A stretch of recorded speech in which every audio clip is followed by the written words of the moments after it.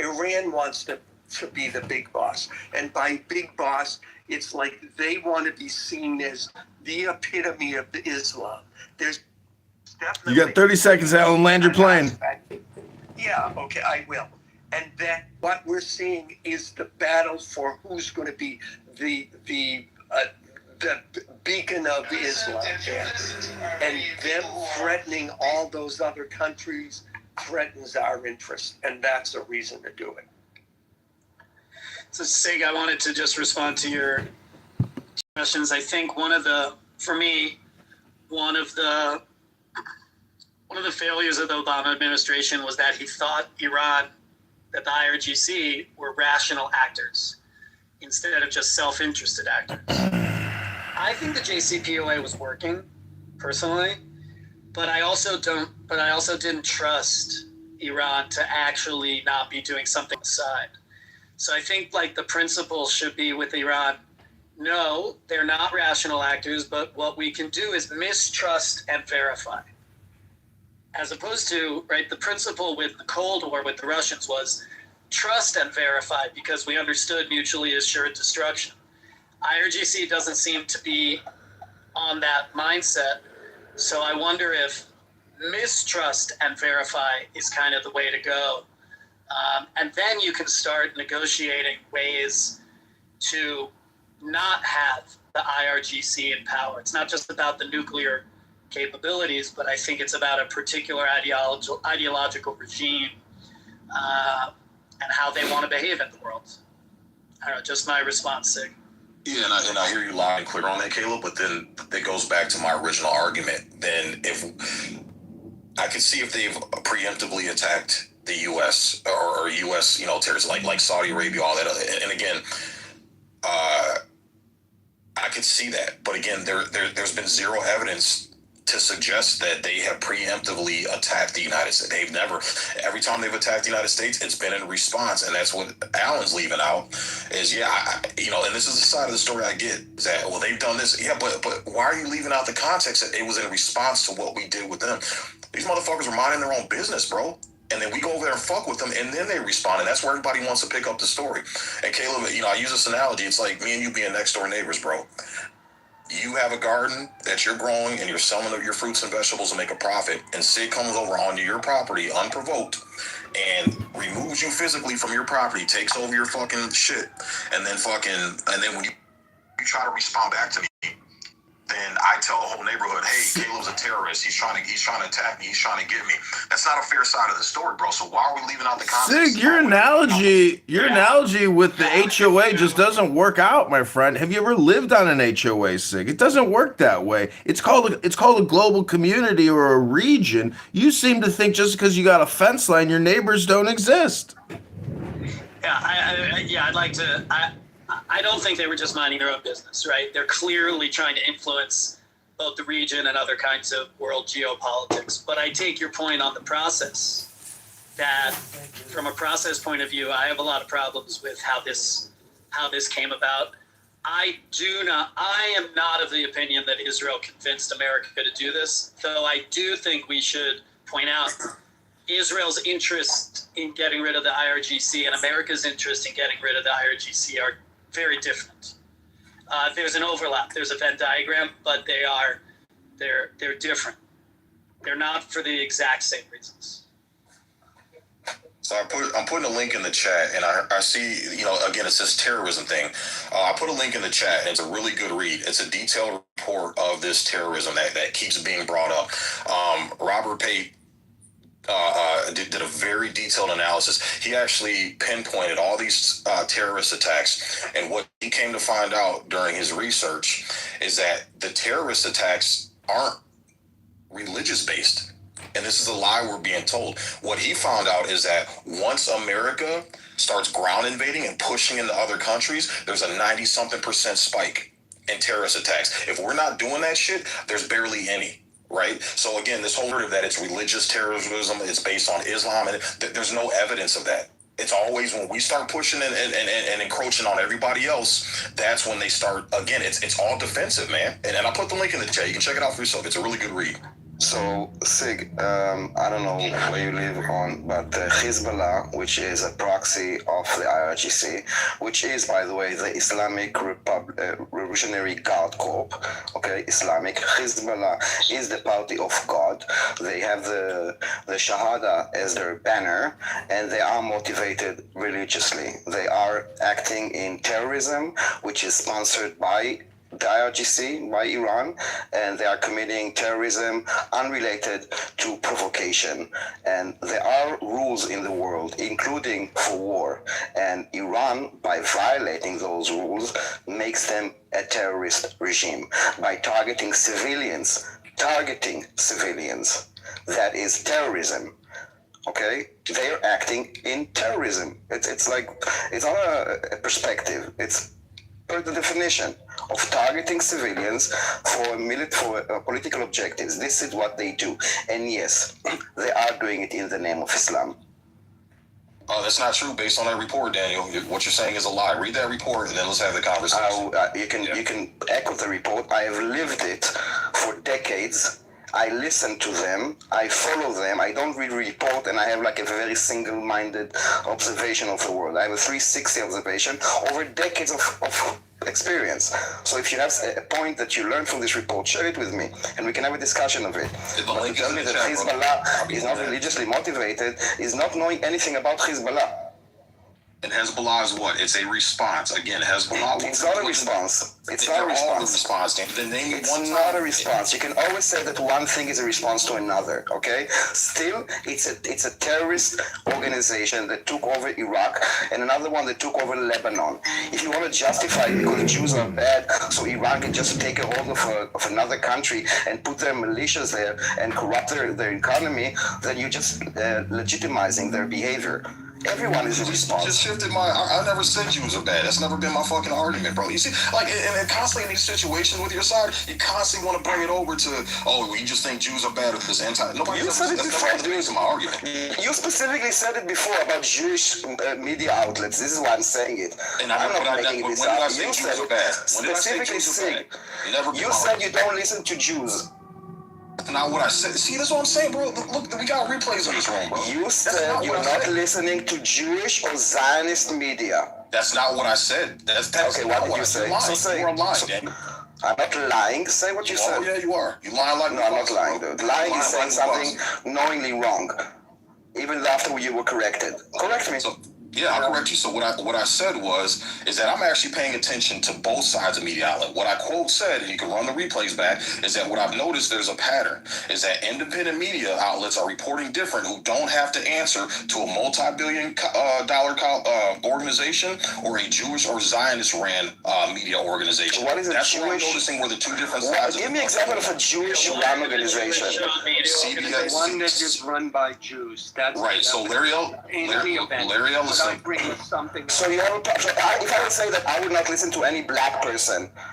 I didn't say I said I was listening to both sides. What do you I will not listen. Okay, let me correct it. I will listen to the free media and also will listen to the black operated or those that employ or managed by black people, because they're obviously different than the free press, right? Those that are managed by black people. Because we don't have the same standard for black people and to other people. We need to separate it into two sides. One is what the Jews say, or those controlled by the Jews, and the others are the free-spirited, independent, truth-saying people, right? Let's hear both sides, those that say the truth and those that lie. Dude, I understand what you're saying. I just maybe said it in different words, but you literally said it now again. You are talking about the Jewish-controlled media. That's nonsense, dude. How about we say if the CEO is black, then it's a black media organization. If the CEO is Jewish, then it's a Jewish media organization. There, we've now defined what a Jewish media organization is. That's a bad definition. And if it's a horrible definition to define by the if the organization is Jewish. Daniel, I have no interest in this. If you want to keep arguing about that. Truth matters, dude. Truth matters. truth matters, and also anti-Semitism matters. And I think that if you just replace Jew with a black person, it will scream out to you how ignorant and bigoted to say something like this is, and to defend it, and you even getting like because I am annoyed by me pushing back. Oh, I'm sorry that I'm realizing that Jews are the same as other people. I'm sorry, you're right. I would You're not just be trying to do this pushing in a back different way. because we all understand. Yeah. No, I was trying to just get in to say something to say. I know, but I don't want to argue this point. I really don't. Sig, I want to use your analogy. Okay, if you were neighbors with someone and your neighbor wasn't doing anything for you, but he paid somebody to come and to respond to your slash your tires every 2 weeks, then yeah, your neighbor could say, gee whiz, I'm not doing anything to you. Dialysis changes people in ways the family never sees. But patience. Your neighbor's ass. You're going to kick his ass. And now here's the only thing, here's the point you've made, and here's the bone of contention. Okay, the argument is that Iran has been paying other people as their proxy to fight with everyone else in the Middle East. If they have been doing that, that is reason enough to go fuck with them directly and get rid of that cancer. There, I am done. That's the only point. And like I said, Alan, they're only doing it as a response because we went over there fucking with them first. So that's expected. Well, here, Alan, and this is where your analogy, and my analogy is. Let me address that quickly. Let me address that. The point at this point, it's the Hatfield and McCoys. That's all it is. And it doesn't matter at this point. They're fucking with us. I want my gas to be $3 a barrel. I'm saying it directly. Video shows a Karen confronting a man aggressively thinking she can do whatever she wants and then instantly learning what people mean when they say equal rights. And that's right. And again, this is where the other side disagrees, and that's a horrible premise because we have innocent fucking people dying over this. And we've been over there for 80 fucking years. Ever since oil was discovered in Bahrain, the Brits went over there to try to control it. They couldn't, so the United States fucking stepped in. And this is where people are having a problem now, is that this problem will never go away. Because the more we keep fucking with these people and their fucking independent sovereignty, there's always going to be forces rearing their ugly head to keep fighting. So how many trillions of dollars, how many fucking American troops are going to be fucking lost? How much blood's going to be fucking shed? How many innocent civilians on both fucking sides are going to have to fucking die, bro? And this is the problem that people are having. This is what people are realizing now. It's never going to end. It's because they're always going to be on the fucking defense because we have no business being over there and fucking with people's freedom and sovereignty. Okay, this is the only thing I'll challenge you on. It's never going to end. Why do you treat a country like it's a home? A country can't be run like it's a house. It can't be run like that. There's no sacrifice in the country. The government needs to make in order for that country where they are. So it's very unfair with history just like that. A lot of people fuck with a lot of different.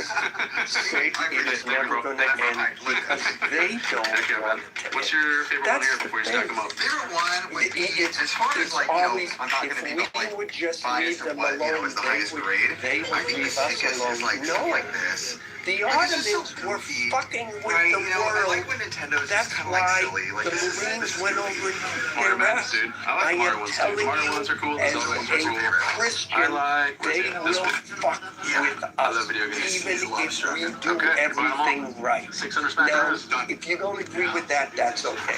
But that's the only thing that I'm going to bring in my family history. What you got? Okay? They will fuck with I us. saw every single So one of these that in your bottom shelf. the idea that they'll Weirdos just like leave us things alone like that. if we leave them alone. No. Look, Now, if you don't believe that, It's you don't literally believe that. standard. That's fine. we could I put got the a police question around. for you, Sid. If that's cool. That's kind of This on is the a same real line as Alan. Yeah, what's going on? What's up, Simone? Good morning, man. Chilling, girl. Good morning, brother. Did you have, like, since it's Trump's first term, like, how did he go with Iran? And, you know, like, Trump's, at the beginning of Trump's term here, did you have an issue with it? yesterday I told y'all To be honest, no, because I was a fucking retard and didn't follow any of the geopolitics because I was focused on the America First shit, and I'm just not getting into this in the past months and months. So the short answer is no, because I wasn't following. I was being a fucking retard. So you know how you check your whole desk? So, like, in hindsight, like, you think it was a problem to, like, take out General Soleimani and maximum, like, sanctions and all that in his first term? Looking back, yeah, because like I said, it looks like we preemptively fucked with them. I have no record of Iran outside of defending themselves or responding to our attacks or Israel's attacks, them attacking the United States. That's crazy, yeah. Okay. And that's my stance, Samoa. You know, like I said, is that, you know, what Alan said is they're going to fuck with us. But again, based on what the history they've shown is that they haven't fucked with us unless we fucked with them first. That's like saying someone with who's secured an 800 credit score for the past 25 years, oh, they're going to default on their loan. Sig, you keep saying we fucked with them first. Are you in high school, man? This is geopolitical strategy of the highest order. It's not fucking high school, dude. I mean, that's such a simplistic way of melting down a fucking multi-generational, I mean, goddamn biblical conflict, bro. Biblical. Yeah, and I don't do the Bible shit, man. That's the whole point. And this is another one of my problems is all this fucking Bible shit, all this fucking religious retarded shit is. It's not. I don't mean it literally. I mean it. You're the one simplifying and reducing it to. You came over to my house and fucked with my garden, and you didn't think there were going to be repercussions. That's so simplistic. You're talking about a region, and you're talking about the United States really managing and doing all of this in conjunction with a much smaller partner. And we've been doing this for so fucking long. It didn't just happen. Just like the Ukraine war, that shit's been going on 20 years. I agree with you that our interference and these fuckers who go over there and try to manipulate shit from our government are responsible for a lot of this conflict. But, you know, I mean, the point is, there is no point, Sig. And, you know, as other people are saying, if you just put in blacks, African Americans, etc., it makes a lot of these statements a little ludicrous because it's a conflict, but it's a funeral procession. A lot of people are going to die on both sides. It's going to suck.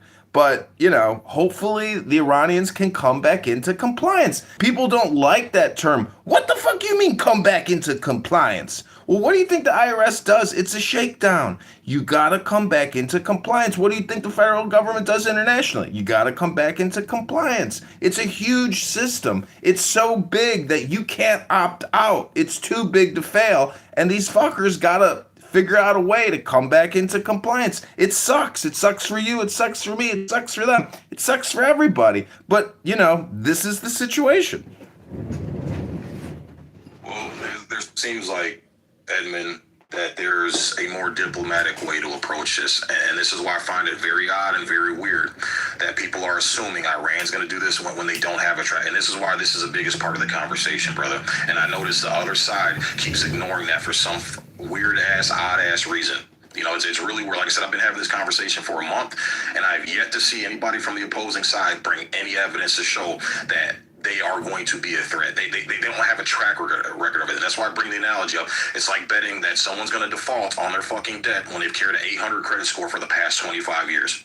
The reason why they get approved for debt is because they've shown that the odds are less likely that they're going to default on any loans they take out with a 25-year 800 credit score.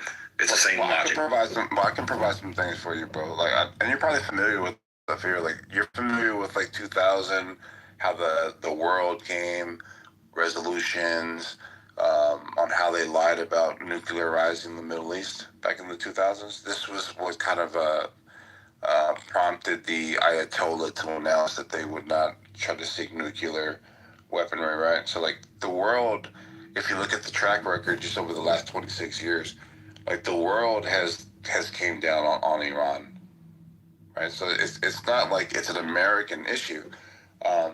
I think your argument fits very well with, like, the Ukraine situation. That's not our shit. That's between them. Why are we involved? Has nothing to do with us. I think the argument for our interest is actually favored here due to our interests that are in the, you know, like in the region with the GCC countries and just our economic and our energy placement within the world. that kind of keeps our position, right? So like a better argument is that this is our interest because of the allies that we have in that region. A better one than Ukraine, but what do you say about that as far as if 3 things I wish I had before. 2000, them telling the world they weren't doing anything, then the documents released in 2018 that they were lying about everything, all the promises that they made, they broke. And this was like a promise to the world. It wasn't a promise to just like one entity, right? Yeah, and that's the thing, Samo. I understand where you're coming from, but again, if we're looking at each domino that's affected, the previous domino that's affected the current falling domino, is I would expect someone to fucking lie when the other side has lied and broken all their contracts and broken all their word and all that other shit. So again, I'm not taking that away from you. I get that. But again, is when do we take responsibility that we have broken deals, we have broken contracts, we have struck when we said that we weren't going to. Again, I'm coming from a human stance. Yeah, but what specifically, Sig? It's easy to say we break our contracts and we break our deals, but what specifically, sir?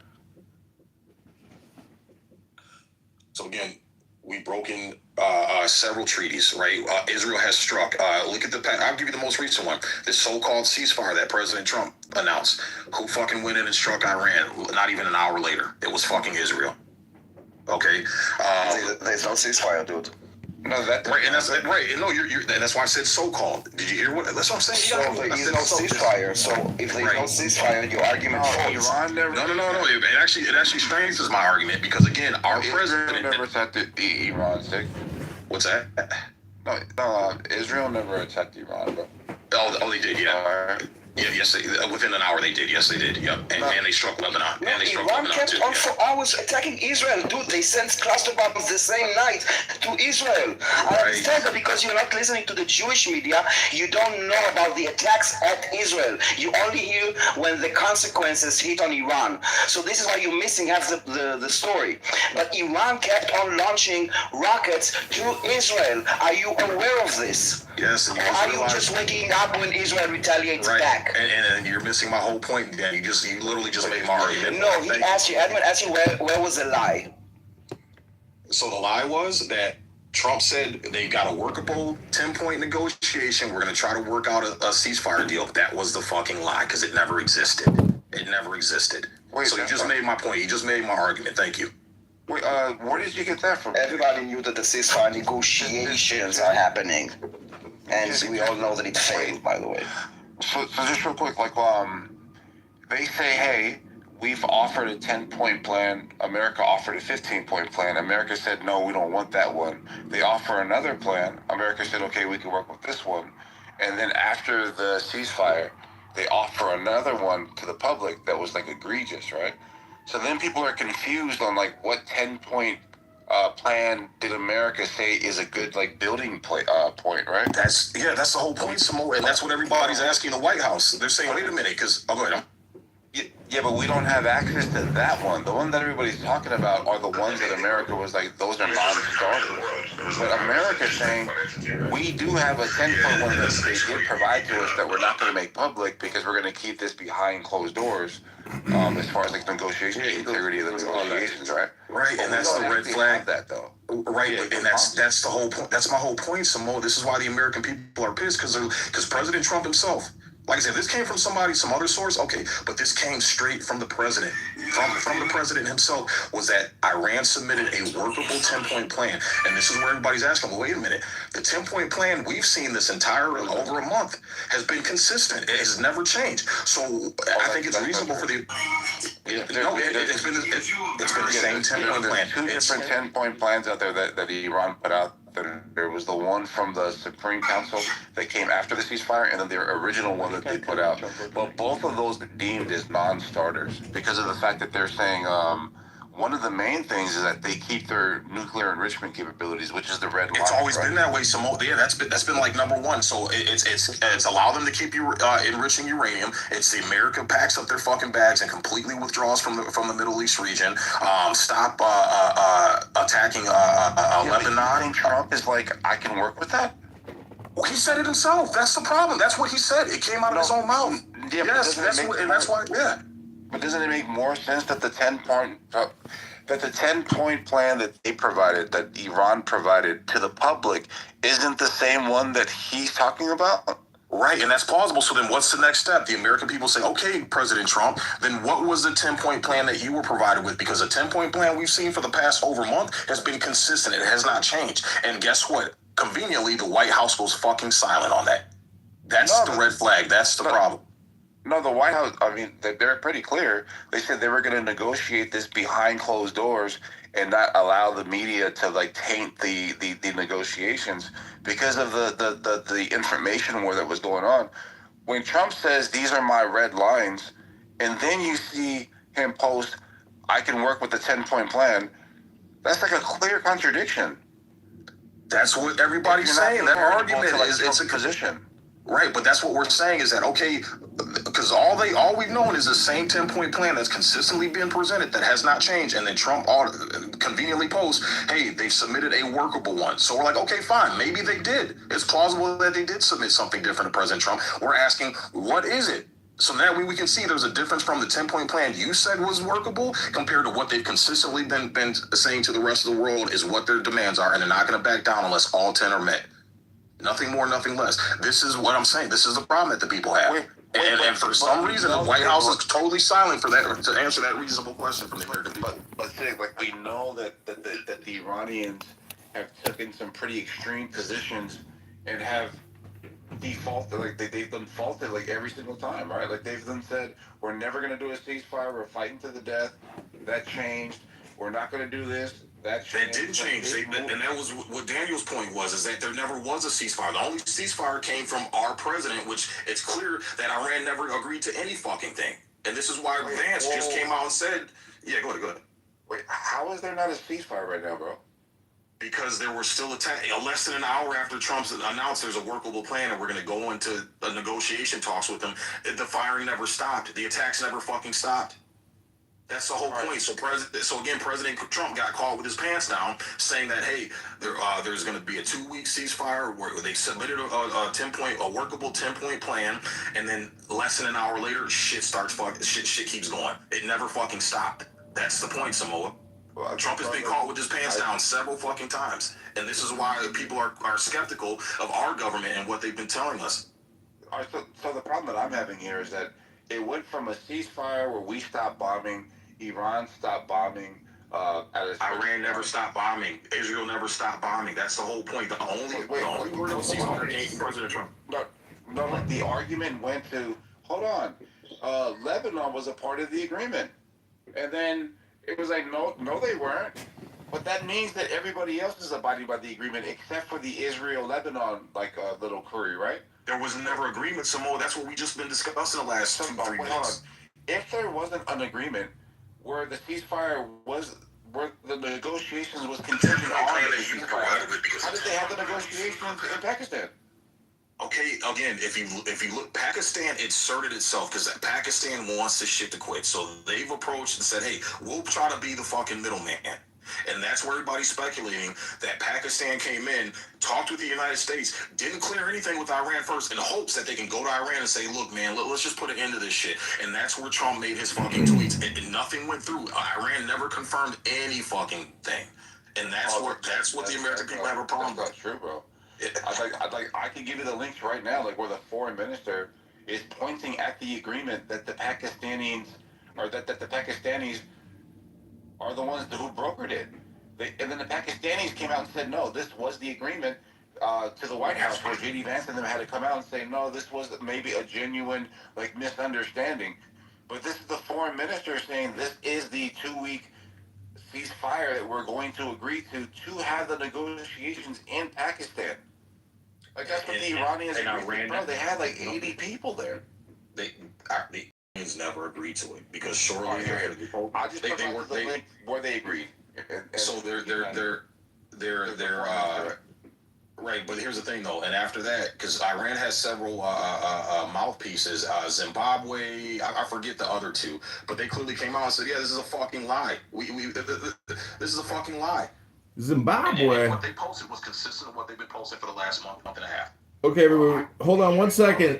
Hold on one second. Hold on one second. Welcome, everybody. There's a lot of people in the audience. If you want to say something, I'll give you 30 to 60 seconds. Just raise your hand. Come on up. Give us your opinion. I thank you for being here. This is JD Vance failed to negotiate peace. What's next? It's popcorn style. Yeah, Sig, listen, I gotta go. Let's see, look. While you were talking, I looked shit up. Okay, there was a 2-week ceasefire that Pakistan was the prime negotiator, but there was also participation by Turkey, Egypt, and China. Okay, and what else? Framework. Both sides presented framework, and Trump said, yeah, the 10-point proposal was a workable basis on which to negotiate. So, what the fuck does that mean? All right. However, after that was announced, and and this is why the Middle East is always fucked up. All right. After that, a ceasefire means you stop launching shit. After that was announced, Iran launched missiles and cluster bombs into Israel.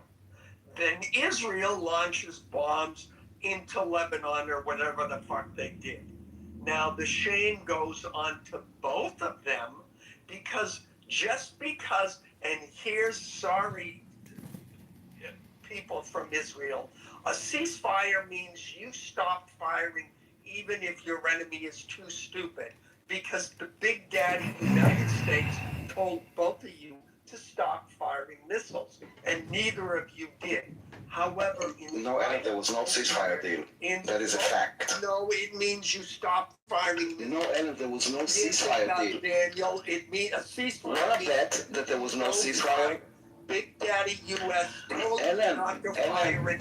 but there was no ceasefire. He's right, Alan. Ellen, there was no ceasefire. There was no ceasefire.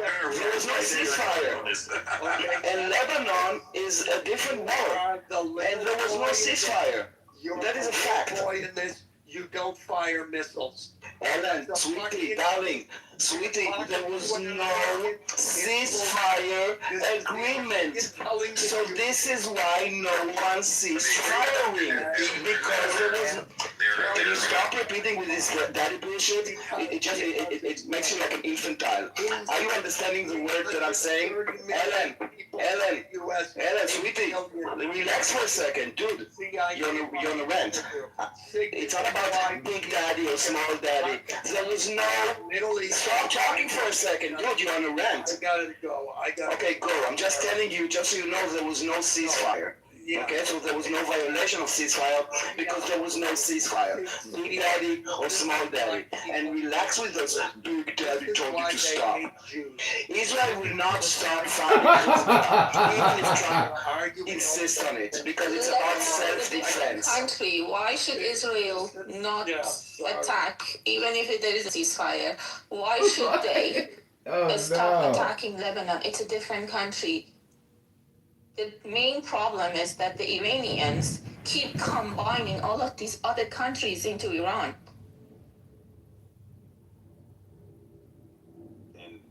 Wait, hold on one second. When Alan says this is why he hates the J words, Alan, I gotta say that, like, in terms of global conflict and all this stuff, the fact that Daniel is, trying to talk back to you and stuff, like, Daniel is a gay Israeli Jew living in Germany, doing whatever this guy does to have some fun. Alan, this is your experience, Alan. This is your happening. Have some fun, Alan. It's got nothing to do with the fact that this guy thinks Hashem and Moses and the Bible, Alan, everybody's role playing. Who cares if you're a Catholic, if you're a Buddhist, these are personas, Alan. The guy was born into it just in the same way that you were born into your shtick. So that's the thing to me about racism or anti-Semitism or any kind of hate speech. Like, what's the point? You were cast at birth, Alan, unless you pick up a book and you try to learn something new. Hello? I agree with that, man. I'm not, just for the record, I disagree with Daniel on a lot. I do agree with him with there wasn't a ceasefire thing, but Alan's speaking on his own with this is why everybody hates Jews. For the record, I don't hate Jews. I'm critical of Israel and the Zionist movement, but definitely don't hate Jews here. This is what he said. This is why everybody hates Jews. That's what he just said. Yeah. Just for the record, I don't hate Jews. I'm not critical. People are trying to use logic and facts and truth, but at the end, when they're agitated, the truth comes out. That the reason that they're supporting the Islamic Republic and they're against Israel and even against Trump is because of Jew hatred. And it's sad that this is the reality that they live in. I'm sorry for them, and I pity anyone that has this mindset. No one hates Jews. I think people hate terrorists. So some of the ways Jews... I agree with you. Can you let me finish, or are you too emotionally charged to allow me to... Hey, stupid! Hey, it's me, Point! You see the issue? Hey, stupid! So, I thought you had to go to the television studio today because you're Superman. No, we're talking about Israel Epstein right now. Hold on. Epstein? So no one hates Jews. Yeah, Israel and Epstein are linked. You see the point? Wait, hold on, stupid! This is getting... Stupid! We have enough of point. We don't need to with you. I didn't even get started and you had enough. Yeah, but you're trying to change the topic. Nobody's talking about Epstein. Nobody's talking about Epstein right now, stupid. Well, if you talk about Israel, you're talking about Epstein. No, it has nothing to do. Epstein was not an Israeli person. I don't know if he ever met Israel. Maybe he did. But stupid, it has nothing to do with the conversation. Go read the title. We are talking about the ceasefire with Iran and the United States. Israel, Epstein, hand in hand. Now, can I finish? Okay, stupid. No. So no one hates Jews. We hate terrorists. Stupid. No one hates terrorists. You can talk about the topic. You want to talk about the topic? People that eat kids. You say it's all terrorists. Okay. Bye. Thank you. Thank you. Jesus Christ, man.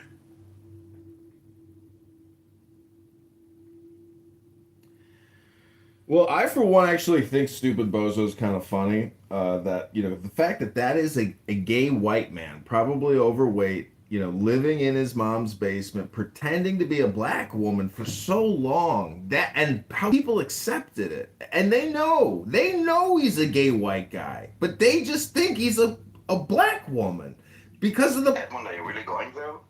It's Clubhouse history. It's Clubhouse history. What do you mean? Anyways, so back on topic. Welcome everyone to JD Vance failed to negotiate peace. What's next? If you want to raise your hand, just raise it. You can voice your opinion on the conflict, maybe offer a solution. We've heard Alan say that this is why everyone doesn't like the J words. And I just got to say, to me, that's so stupid, because that's like saying, this is why nobody likes Armenians. Whoever said that? Whoever said I don't like Albanians? Whoever said I don't like the Taiwanese? Alan. I mean, well, anyways, the point, Alan, is violence sucks.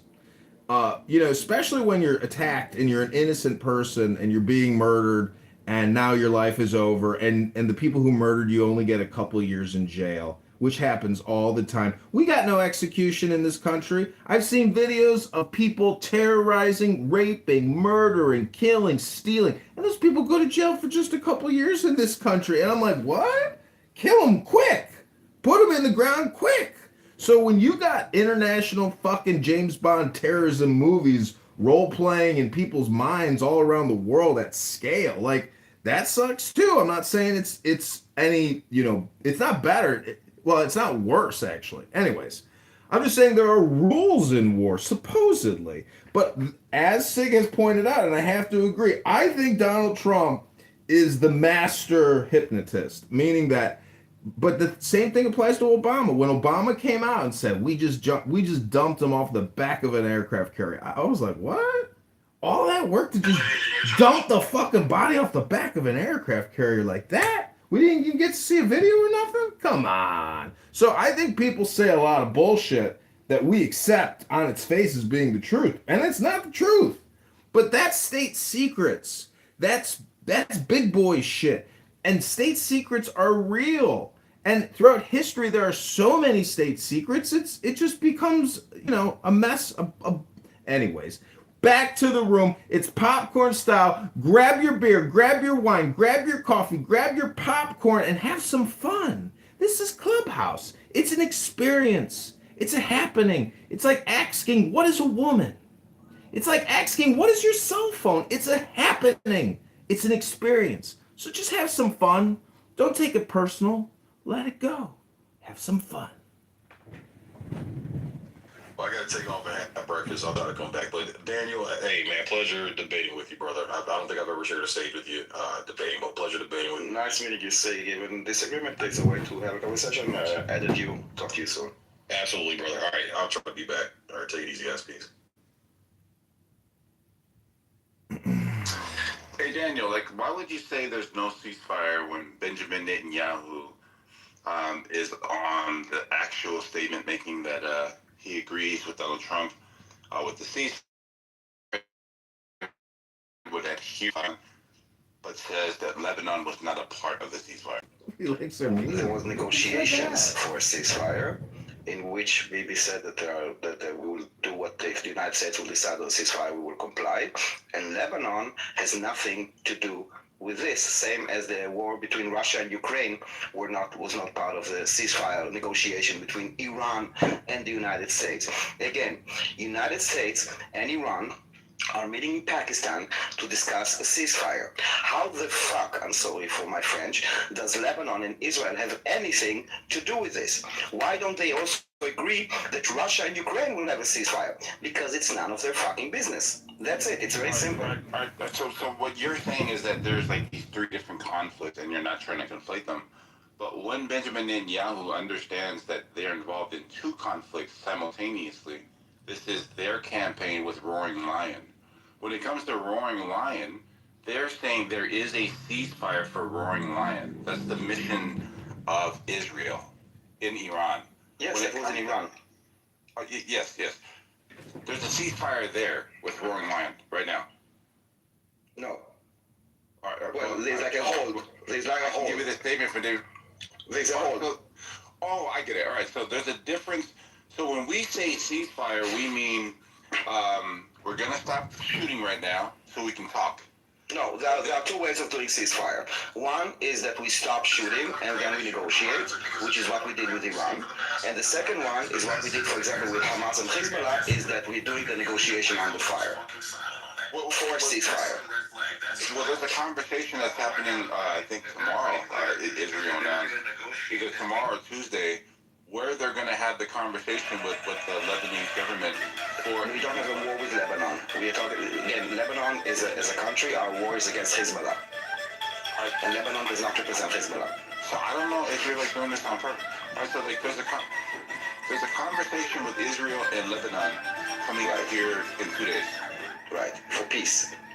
Yes. It has nothing to do with Hezbollah. Lebanon is on our side in removing Hezbollah from Lebanon. That's the point I'm making. Okay. But anyways, all right. So you agree that there's no ceasefire with the Lebanon Israel, but there is a ceasefire with Israel Iran. No, there's not a ceasefire. We are holding for the negotiations.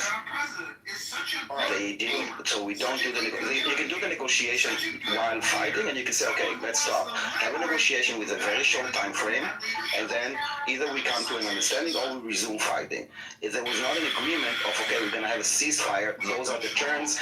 This is a violation. It will last this should happen. No, there was no ceasefire agreement. What do you think the 2 weeks came from? There was the discussions was for 2 weeks. Yeah, but now they didn't agree, right? They went to meet in Pakistan in Islamabad to have a negotiation. Both parties left Pakistan without reaching an agreement. Yeah. So they didn't reach an agreement of a ceasefire.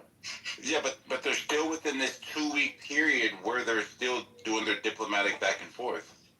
Like, if you look at Donald Trump's post and you look at Israel's post right now, after the agreement, they're saying that it's unfortunate that Iran took this position, this and that, that they're still optimistic that they'll come around to take the final deal that's been offered to them.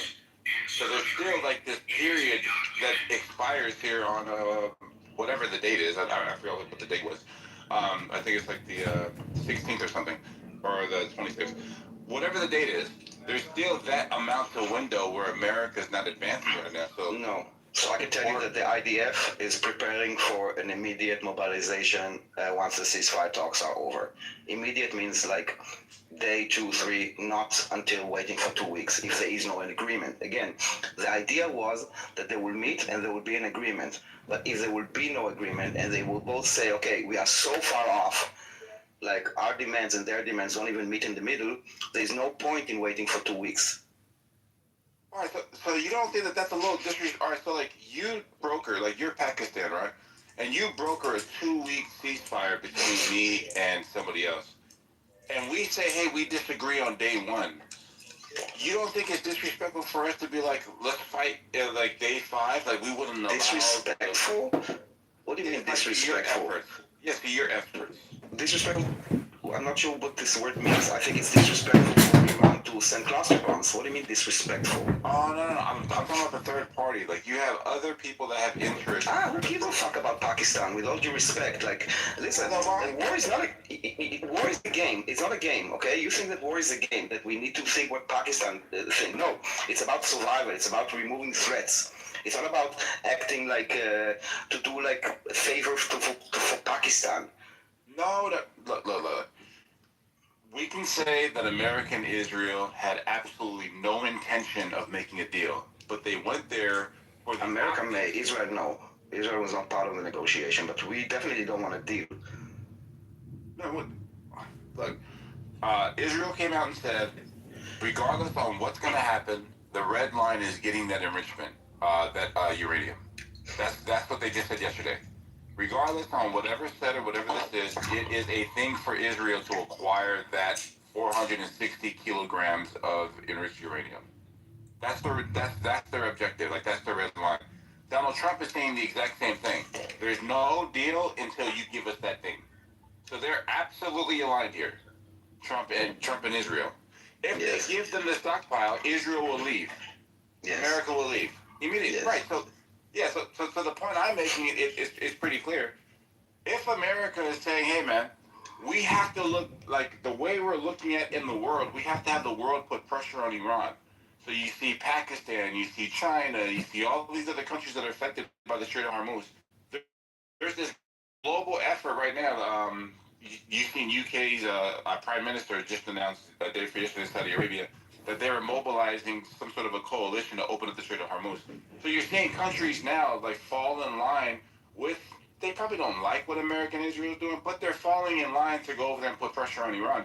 So on a world stage, you want the optics to look like you're doing the diplomatic thing, because that's supposed to be like the preferred like method of dealing with, you know, differences, right? Yeah, this is why Trump went to the negotiation despite being very far off, in order to show that they are giving an attempt to politics before continuing the bombing.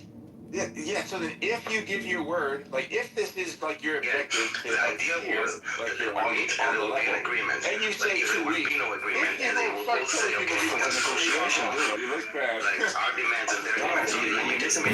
There's no 2 weeks waiting for the negotiation, okay, to show that we are willing to go. That we are willing to. No, the negotiation ended. No, the talks ended. The negotiations are always open. It's open.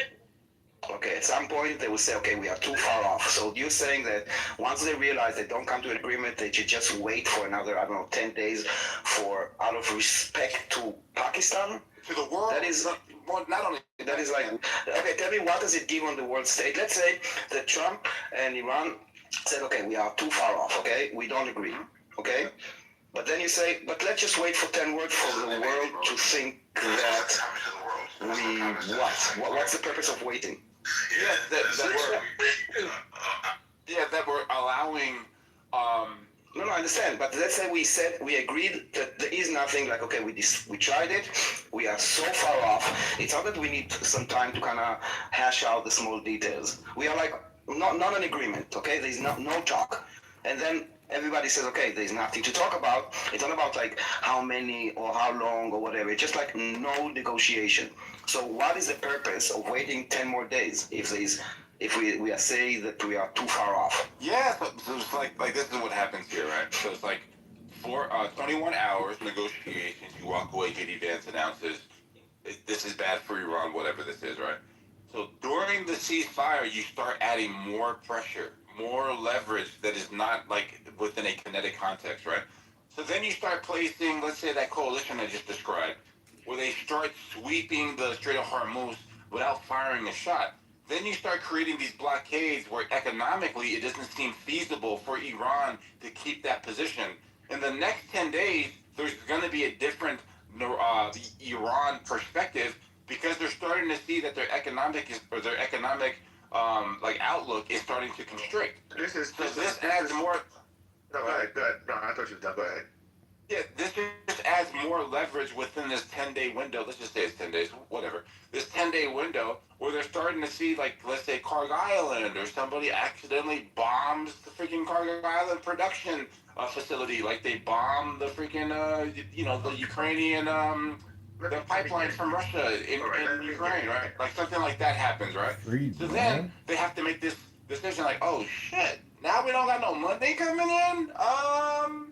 We didn't really see it going this far, but now that we have new facts to actually like filter through, we might have to like readdress our prior statement or whatever this is, right? Like that's how you do that. No, sir. This is delusional at best. I'm sorry. I don't mean no disrespect. I'm just saying. Brother, you don't really want to do it. Go ahead. Let's give it a try. I mean, honestly, it's just your whole tirade is just delusional. Like you're stretching the gum on what position America has. This country of Iran is holding the straits. They're holding it in spite of all the attacks from Israel and America. Well, actually, America, because Israel. I haven't seen any of their armies suited up. I don't see any Israeli flags. I don't see any Israeli air fighters or any of this shit. I don't see any of that happening from Israel. This is America doing all of this and on behalf of Israel. Israel wants to control the region. That's what this is all about. They already annihilated all the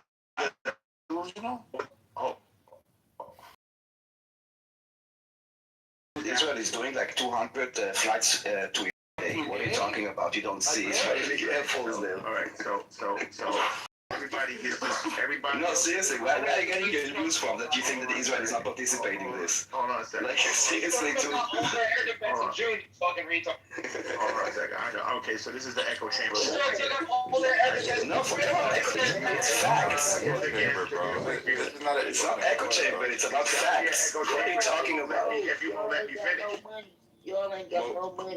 You know what? United States is not even there. United States. Why are you ignoring? Why are you in an echo chamber? I'm telling you, the United States Army is not in Iran. You know what? Trump is not the president. Why are you in an echo chamber? You're gonna ignore it's my mic. Iran is not a natural. It's not a country. You're gonna ignore that it's my turn, right?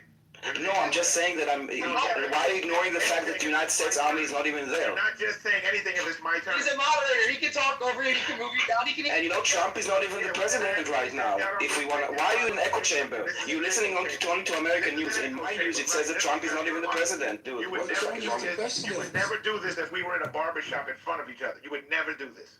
So why? No, I will not probably engage with you in a barbershop.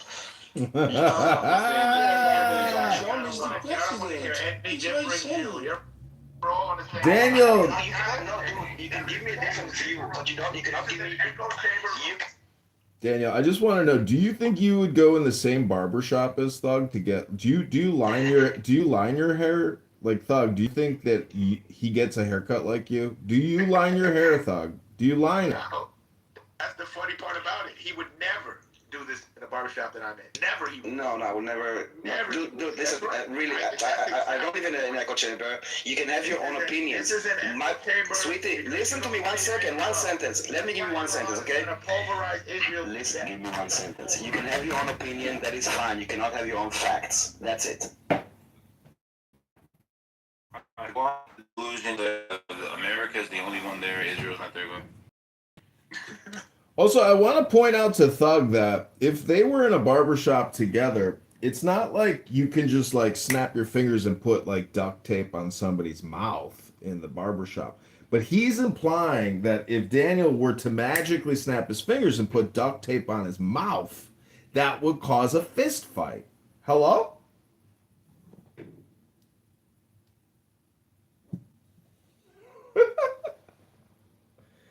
Okay, everybody, welcome back to JD Vance Failed to Negotiate Peace. What's next? Raise your hand. Show us what you got.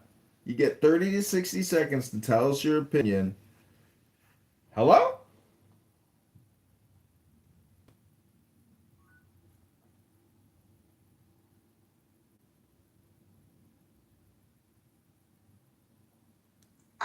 Maybe I go next. I have thought from day one that negotiating with the Islamic Republic is impossible. These guys come from a different DNA. They have chanted death to America, death to Israel for 47 years. And just assuming that they would come and negotiate, it's nice to try. I give them US, some, it's good to give them a benefit of doubt and hope to change behavior, but I don't think they're capable of change. And maybe this blockade or not letting them earn any money, maybe that helps to drive some of them out. But eventually they have to get them all. Eventually they have to get all the terrorists, all the hardliners. Never do this. They have now imported terrorists from Afghanistan, from Iraq, and they are going in the streets and just blocking the streets, so the people of Iran are afraid to get out. So all of these terrorists need to be taken out at some point eventually, because I don't think they are capable of negotiating peace deal or giving the Iranian back. Also, Israel needs it. If you want long-lasting peace, we need to take out the terrorist mentality. And part of them that are holding guns, unfortunately, it's going to be a bloodbath. Those people can only be taken with force.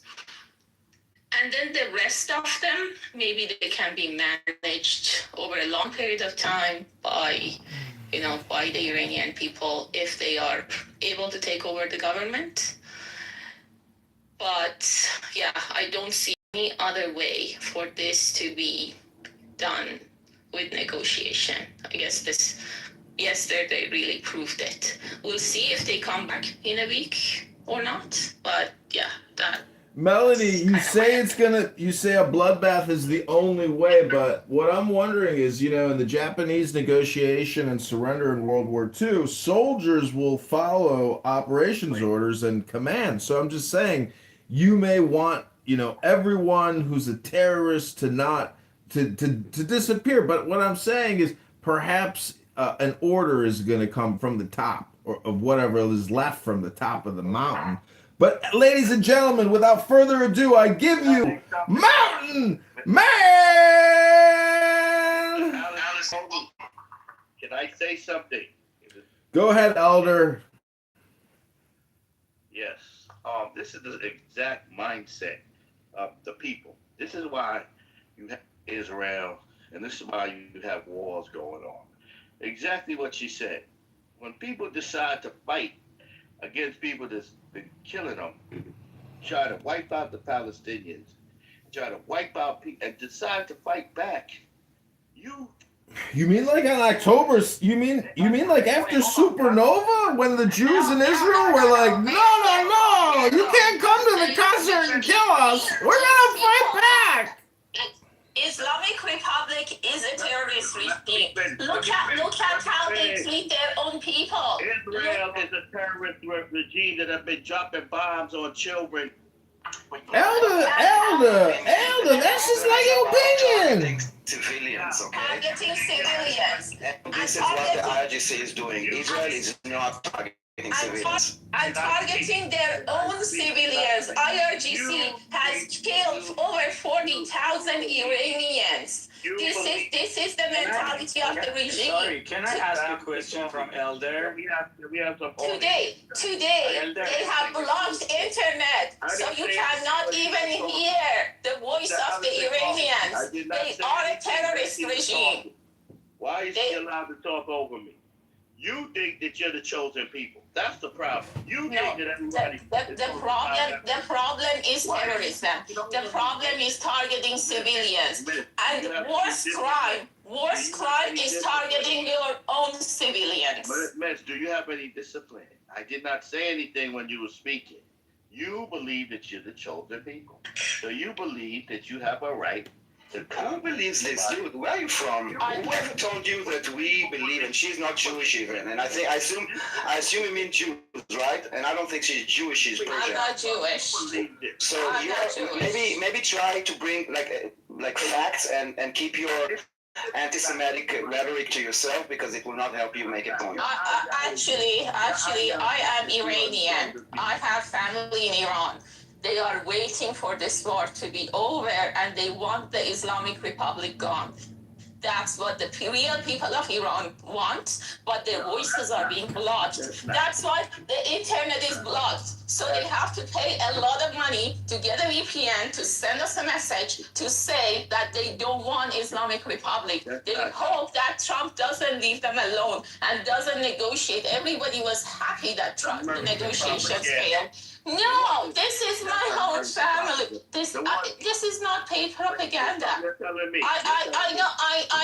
know you think. If it is paid propaganda, it's pretty good.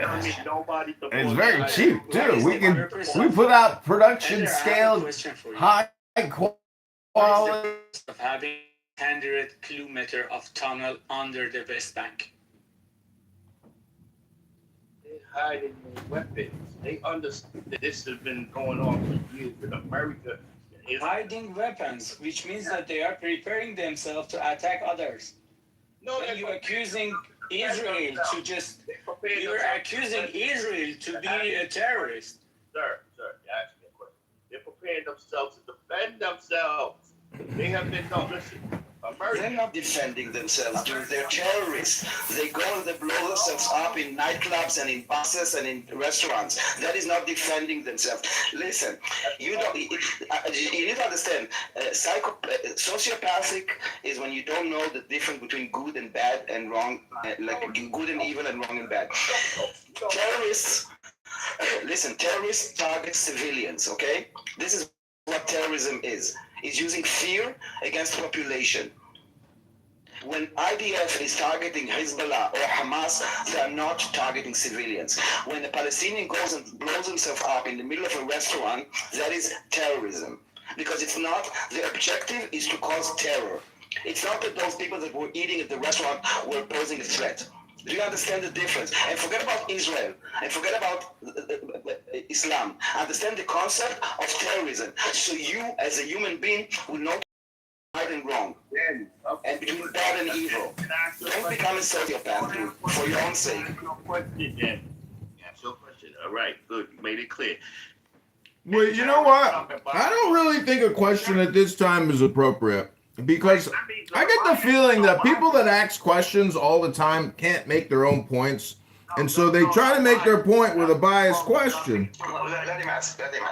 I think that we've moved on from our senior elder here. And we're going on to Mountain, who has been patiently waiting. But before we move on to Mountain, we're going to give you 30 seconds to make a final point, Elder, and go ahead. You got 30 seconds to make your point. Don't ask any questions. Go ahead, Elder. If you ask a question, I'm just going to move you to the goop. But you got 30 seconds to make your final point. Going to the volleyball and dropping bombs on them and killing them. Is that an act of terrorism? Who killing what? Iran. Killing who? Dropping bombs on children that was going to play volleyball. So I don't know what children you're talking about volleyball, but I will answer you. I will answer you. Is that terrorist? I will answer you. That's terrorist. I will answer you. I don't know what you're talking about volleyball. Maybe I think you're talking about the school of Miami, I think it's called, where the United States attacked a school with inside an IRGC base. So no, it's not terrorism. And I will tell you why. Was the target of America to hit a school? Specifically and kill children, were their target. I think you don't understand the concept of intent. Do you understand, for example, the difference between manslaughter and murder? In both cases, or you know what, in an accident, in all three cases, someone dies. The intent is what makes it a difference.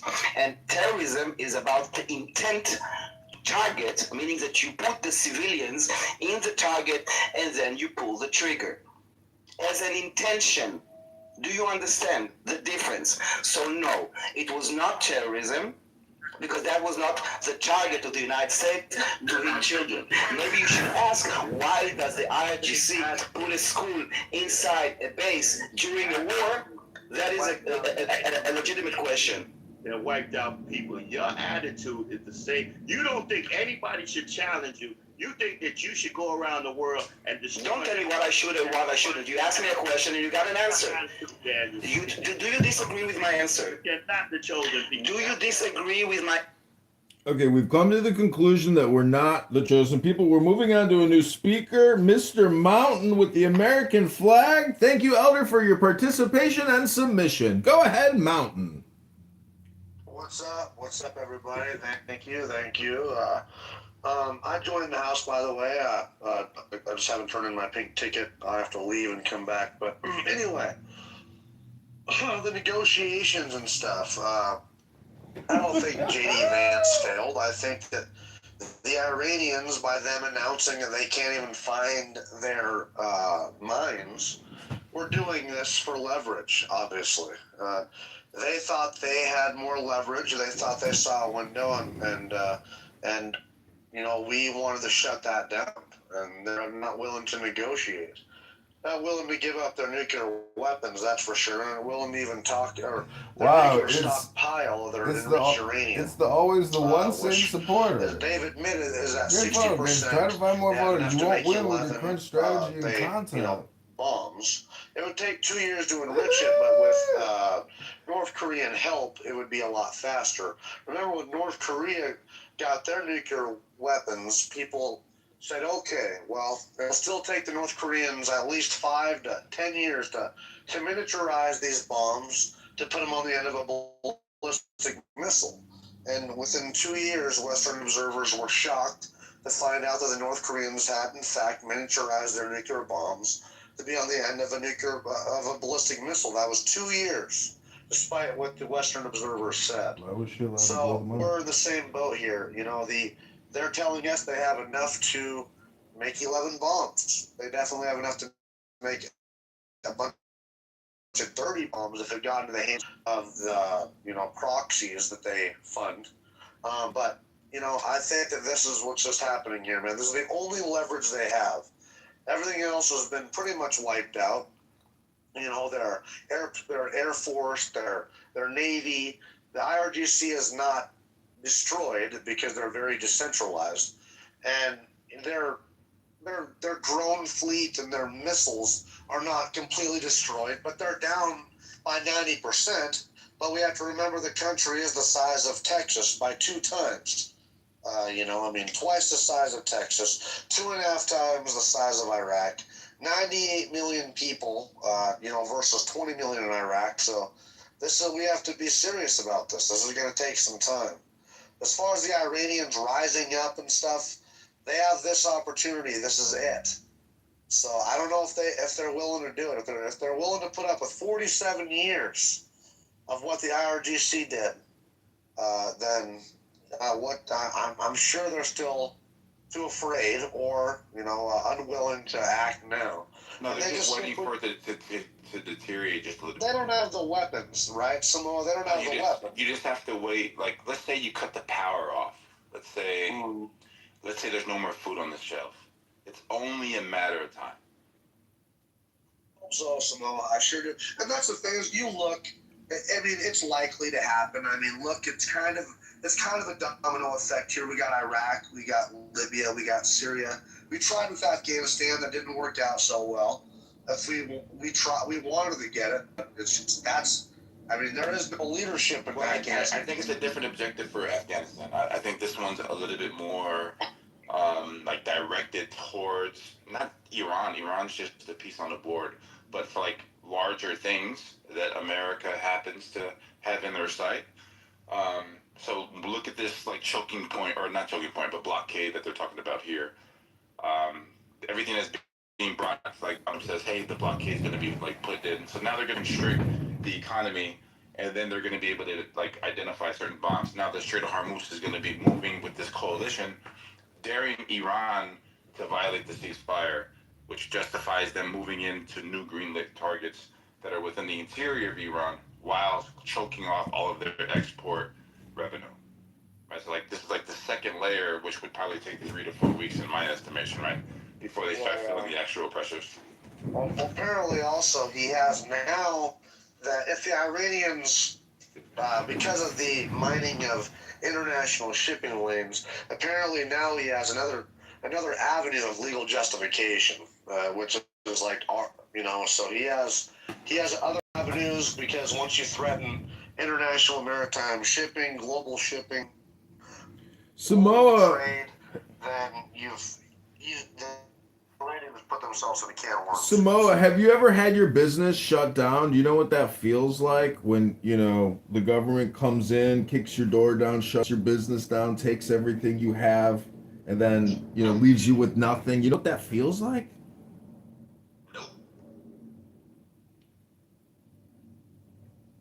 Welcome back, everybody, to JD Vance Failed to Negotiate Peace. What's next? If you're in the audience and you have an opinion, we want to hear it. Raise your hand. Let's hear your voice. I hope everybody has fun. This is a room with one goal, and that's to have some fun. Yeah, I think JD Vance, I think that his stock actually went up here. I think when people say, hey, JD Vance was probably like the kind of like least resistance for the Iranians. He's the person that was against the conflict in the first place. He's going to capitulate to like Iran's more leveled like position, and he walked out pretty easy, right? So it's kind of like makes Iran, it kind of seems as if they're the ones that are not being genuine, like in the engagement, right? Definitely say his stock went up, man. I mean, yeah, he's heading the negotiations and stuff, and I think it's going to be a JD Vance, Marco Rubio ticket. Marco Rubio as the VP. I don't necessarily want Marco Rubio to be president, especially right away. Maybe down the road, if that's because you're racist. No, let me finish, Samoa. The reason why is because he is a little bit. Remember, he used to be in 2016 elections. Him and Trump were, having arguments and stuff, and he was definitely a puppet of the deep state. A little Marco and stuff like that. And he still has some deep state, swamp, ties that I worry that we're going to lose all of our mega gains if we allow Marco Rubio to take over the mega mantle. Then all of a sudden it's just status quo, business as usual. I think we need the best option we have. I see is JD Vance. And so it's nothing about racism. I'd love to see Marco Rubio be in a VP position, and then eventually take over after he gets kind of JD Vance's agenda.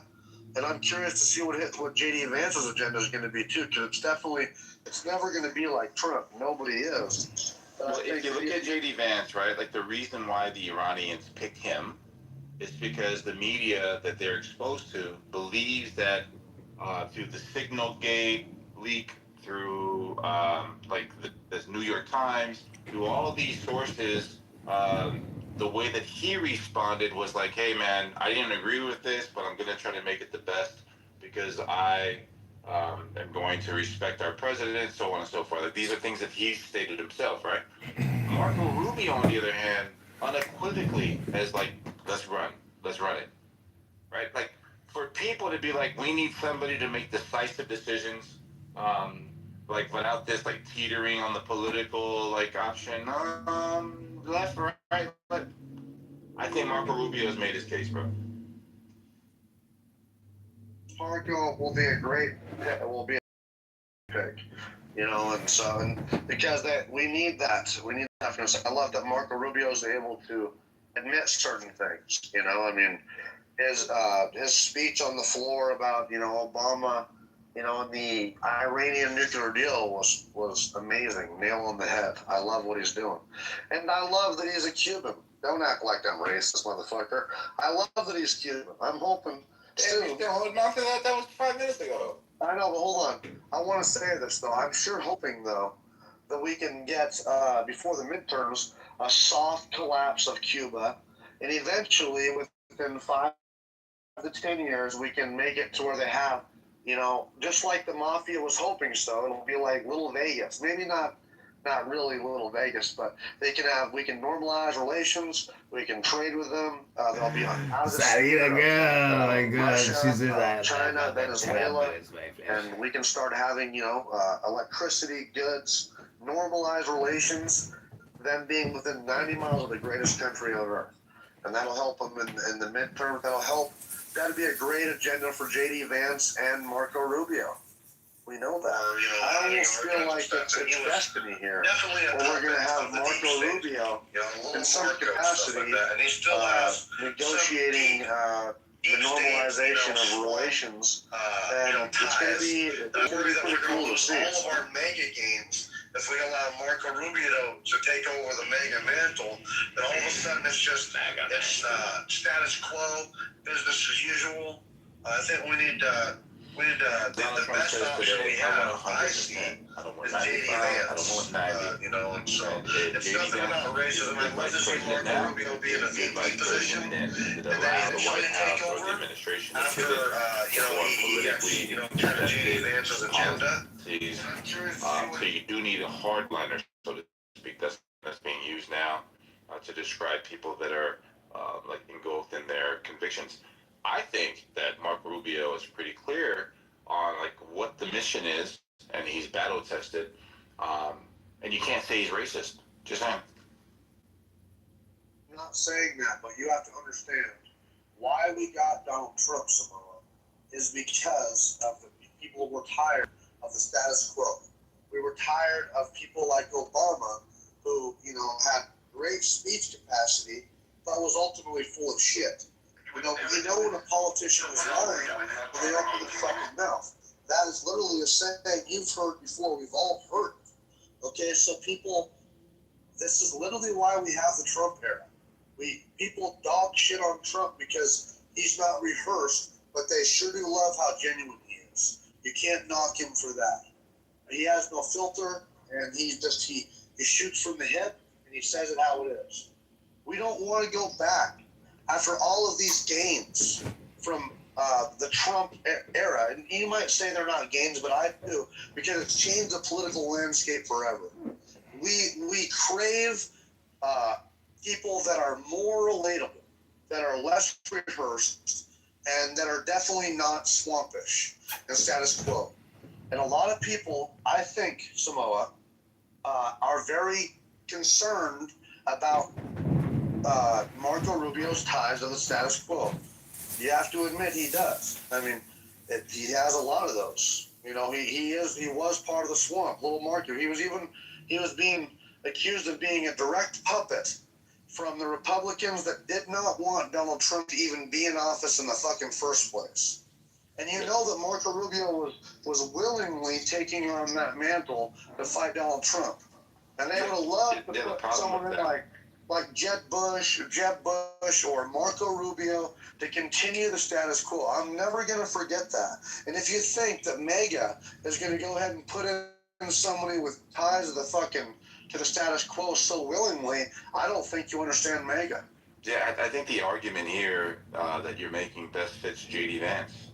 So when J.D. Vance says that Donald Trump could either be like a Nixon or a Hitler, obviously the J.D. Vance is like, whoa, there's something up with this guy. And all the Republicans thought the same thing because they didn't know exactly like how he would govern. But then after his first term, you started seeing people change their position. And you have to allow them to change their position. You're talking about a person that understands the political, arena at the time.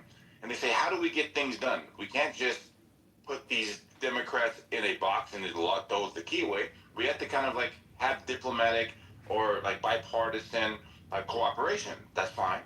So Marco Rubio's making his decisions based off of like what Donald Trump has been saying, which seemed a little extreme at the time. and it seemed like it wouldn't get anything done. So you could just say, hey, Donald Trump's not ready. He has absolutely no history. J.D. Vance held the same exact sentiment. So the argument that you're actually making it against Marco Rubio, you'll just make it against J.D. Vance. You just say J.D. Vance had the exact same reservations. Well, he had reservations, but he wasn't accused of being tied to the swamp. I mean, then what do you call it? Well, I would say that a lot of people had the reservations. Even I did initially. When I first heard of Donald Trump, I was a Ted Cruz guy at first because I just didn't trust the guy. It took me a while to. This is 2016. This is way back when. But initially, I was reserved to the guy. I'm not going to sit here and lie to you, Samo. I bet you were too. It took you a while. It took a lot of people. Absolutely. Well, okay. Well, then you have blind trust that people have to show themselves for a while first, and so I'm not afraid to admit that at first I was apprehensive of Trump, because you might say they're not like I said, I didn't know. I didn't want an entertainer. I wanted a president that actually does his job and is tough and strong, and he's passed with flying colors. Better than my expectations in a lot of ways. And so, but that's something that, a lot of people felt and so there's nothing against J.D. Vance for doing that, but the thing that I didn't like about Marco Rubio, and I still don't hate the guy for it. You can't, it's politics. He was part of the swamp. The swamp, the status quo Republicans, the Jeb Bushes, the Bush family, the fucking swamp, the McCain, the John McCain, the Lindsey Graham, the status quo did not want Donald Trump in there. Nobody wanted him in there. They laughed about it. And then when it started to become clear that he was a powerhouse, they tried sabotaging it at every turn. And when people started jumping like flies when they realized they couldn't fuck up Jeb Bush to take over the mantle like they did. I don't think you understand. Who did they task to fight Donald Trump? It was Marco Rubio.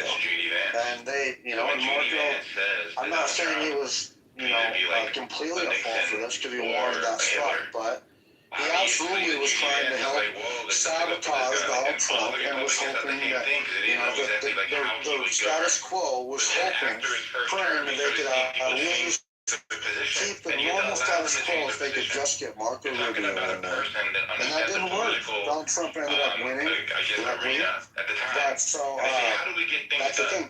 Nothing like that happened with J.D. Vance. Okay, J.D. Vance didn't have that type of thing. He earned his way up there. Would we be doing what we're doing right now? Marco Rubio is making decisions based off of like J.D. Vance, which seemed a little extreme at the time. It seemed like it wouldn't probably not Iran, maybe Venezuela, probably not any president besides Trump. Yeah, there's absolutely no history. And that's the point I'm making. Is that when you have a person like J.D. Vance there, these conflicts would have never even been in the case. The whole signal game would have never happened. He spoke against that. As far as like securing like the threats of the Houthis for our allies over in the Middle East, you clearly see that there are interests that we have there. Then moving towards Venezuela, keep firing on that. They kind of move them out. Then they come to Iran. They got mad first because I just. Do you admit finally now that it wasn't about the drug dose? 2016, this is way back when. But initially, I was reserved to the guy. I'm not going to sit here and lie to you. I bet you were too. It took you a while. It took a lot of people. Absolutely. Yeah, that's horrible. Whoever thought it was about drug dose. Well, initially before he got Maduro, remember you did. The Trump era. And you might say they're not games. It was yours. Like, no. We crave. What you said was you were scared, and I used the word purposefully. You were scared that it was going to turn into like a never-ending war. Yeah, I was afraid that it was going to be and what I said was, no, the objectives are different. They're using the drug codes as a catalyst to justify how they're sitting in the region for this blockade to seize the oil, the sanctioned oil, and all these things to put pressure. I don't remember how that went. Just you're taking a position that this is going to be a never-ending war, and I'm saying that it's not going to be a never-ending anymore. But you can clearly see that what I'm talking about was absolutely accurate years ago. No. So you're getting ahead of your skis here. So what the argument was, remember, I said, and you got me finished here. I said, I don't want this to be a forever war. Clearly, this is not about the drug boats. And you as well as Man Infinity, another guy was saying this. And yes, it is about the drug boats. And I was like, dude, these drugs are not even fucking going directly into America. They're going into Trinidad. It's clearly not about the drug boats. It's for something else. It's something else bigger. And you're like, no, it's about the drug boats, man. And we just have to wait and see what it's about the drug boats. I'm like, no, it's something bigger, clearly. So let me just point this out. Like, your recollection stuff. I'm just saying that, well, let me just point this out. I'm saying that once they designate certain entities as being, let's say, narco, right? Then it allows you to use certain tools within the toolbox. So if you have to justify the position of the military based off of like what Donald Trump has been saying, part of the world, by saying, hey, there's drug boats coming here. This is aligned with this justification because of this designation by the state by the Secretary of State. That's why I'm able to say here. I'm saying that that's the catalyst that they're using. Not the actual, like, that's what I was trying to say. I was like, clearly it's not about the drug. Yes, yes. I was like, clearly, because I was mad about it, because I was like, bro, like it seems like they're posturing to invade Venezuela. I said, I don't know what the aim is. I said, I don't want this to be a forever war where they invade it. It's clearly not about the drug boats. You're like, yeah, it's about the drug boats. And then later on, I ain't going to admit it. Hold on, let me finish. Well, you just on the same line. Hold on. A couple days later, though, I admitted I even said, because after they got Maduro and it was fast and we got out of there, and I watched a couple of AI tele videos and stuff, which was really good. I understood that this was a bigger thing. It was about China. It was actually about. Who told you that? AI tele did a fucking YouTube video. I told you that. No, you didn't, motherfucker. You're high as fuck, Samoa. You are not that smart, bro. I know you're smart. But dude, come on. Like, I literally was like, dude, this is not about the drug boats, brother. Come on. Don't just act like you know everything now. Come on. Accused of being you're going to say you're out in China? From the You're Republic. going to say you're out in China? Come on, bro. With all due respect, like there's certain people that are on the hook. Sometimes you gotta start talking. Everybody that understands what's going on understands that Venezuela, Iran are clear, smaller tier countries. They're not on the same level as China or in America. So every move that we make is to secure our dominance or in our hegemony within our region. This is why they call it the Monroe Doctrine, right? You can clearly see that everything is pointed towards China. We knew this from the very beginning because Trump said so. When J.D. Vance says the hell's going on? This is horrible. Be like a Nixon. How do you not know this, bro? Obviously, J.D. Vance is like, well, obviously, you gotta stop this because if you are so right in your conviction, if you are so smart, let me hang myself by letting me finish. You can't interrupt me because all I've done is convolute things. It makes it change. No, I'm not. The boats. That's what you're doing. Buddy, what I'm gonna add though, it's crazy, Samoa. Since you're so smart, you know how to mute up for a second. You know how to give people an opportunity to say their side here. Unless you're just full of shit and you have to butt in to fill in your stuff. That to me, it seems like a guy who's not that confident, and if you have to keep on interrupting me, because I mute up, let you go. You don't show me the same. Okay, we're moving the show on. I don't want to hear any more talk about how you're over talking people and this and that. We want content. We don't want people complaining.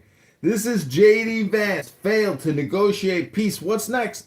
There's a lot of speakers in the audience here. If you have an opinion, raise your hand and you will be given 30 to 60 seconds to tell us your opinion, how you're feeling, what you're thinking. Look at all these beautiful people here in the audience. It goes on and on and on. We're the number one room on Clubhouse right now. And it's all because J.D. Vance failed to negotiate peace. And we're trying to figure out what's next.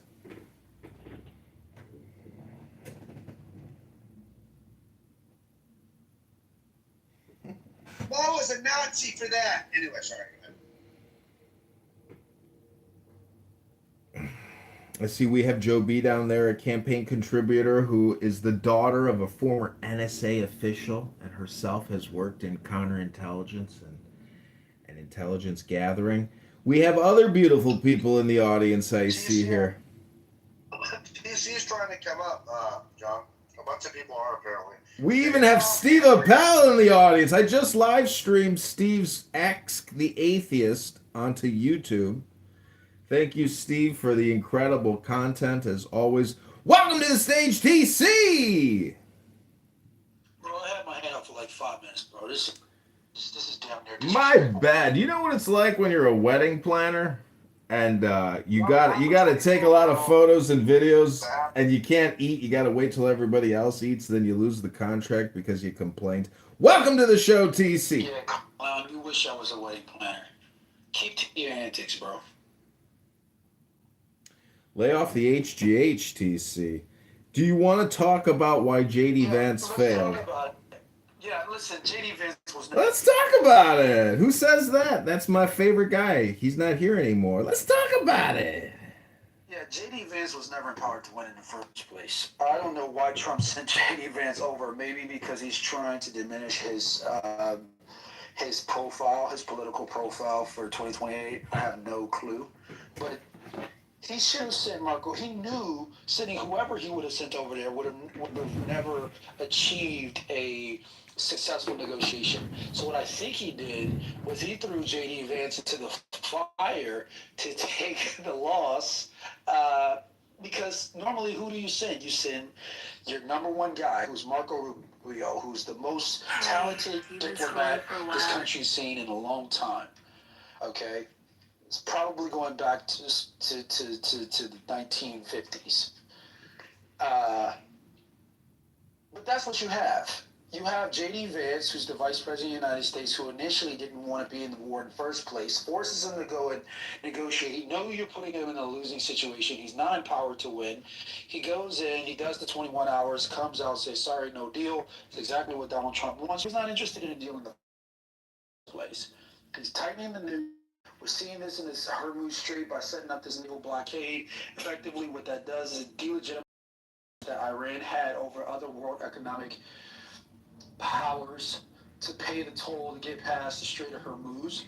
You effectively delegitimize that, and now nobody gets through. Daniel. So it defangs the one calling card that Iran had against the United States. Now Iran has no cards. They don't control the air. They don't have continental ballistic missile systems or any ballistic missiles technology operable right now. Their defense systems are weakened. They've dismantled, America has dismantled their political infrastructure by removing the Ayatollah Khomeini, okay, and his band of thugs. Former president of Iran, Mahmoud Ahmadinejad, is gone. All right, so there's effectively no IRGC structure in place to control the fallout of this war. And you've crippled them economically. Now they can't trade with anybody. There's no money coming in. There's no money going out. They are sitting ducks. Okay, and Trump has strengthened his hand. Good job to him. We'll see what happens in the next 2 to 3 weeks. Hang on. All right, no. I don't think so. Wait, who are you? I'm going to finish my commentary. Thank you. Excuse me, I'm here. What the hell is going on? All right, so like I said, we're not going to have to wait long. This is going to be 2 weeks max. Trump's going to effectively negotiate this ceasefire. Iran is going to scream uncle, and the rest is going to be history. We have effectively dismantled their nuclear program. They will never have nuclear weapons. They're going to have to turn over their uranium that they have, which is like 4 or 5 scuba tanks worth of enriched uranium at this point. And then we'll set up monitoring systems so they can no longer proliferate nuclear options. Damn, man. Bro, like, I want to tell he's talking, guys. Please shut up. Wait a minute. Can I respond to that real quickly? TC, man, like I'm an American, man, and I love what Trump's doing I'm here. American too. Hold on a minute, Ladies man. first. You are not American. Yes, you are I am. not American. Yes, I am. Ladies first. Okay, Mom, let her go. Let's go with ladies first. Miriam, but you got 30 seconds. I'm going to time it. Go ahead. You got 30 seconds, Miriam. No, cat got your tongue? Adoramo, please talk.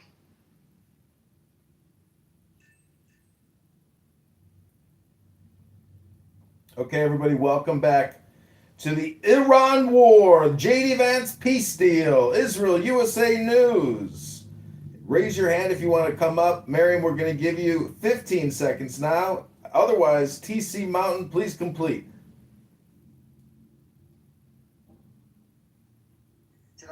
My mind's fresh here. Can I just respond to that, please? Move it. Go ahead, Mountain. You got the mic.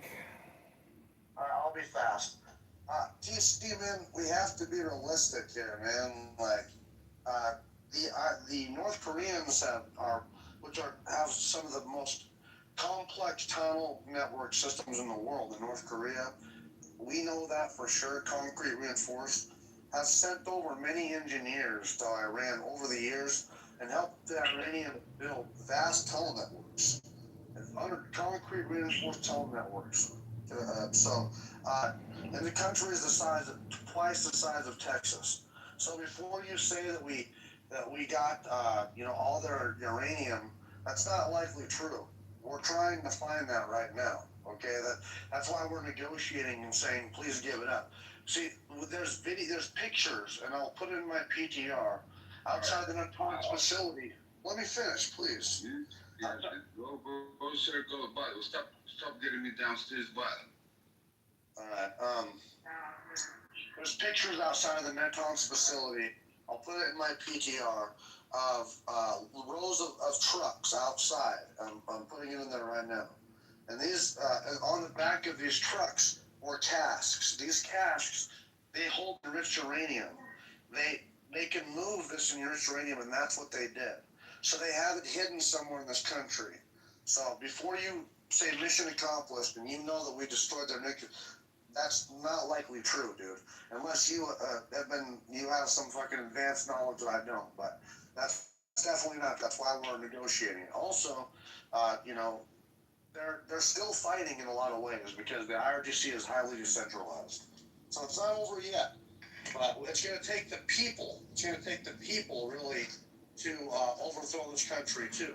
It can't just be American military alone can't do it. We've seen this before. Just realistic. Anyway, thank you. Okay, Jackson, welcome to the stage. TA, Alex, Obey, TC, Miriam.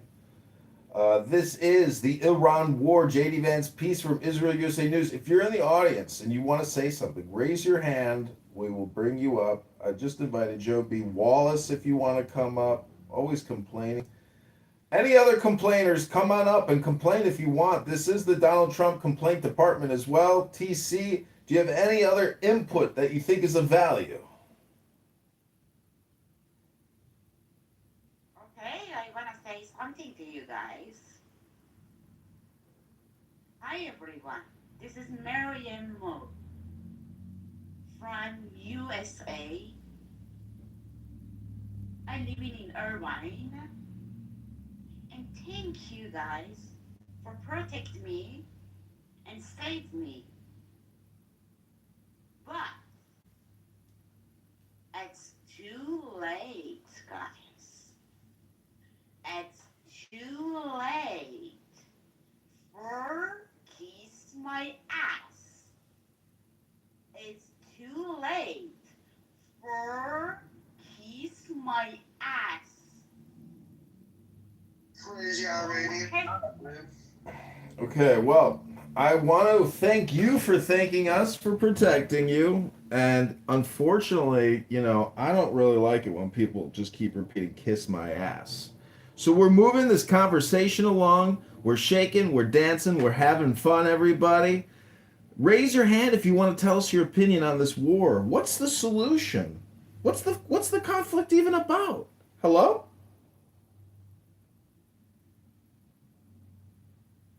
I wanted to respond to TC with a report. I'm mystified.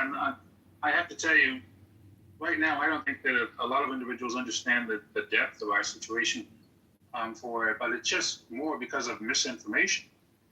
We really don't have an idea of what's happening in Iran itself for it. I mean, they've destroyed I don't know what side you would blame for it, but the internet is not of usage in many sectors of the country for it. And I mean, there are some pieces of information, particularly to foreign news sources.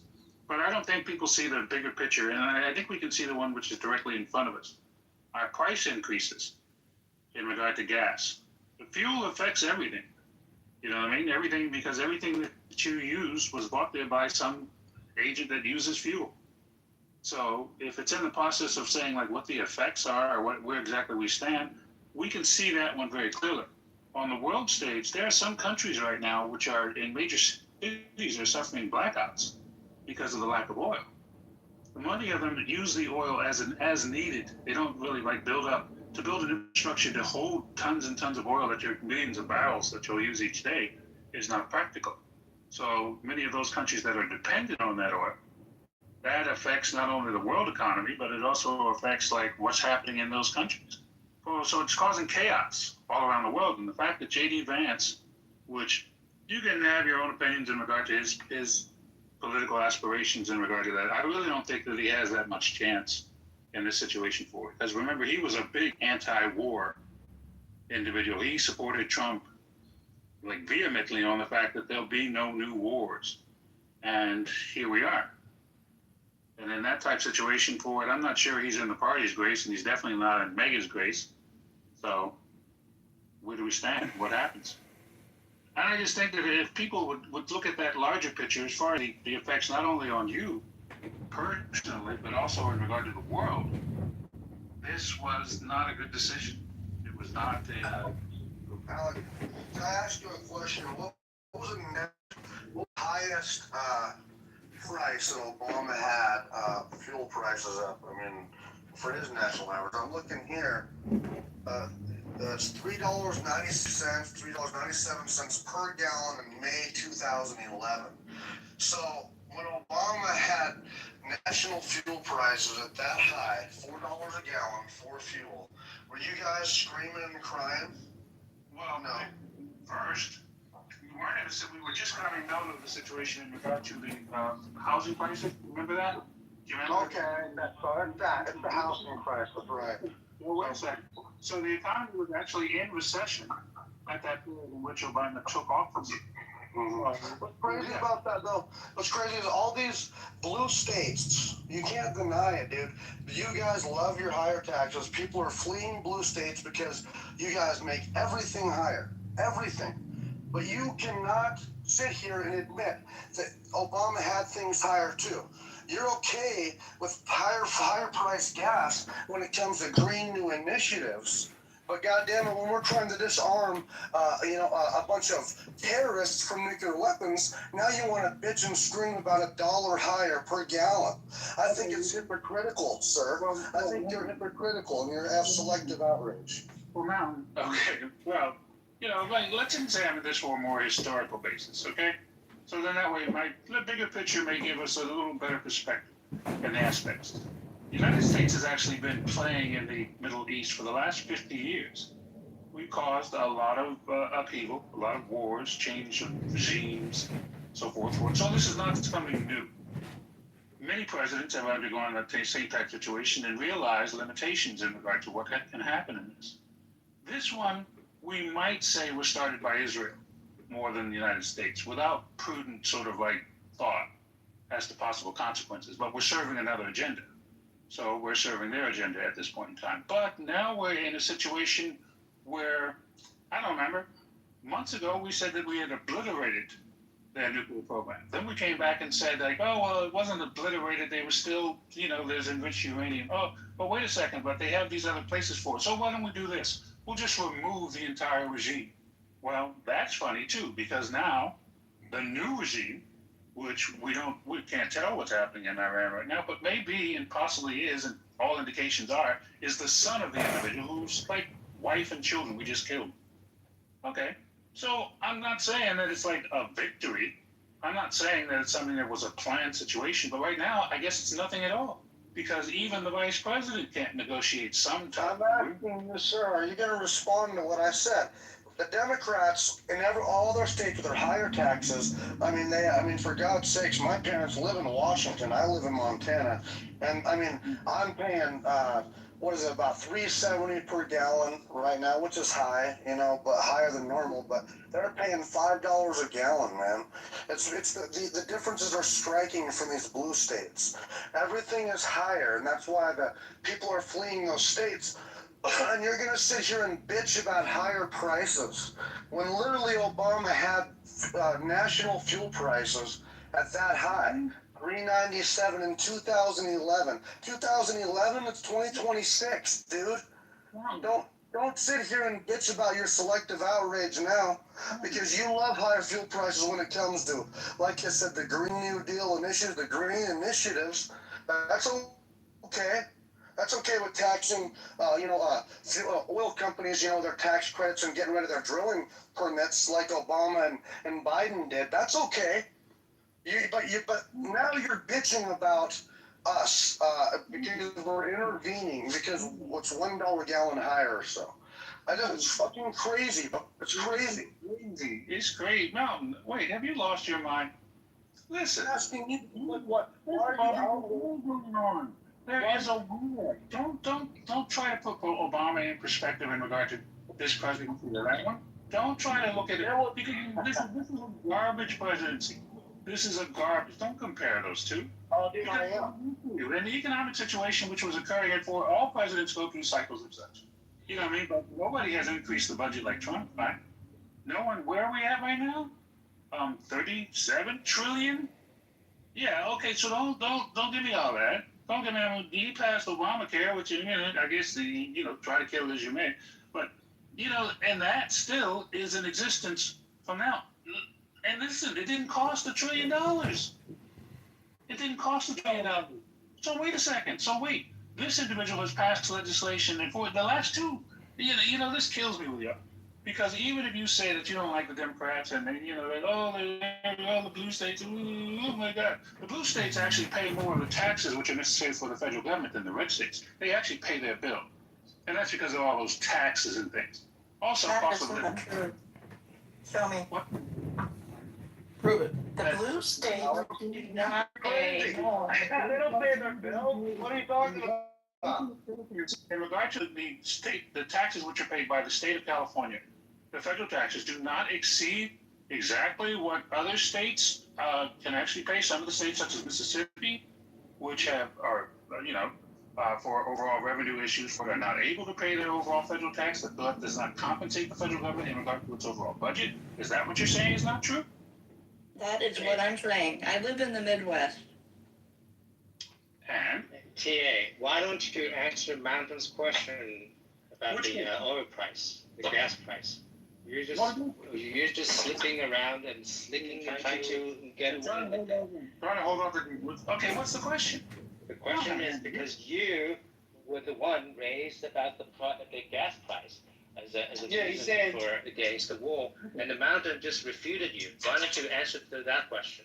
Okay, the first question in regard to it, as I said, because of our interest in the Middle East, oftentimes it has affected situations in regard to pricing. And oftentimes it may be something that, certain countries decide to hold. OPEC is a very strong agency for the idea. I mean, it's a major currency. Now, there are times in which oil prices increase depending upon overall demand or structure problems in regard to environmental issues as well for it, things. But there are times in which the over amount of oil doesn't flow as frequently. It really doesn't matter for the U.S., right? We have reserves, we do shale, we do all of these other aspects, and we could supply our need and what we can. E85. Yeah, we got all kind of stuff. But it does affect the world market in regard to the price of oil. In this situation, Trump has. Tommy, did you go do what I asked you to do? I said, bring that basket in here, baby. Big girl. So anyway, He was talking to you, TA. Yeah, that's what I'm saying. What? If you look at it in regard to oil prices will fluctuate, usually by slow numbers, right? What was the oil price in regard to the beginning of the war, and what was the oil price in regard to the next 3 days after the war?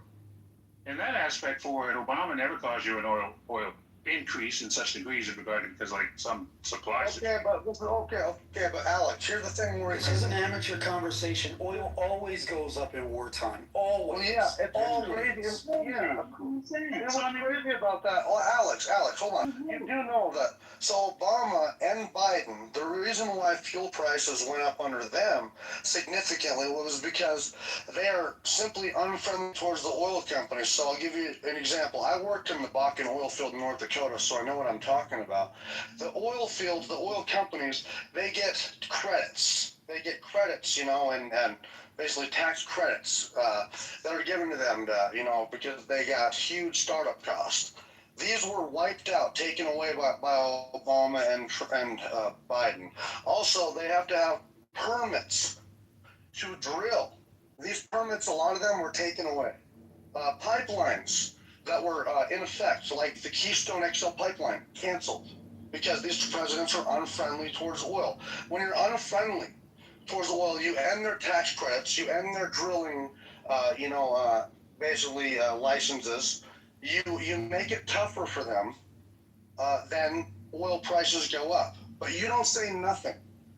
Okay, but yes, during wartime, temporarily, we're going to see some increases in fuel, but it's temporary. But the selective outrage with you is fucking crazy, dude. It's crazy.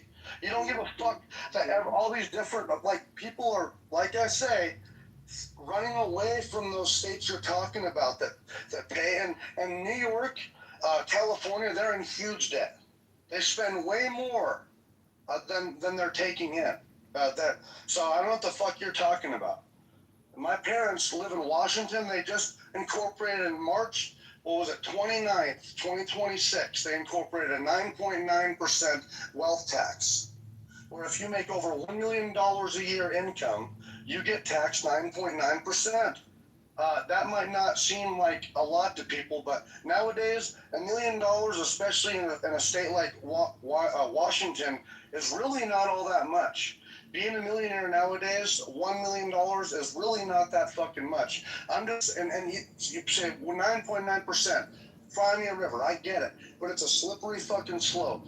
And this is what's happening in these states. This is what happens when you have a Democratic leadership, and you're going to sit here and bitch about Donald Trump trying to disarm the mullahs. Whatever, man. Let me take you back a little bit. See where you're selected. In regard to, what did Trump say that he would do the first day he got in office? Free Palestine. Free Palestine? California. Well, we worked on that, right? He claimed to end the war. That was it. And what else? I'm going to bring down prices. I'm going to bring down inflation, right? So I'm just saying. So then he, went to work at it. He went to work in regard to the I suppose, implementation of the tariffs. Right? You remember those, the big tariffs to bully other countries in regard to situations forward, to wreck the world economy, just back and forth, like just uncertainty. You remember that? Well, then we kind of get to our situation in regard to the tariffs are ruled unconstitutional. That's illegal. You can't do it. So now we're at a situation in which, was that the economic policy? Is that your opinion that it's illegal and he can't institute tariffs? Or is that a fact that he can't institute tariffs because it's illegal? Which one is it, TA Alex? The cost that you suffer in South Dakota in regard to the changing of markets, the uncertainty which occurs in regard to like unstable markets, particularly, remember Trump said, I'll let the oil companies go wild. You can go crazy. You can drill everywhere you want. Give me $1 billion. You got it. Any place you want to go.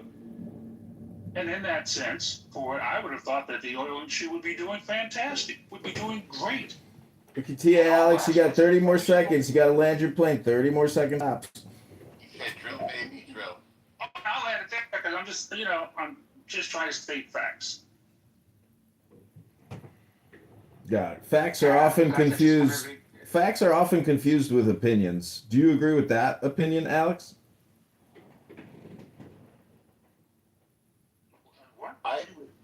I heard somebody say that facts don't care about your feelings. Is this true?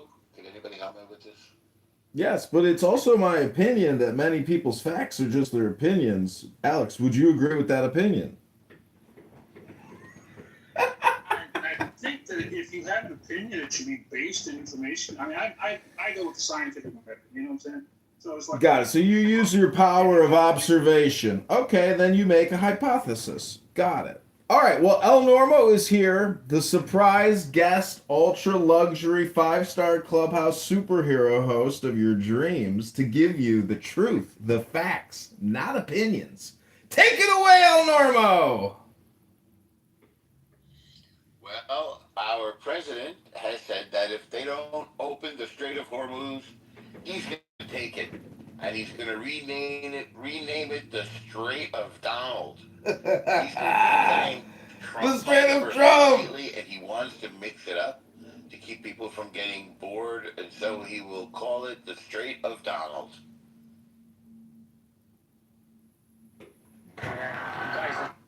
That's big. That's bold. That's huge. Can you imagine how big it is when it gets straight?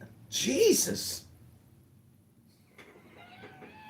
Can I say something? Yes, you may say something, my son. I'm sorry. I just want to read you something that one of the Iranian parliament member just tweeted a while ago regarding the negotiation, which is related to the room topic. And he mentioned that we didn't achieve the agreement because they wanted to join the share with Iran in the Strait of Hormuz. And second, they wanted 60% of uranium to leave Iran, and they wanted to revoke the right to enrich in Iran for 20 years. So he mentioned these three things as the main object that they couldn't achieve an agreement on this negotiation, which is related to the room topic. I just want to mention that. Okay, thank you. And I would like to teach you a song in Farsi. Is that Oh, okay? must be nice. Yeah. Palestini, to connect.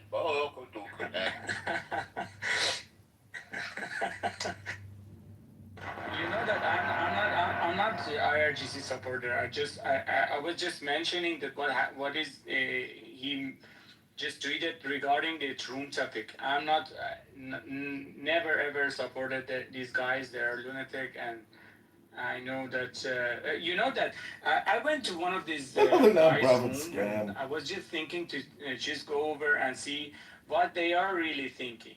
You know, they are they count on the people like DA Alex. They think that they want to put pressure on Donald Trump to withdraw from the war, and they can't really on these guys.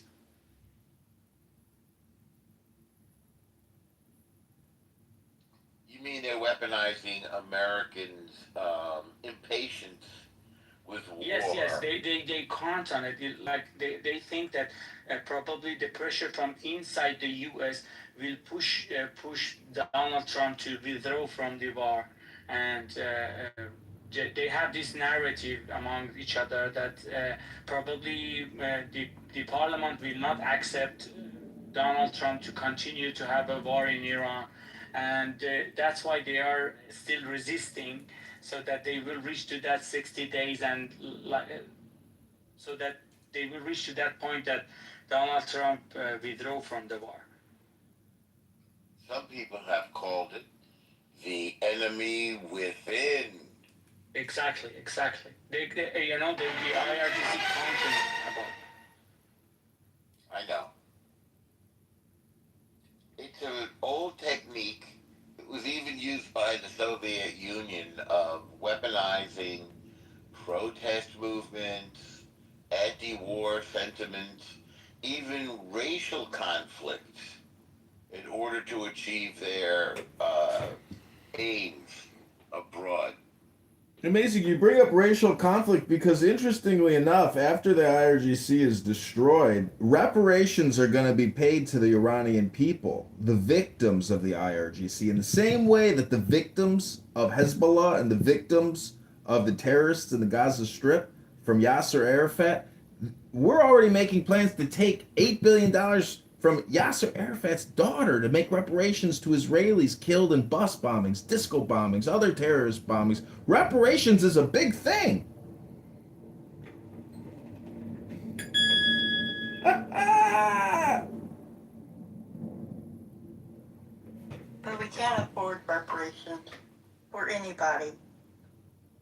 Well, I've also put forward plans to do reparations for Republican Union soldiers who sacrificed their lives to free the African American slaves, because without their sacrifice, there could be no liberation. So, reparations for everybody. The president feels that the 2020 election was stolen from him, and he's asking for reparations. I thought he went. I thought he won. So we also have Blake and Hanson on the stage. Anybody else in the audience want to raise your hand, give us your opinion, tell us what you're thinking? This is the Iran War JD Vance Peace Room. Israel USA News. Like the House. Vote in the poll. Should Trump deploy the Marines and the Army to secure the Iranian nuclear materials? Yes or no? Deploy the Marines or no? Just bomb them strategically.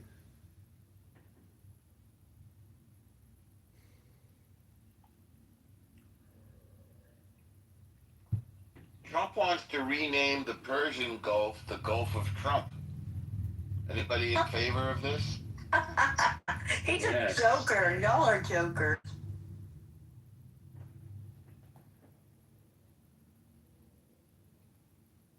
What I don't understand is if he closes the strait and blocks it, and and they lose business, nobody can go in and out. Is that a good thing or is that a bad thing? And if he does rename it, will it update the GPS systems on all the oil tankers coming in to take the oil out? Also, don't forget, I told the world that America is the world's largest oil producer. So bring your ships to the Gulf Coast. Bring your ships to the West Coast. Bring your ships to the East Coast. We will fill them with our beautiful, luscious oil.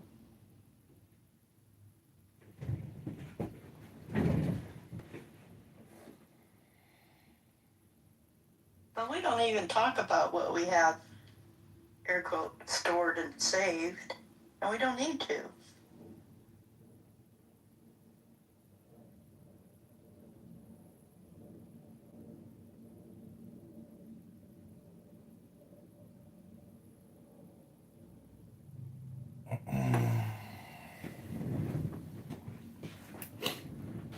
So I want to thank everybody for coming. If you're in the audience and you want to tell us your opinion about this war, about this conflict, about Donald Trump, we are here to receive your complaint.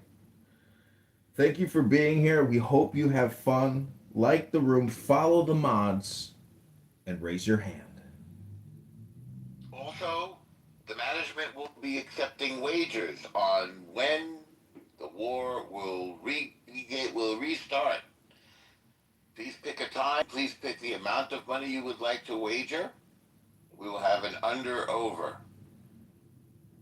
Yes, for TA and everybody, if you look at the BZ, the Brent crude oil futures, the average crude oil price during the Obama administration is $83 per barrel, and during the Trump administration till now is $72 per barrel. So Obama is so much higher.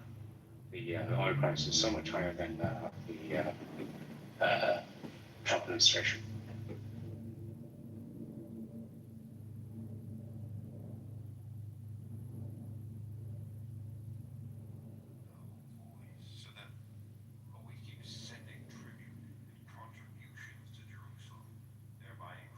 So, is that scientific enough for you guys?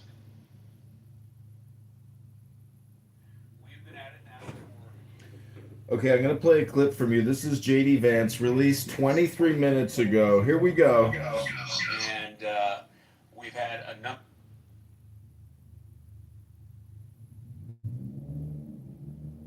My bad. Here we go. Of substantive discussions with the Iranians. 23 minutes.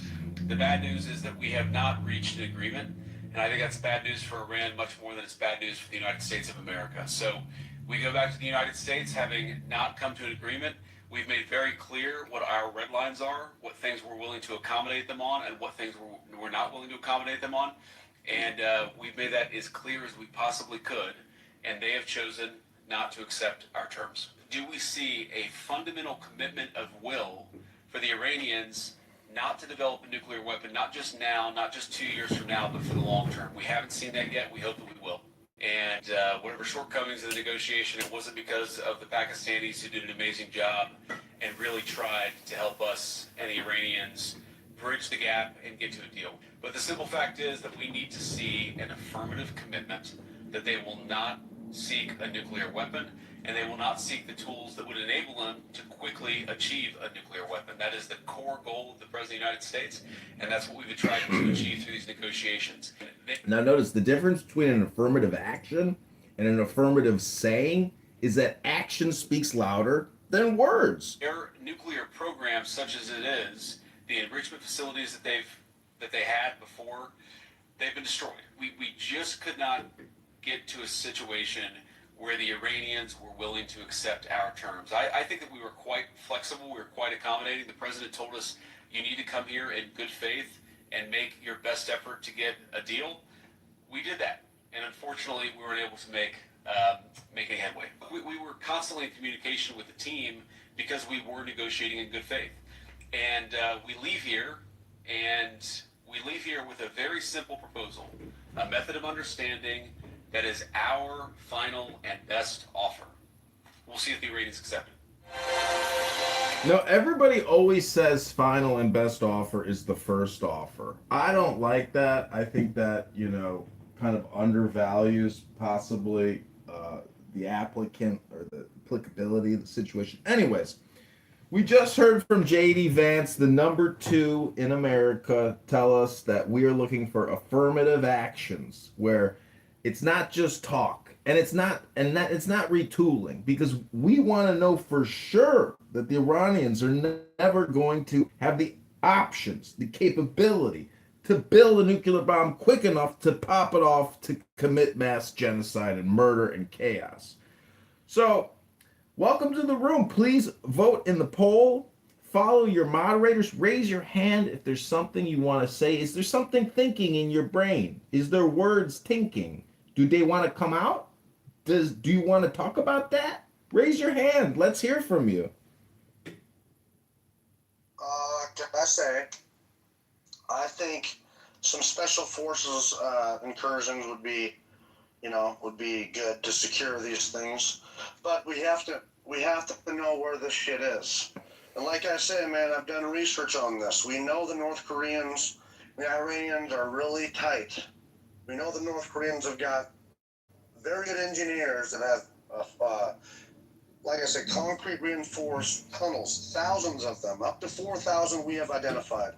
So they've come over to Iran and for years have helped the Iranians build tunnels just like this. I suspect, and our intelligence agencies suspect, they're in some of these vast tunnel networks. So it's gonna take a whistleblower, or it's gonna take them, admitting where it is. It's gonna be tough, man. But there's some silver lining. If what they're saying is true, they have enough 60% enriched uranium to make 10 or 11 bombs. But that would take them 2 years to get to that 93% enriched uranium to make the bomb successfully. But the 60% enriched uranium they have, they could give it to any of their proxies if they wanted to pull a wild card. And these proxies can hold a whole city hostage by releasing this shit. So, I don't know. The nuclear bomb shit, we have to find it. We have to find the enriched uranium. So that's kind of so. But once that does happen, send in some special forces. I would like special forces instead of conventional forces. Marines are still, they're special, but they're not, known as special forces. If they send in, special forces, recon units, you know what I mean, then we can still say, hey, it's not a conventional war. It's a special force incursion. We want to make sure we still win the optics war here. We don't want the Democrats saying, ha, see, they're sending in troops. Well, yes, but these are special forces, all right? We do that all over the world, so. And that'll be effective, lightning fast. We get the shit, we get it out of there. That's what I think. So. I'm hearing rumors now that the Islamic Revolutionary Genocide Corps is going to join forces with Palestine and drop exploding Palestinians on Israel. Has anybody heard confirmation of these rumors? I have. These types of fragmentary weapons are very unstable, and they have to put these propellers and automated machine deployment systems. These fragmentary bombs are a problem. What do you think, El Normo? I mean, these cluster munitions, I was watching a video about how they work and how they're able to actually, supersede, anti-missile defense technologies like the dome system. So what's the solution? Destroy them in mass, or is it a war to deploy cluster munitions on civilian territories in the way that Iran is doing it in Israel? And, why aren't we seeing the videos? Is there a blackout on videos in Israel because they don't want to give up delivery and targeting, destinations?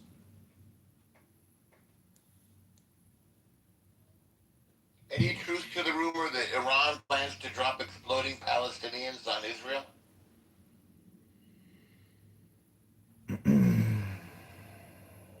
But see, this clubhouse room is not all serious, ladies and gentlemen. Some of it's comedy, some of it is entertainment, and we want you to join the fun. So raise your hand and tell us what you're thinking. I just want to quote Pepe, the world famous clubhouse comedian and artist here, who says,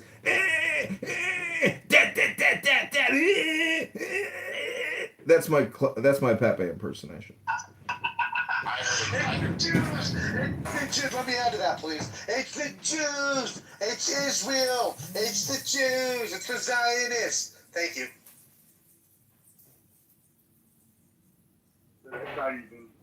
That's not even Pepe's MO as far as the anti-Zionist rhetoric. That's not even his MO, actually. But what is actual is the backbending and backbending hope that our side is just really like, dude, we're trying so hard to hold on to old things. Like, you guys still believe that the Yankees are the greatest baseball team in the world. Like, you just have faith in this system, and you just can't. Oh, it's just like one of you guys just tried to own somebody up here because he said what was currently going on is a problem, and you brought up the last regime. Were you saying that during Obama? And that's just like in a current abusive spouse that's currently abusing the spouse. His defense for his abuse is to say, well, I ain't slapped you around as hard as the last guy did. The point is, we're still getting slapped around and lied to. There is no freaking real threat about nuclear capabilities, just as much as there wasn't any WMDs in Iraq. And you got history pattern in time. How do you know, Blake? See that? How do you know? Just saying, just as much as you think you know that they are there.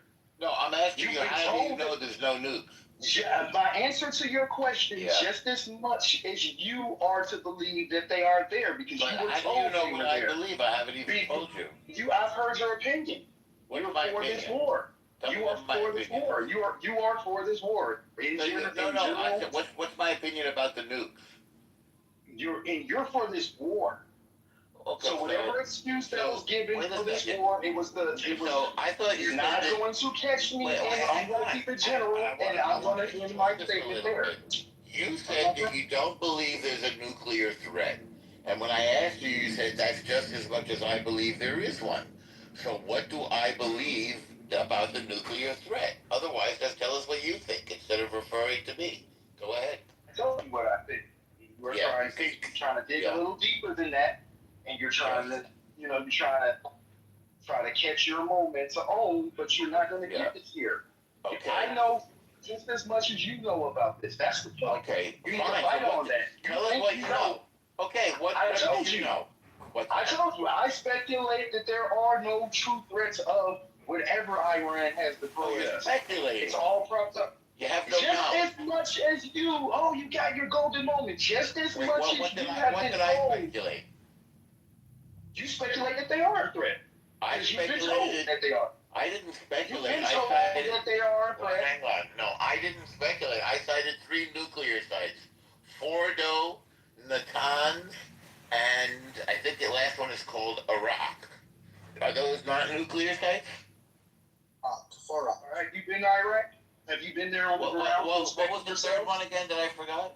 Were you on the ground inspecting yourself? Hang on a second. Were you on the ground inspecting these sites yourself, or were you told these are the nuclear sites that are a threat to us? So your only source of knowledge is firsthand. If you don't see it, no. What I'm saying is, all we have is second hand, and you believe the current narrative. I don't. Wait. So we're not talking about me. I'll speak for me. It's about you. What do you believe? I just told you what I said, and you wanted to try to... You said you believe what I believe, but you don't know what I believe. No, I said I don't believe it's a threat, and then you tried to go deeper and try to make a comparison. What is the basis? Just as you tried to test the basis of my knowledge. I told you I have foresight, hindsight. We got hindsight and pattern to show, just like the WMDs and every other damn skirmish we've been involved in. And we have enough to say, you know what? I can speculate that I might have to hold on this one.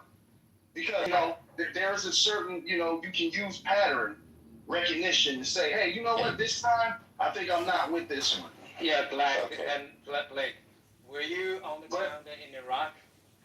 No, I wasn't. Like I said, I was not. Hindsight, how did you know there weren't? How did I know that they weren't? Yeah. Where are they? Where are they? Where are they? On the ground. Because the same people because the same authority who's telling us that there was a problem has already, because the same authority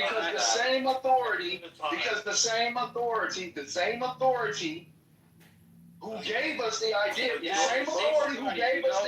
that one at a time. You don't believe us, don't you? You think George Bush have come out recently and said that there weren't, and they made a mistake. Well, yeah. So what are we talking about? Them. Why do you believe them this time? You don't believe them, right? Why do you believe them this time?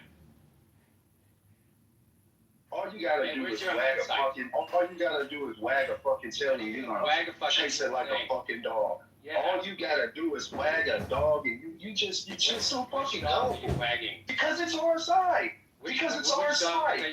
No, this is the truth about it. Because it's our side. One at a time. Don't yell over each other. One at a time.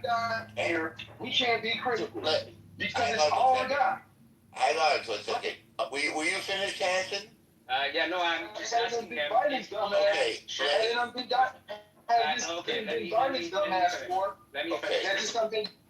let me finish, okay, all right? One at a time, guys. Yeah, I'll bring you up when Hanson is done. I'm just simply asking him a question. He said he will only believe his own eye. He had checked the Iraqi ground with his own eyes. That's the question. Second question is, if he hadn't believed the government, what government said, why is he believing what government has said this time? Okay, so 2 questions. Have you seen hang on, 2 questions, Blake. Have you seen it with your eyes? I never said you don't believe the government. Hang on. This question is intelligent. Him asking this question. Blake, listen to the questions. There's 2 questions. If you haven't seen it with your own eyes, how do you know? And if you didn't believe the government before, why do you believe them now? Go ahead. The same way that you haven't seen it with your 2 eyes. So we're not talking about me. No, we're talking about. That's what I was talking about. So that's what I'm gonna talk about. That was my point. You're talking about me. talking Al, listen. about the opposing opinions. It's called the opposing opinions. The opposing opinions is people who are for the war and people who aren't for the war. Right. The people who are for the war are not speculative this time around. The people who are for the war, who actually support Donald Trump, are now speculative of Donald Trump and the motives of this war. So that's all there is. All there is to it. You can't pin me. I'm not no loony left, no fucking crazy left. You're not gonna pin Blake Jackson. You're not gonna be able to. I'm saying you don't have facts. That's my point. In other words, you don't have the facts, sir. Wait. Is it fair to say You you have don't no have the facts? facts. We're not talking about me. We're talking about the people who support this war. You're not talking you about don't have the facts. Norm, I'm going to drop you if you don't let people finish their thought. I'm responding to something somebody else said in this room to say something about the current war and to say something about the previous administration. His question and critique was that people would not complain about it when Obama was freaking having the gas prices up. And I'm saying that's a retarded argument because we can just circle that all day long. Hence, test it now. If this was retarded Biden war, our side would be hypercritical and would not be for this war. We have an example to prove it. The war in Ukraine. So none of us, most of us weren't for that war. No facts at all. You got facts? Yes. You got facts? You're on the ground? Yes. You have stated, you have what you believe you've been told. Okay, so if I ask you for by facts, our government. you want my facts or your facts? Which facts? You have right? No, I have the same thing you've been told, and I'm choosing not to believe. You don't have this. You don't know what choosing not to believe is different than just believing. Just because you were told, you were just told these things. Not to believe is different than believing. Is what you're saying? Okay. No. I think it's totally different things. It's totally two different things, bro. And the end result is the same thing. What's the end result? The end result is us on the ground, people like you and me, we don't know the truth. We think we do, we don't. Okay. So you know the truth about anything? Or nothing? Is there a war going on? Maybe there's no war. Maybe there was never a war. Well, who knows, Norm? I ain't gonna go as far as to try to say that. What I'm saying is, this war ain't what it's about in the past. We're being told that it isn't. And if you say that it is, you have just as much. And if you say that the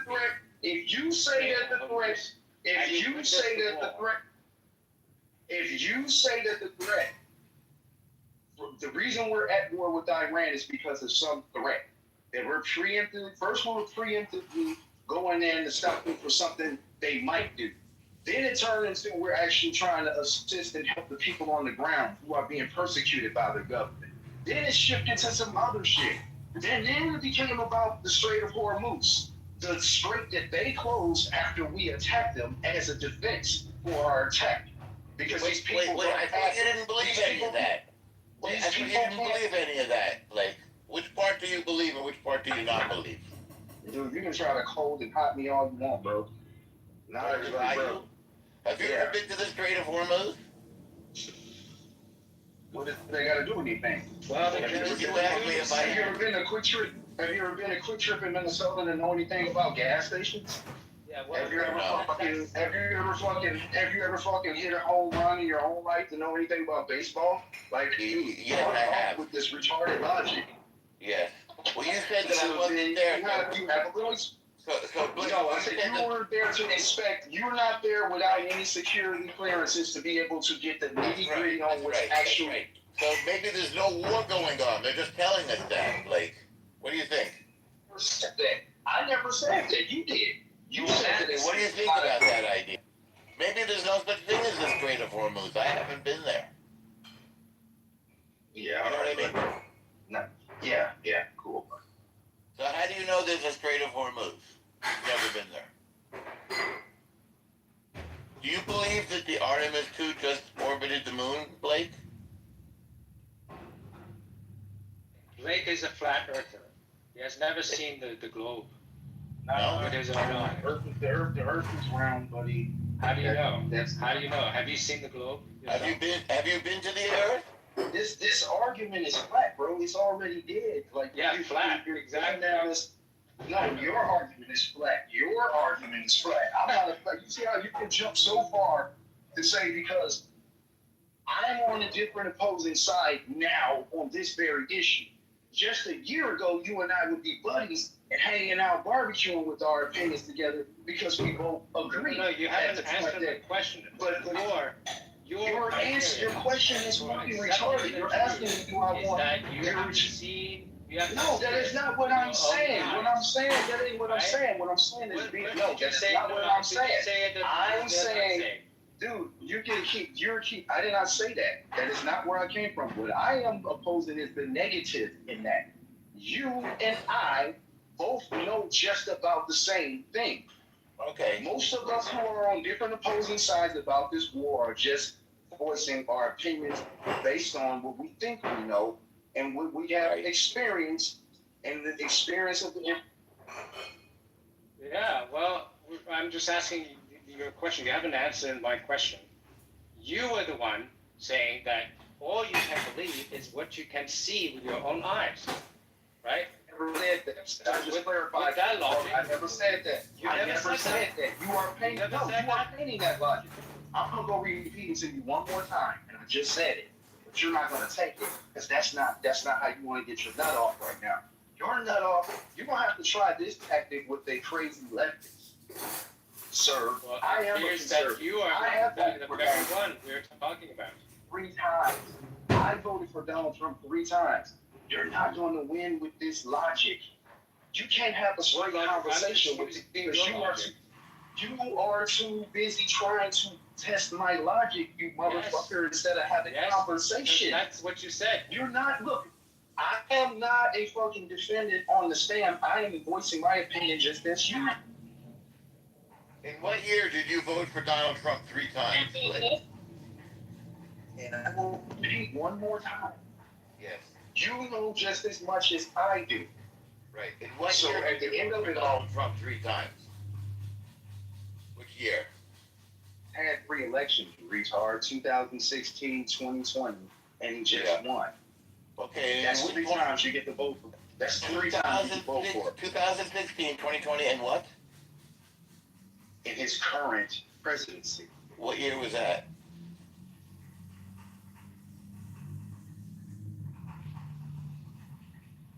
What year did you vote for him the 3rd time?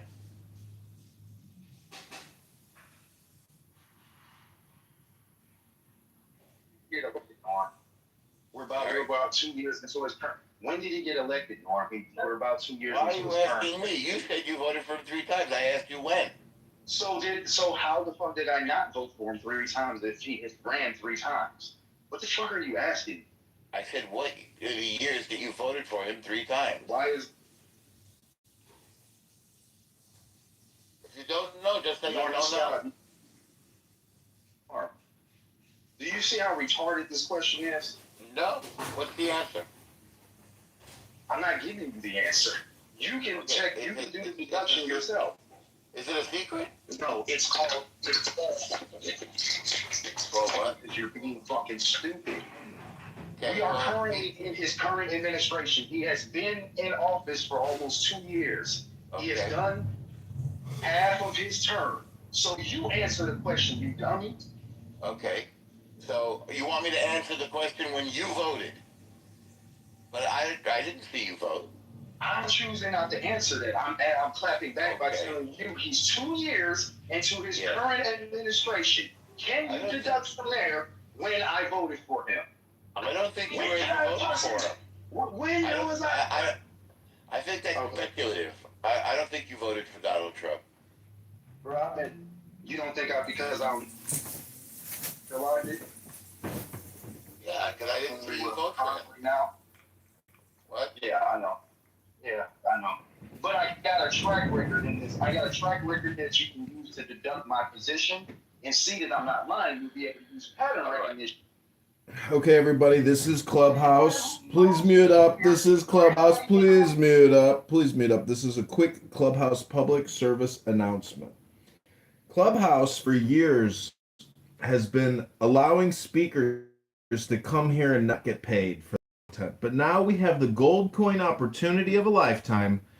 And if you haven't purchased gold coins yet, go ahead and just buy $5 right now. Test out the new features, see what it's like, and send me 1 gold coin, 2 gold coin, 10 gold coin, make it 10, not 11, 10, not 9, if you're enjoying this content in the Trump America House, because these are some very intelligent speakers that have facts, not opinions.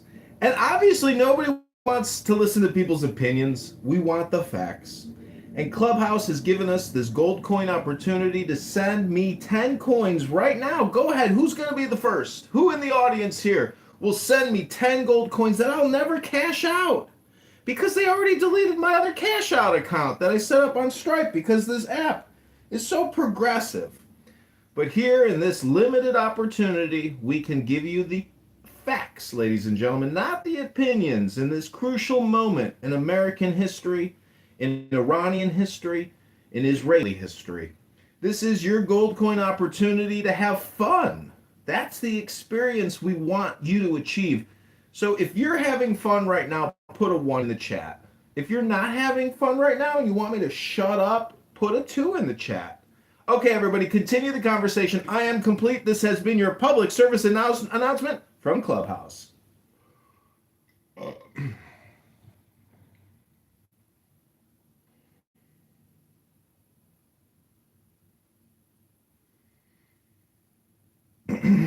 Oh, Cat got your tongue now, huh? Well, I see there's a lot of 2s in the chat for me to shut up. Well, that's not a surprise, is it?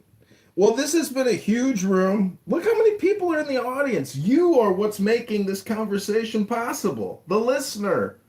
And you have 2 ears and 1 mouth, or as they like to say, mouth. And so we have been discussing the truth of the earth from your birth until your death. And you have to ask yourself, is it worth it to be on Clubhouse, to experience this happening through your cell phone? Is it fun? Are you not entertained?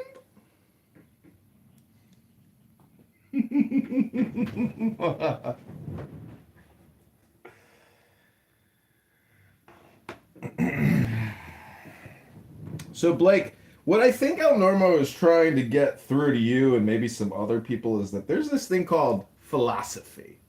It's more of like a thing about life, philosophy of life, meaning that if you think your opinions are facts, and I ask you, is it your opinion that many people confuse facts and opinions, and you say no?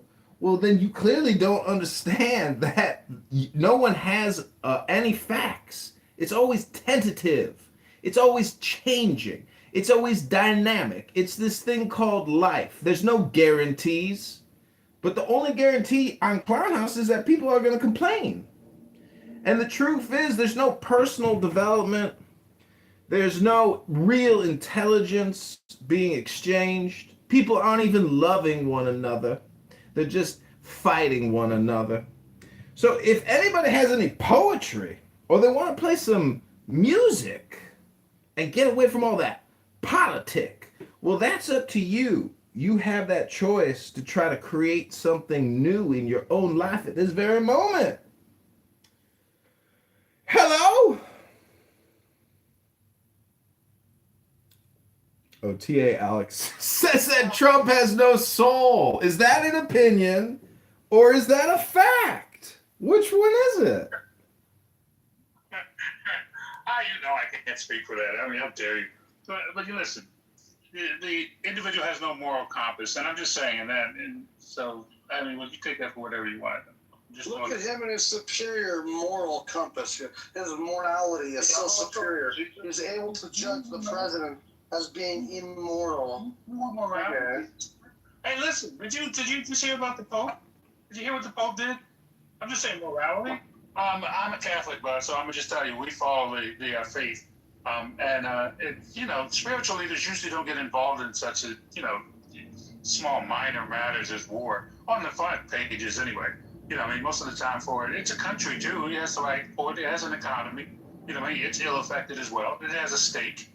So therefore, but at the same time, for the leader of 1/5 of the world's population in regard to the faith, said that Pope, what? He said that this was an unjust war. He said that this was wrong. He said you can't invoke the name of God in regard to you.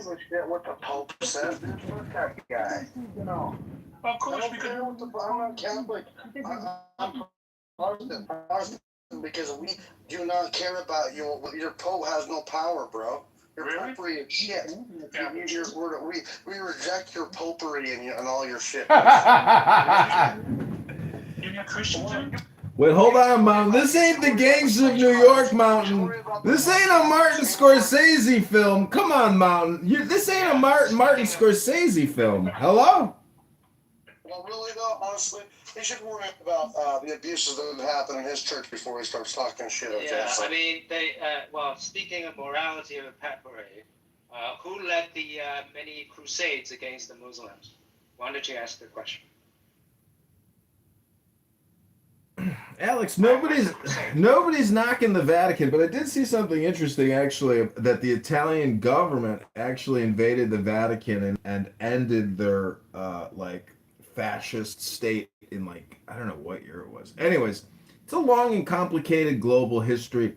We're just trying to have fun here, and we're only trying to listen to facts, no opinions. So whenever I hear an opinion, I'm going to hit my opinion wooden drum here, and you'll know that my opinion is that your opinion is an opinion and not a fact. Do you understand how that game works now? Those are the new rules. Welcome to the game.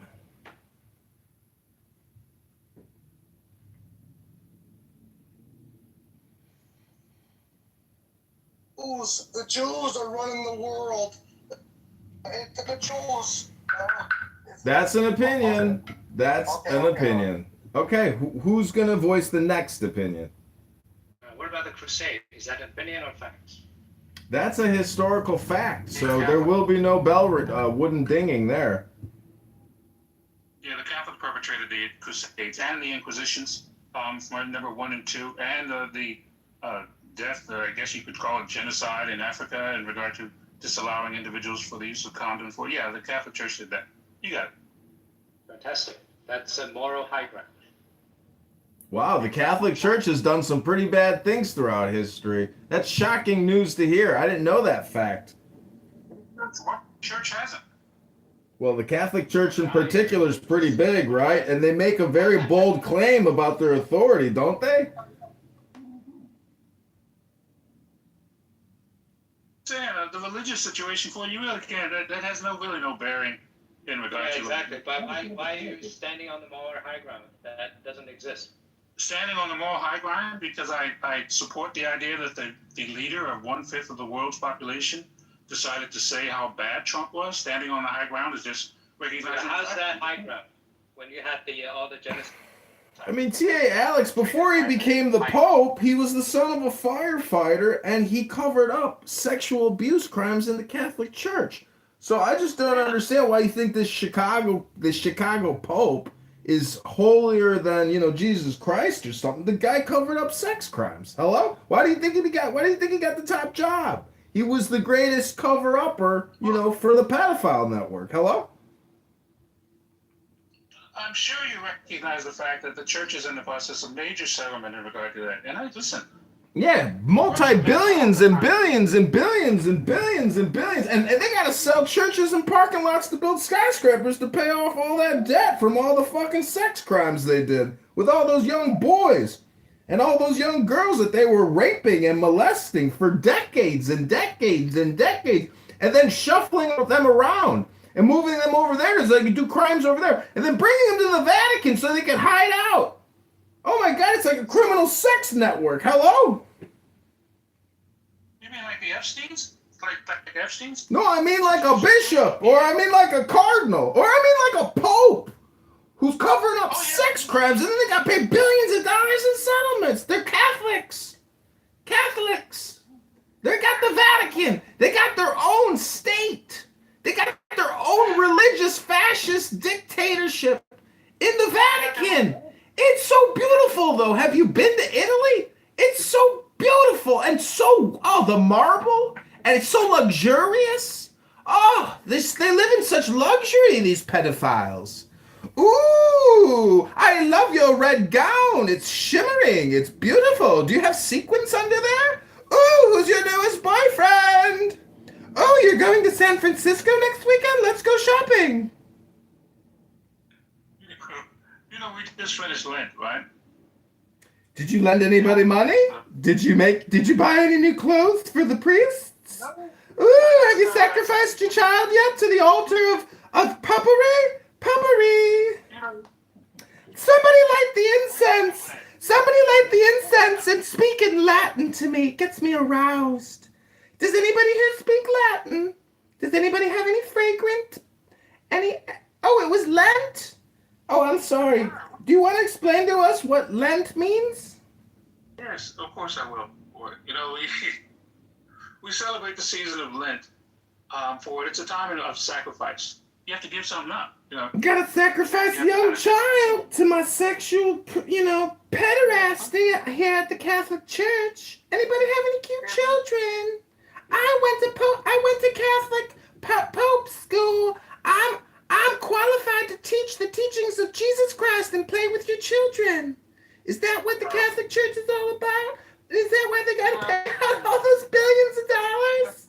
Billions! Billions and billions and billions in sexual abuse lawsuits! Personal injury, sexual abuse lawsuits in the Catholic Church with the gay popes, the gay Catholic cardinals, the gay bishops, the gay deacons, the LGBTQs everywhere these days, right out in the open.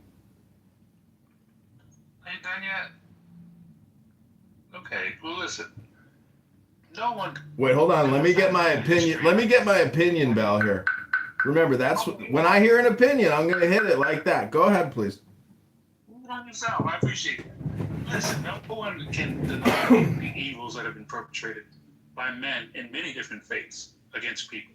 And that is one of the things that, we kind of would hope that people would move towards becoming better. The church evolves like anything else.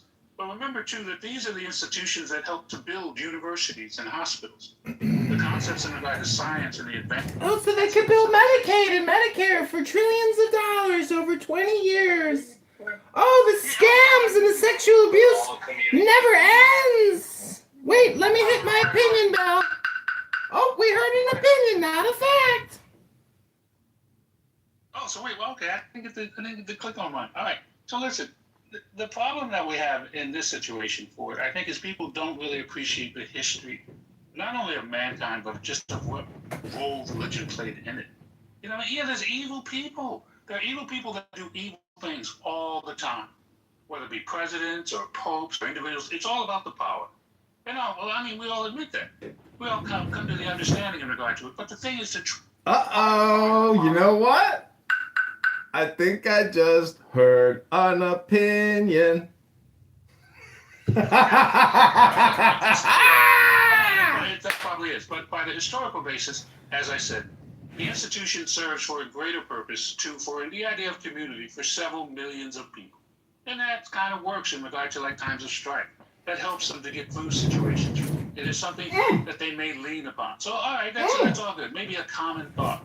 Maybe the golden rule: be kind to people, be merciful, be good. Those are the teachings of the idea of the church. It's not so separate the religion from the aspect of what we believe is the faith.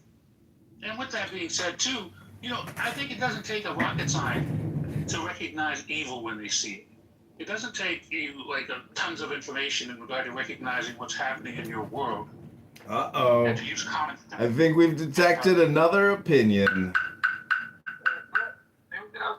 Oh, it doesn't. Okay, all right. Well, rocket science? Is that what? And with that, I oftentimes find myself mystified by people that don't look at the whole picture in regard to the current administration.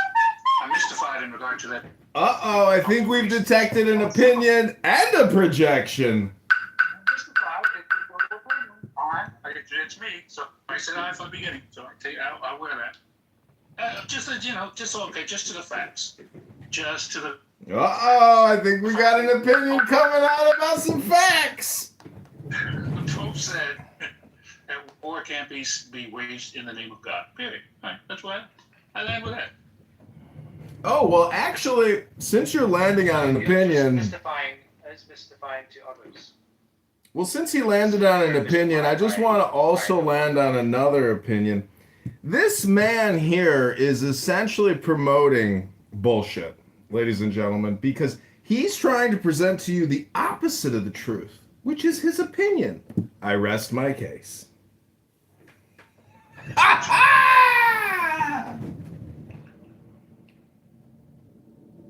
MTA, you're appealing to authority. That's a false authority you're appealing to. Here, I'm actually going to play for you a little harp here, because basically this is all you just did, Alex, with all your bullshit. Listen.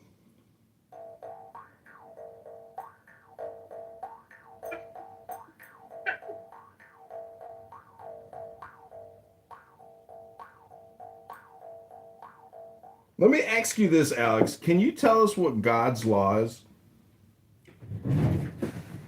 God's laws? What do you mean? God's... Let me repeat it for you. Let me repeat it for you slowly and clearly.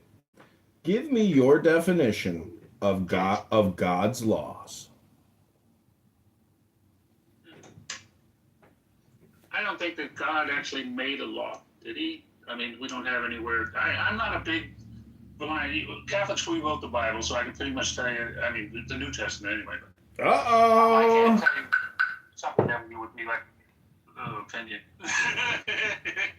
I can get a fact of that. I mean, okay, you guys just heard a claim that the Catholics wrote the Bible. And as everybody knows, the King James Bible is the best Bible of them all, because King James was one hell of a publisher. Wow, that guy could publish like nobody published. The KJV around the world is widely accepted as the greatest, the best, the most glorious of all Bibles ever printed, published, and mass distributed. Thank you, KJV, for that glorious historical book legacy. Wow. You know, the Guggenheim, which is the first, like, it's written, didn't come out until 800, right? Rabboni Shalom, the question, we're trying to get back to the question here, which was, what is God's laws? Okay, let's just go to the Ten Commandments. I suppose that's the quickest reference you could use for it. And really, if you just go to the first one, love God with all your heart and soul. If you did the first one, you probably wouldn't have to ask any questions after the second, or the third, or the fourth. Love. Well, it's 10, not 11, 10, not 9. It's not 1, it's 10. It's 10, not 1. It's 10. Don't just say, oh, you just need number 1. Because really, that's just, it's all relative. Whether it's 10 or 9, but it's a total. It's 10 ones, really, right? It's not just 1. It's 10 ones. Hello? But you asked me what I thought God's law was. God's laws. What is God's laws? Well, yeah, I think God's law is to love God with all your heart and soul and love one another. That's it.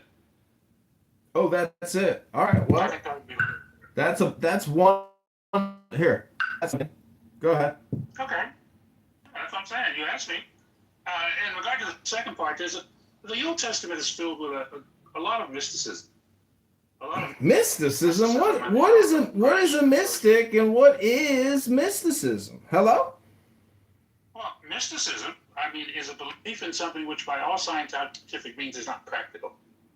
It doesn't meet any criteria in regard to being able to test it scientifically or to see whether there would be a logical conclusion where it would occur. So when we look at things in the Bible and we say like, oh, the great flood, okay, what? What? The flood? That's not a... Oh, I asked you what is mysticism, and after you gave me your opinion, I hit that. Hello? Let me refrain from giving you it now. My opinion. All right. I'm just saying, I was trying to get it's like an example. What would be considered mysticism? It's just something which is not It's unbelievable. Put it like that. The simplest word. Unbelievable. Unbelievable. Well, can you give me an example of something that's unbelievable? That's why I say, like the Great Flood. You know, Noah got the two The animals. Great Flood. Yeah. What? Oh, you never. What, Alex? What do you think the biggest? What do you think the biggest difference is between Moses and Noah? Moses freed the people, took his people out. Noah, he saved his family. So one deals with family and one deals with nation? Yes. Kind of like a microcosm and a macrocosm, you might say. Yeah, you can definitely say that. I mean, the Bible does provide us with examples throughout. Yeah, that's fine. Did Noah commit incest or rape in his life? I'm sure there's stories. But you know what? I won't discount the fact in regard to human behavior and what could possibly occur, particularly in regard to culture or in regard to like the time periods. Wait a minute, are you one of those talking apes? I believe in evolution. But at the same If you believe in evolution, do you believe in like herd evolution?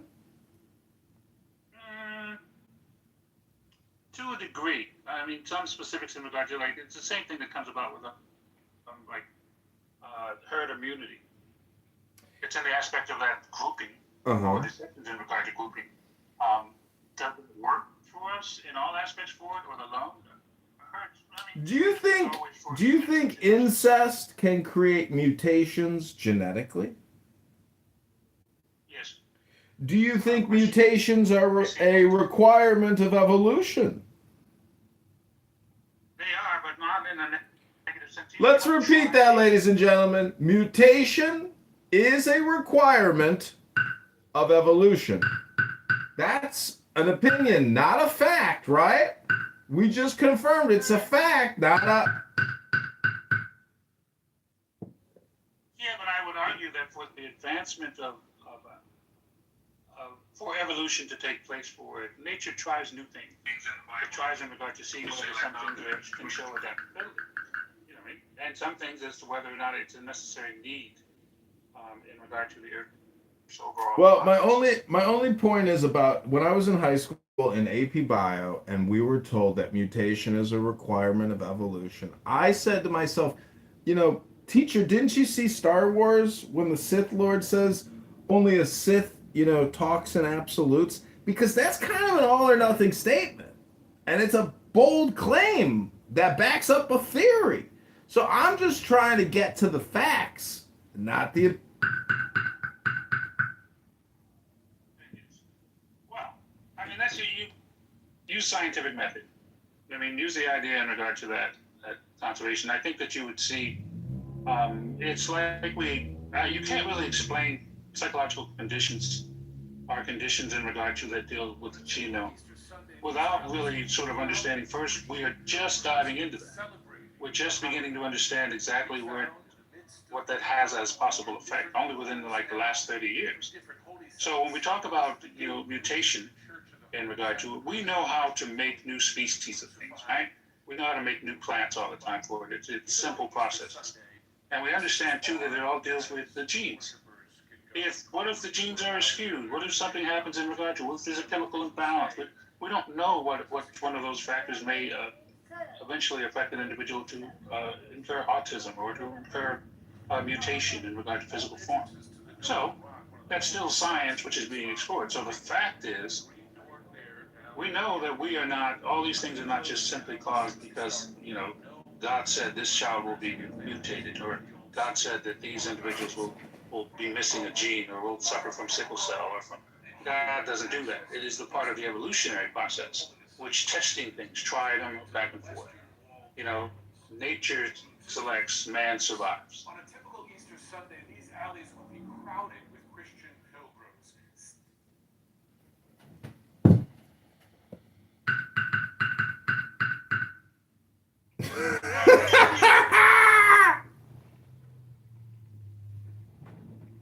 You know what that sounds like? Somebody's knocking at that door.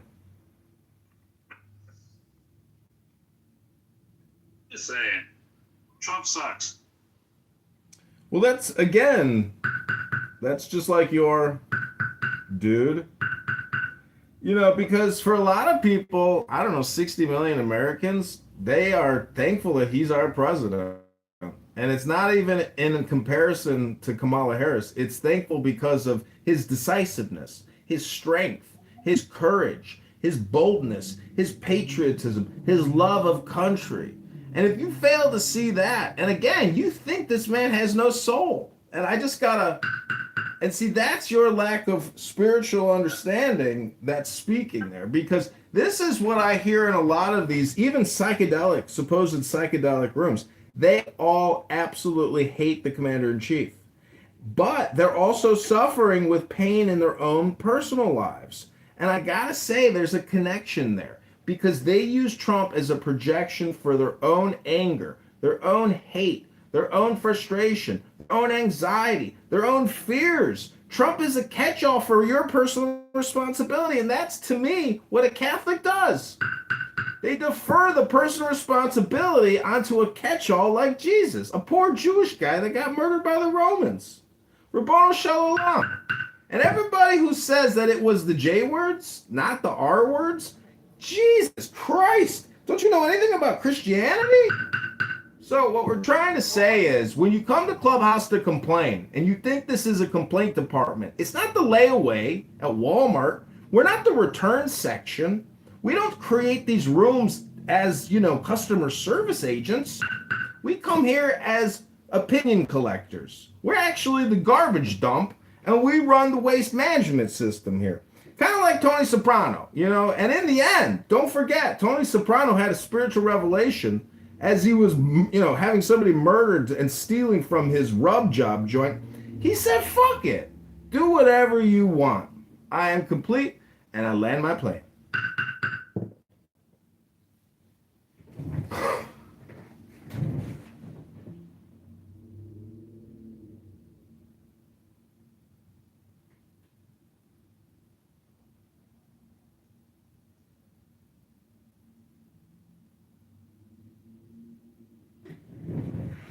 Maybe I have anger issues. Maybe. No, you know what? No, the hell with that. I don't have any issues. Everyone has issues, but nevertheless, there's some things which we don't project in regard to our emotions about. Common sense tells us that when something is. So you kind of hit the nail on the head there when you said, you know what? I got anger issues. Because honestly, that's what everybody's dealing with. If you come into a room that somebody else created and they're playing a game with you and you're getting angry that, you're being treated unfairly, you came into the room and you stayed in the room. That's a sadomasochistic, type of mentality where you actually want to abuse yourself. All I'm trying to say is, if you find yourself in a car and you road rage and you drive your car like a fucking asshole and you just rev that engine and you jam those brakes and you honk that horn and you get up on somebody's fucking bumper and you say, motherfucker, if that's how you drive, if that's how you roll, that's a huge problem. You're stupid because your car won't last. Why destroy the vehicle? And why get angry because other people drive like fucking idiots, dummies? They're driving their car like they're suicidal. You see what I'm saying? It's self-harm. So this is actually an enlightenment, symposium, an enlightenment education room to use Trump as the vehicle of your salvation, of your liberation, of your enlightenment. Trump can do that for you. But you gotta let go of because you're not up there at the top of the hierarchy. You're at the bottom. You're in the sewer. You're in the gutter of Clubhouse. This is where dreams and opinions come to, it's all just being stored in Salt Lake City at all these data centers they're building.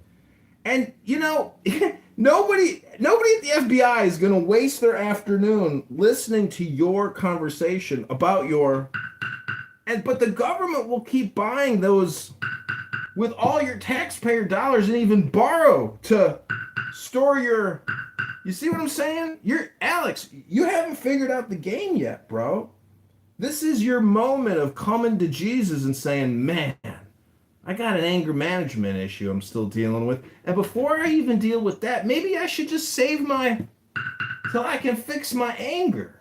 Don't you? Do you see what I'm trying to say here? Hello? No, I think I feel you. I think I understand for it.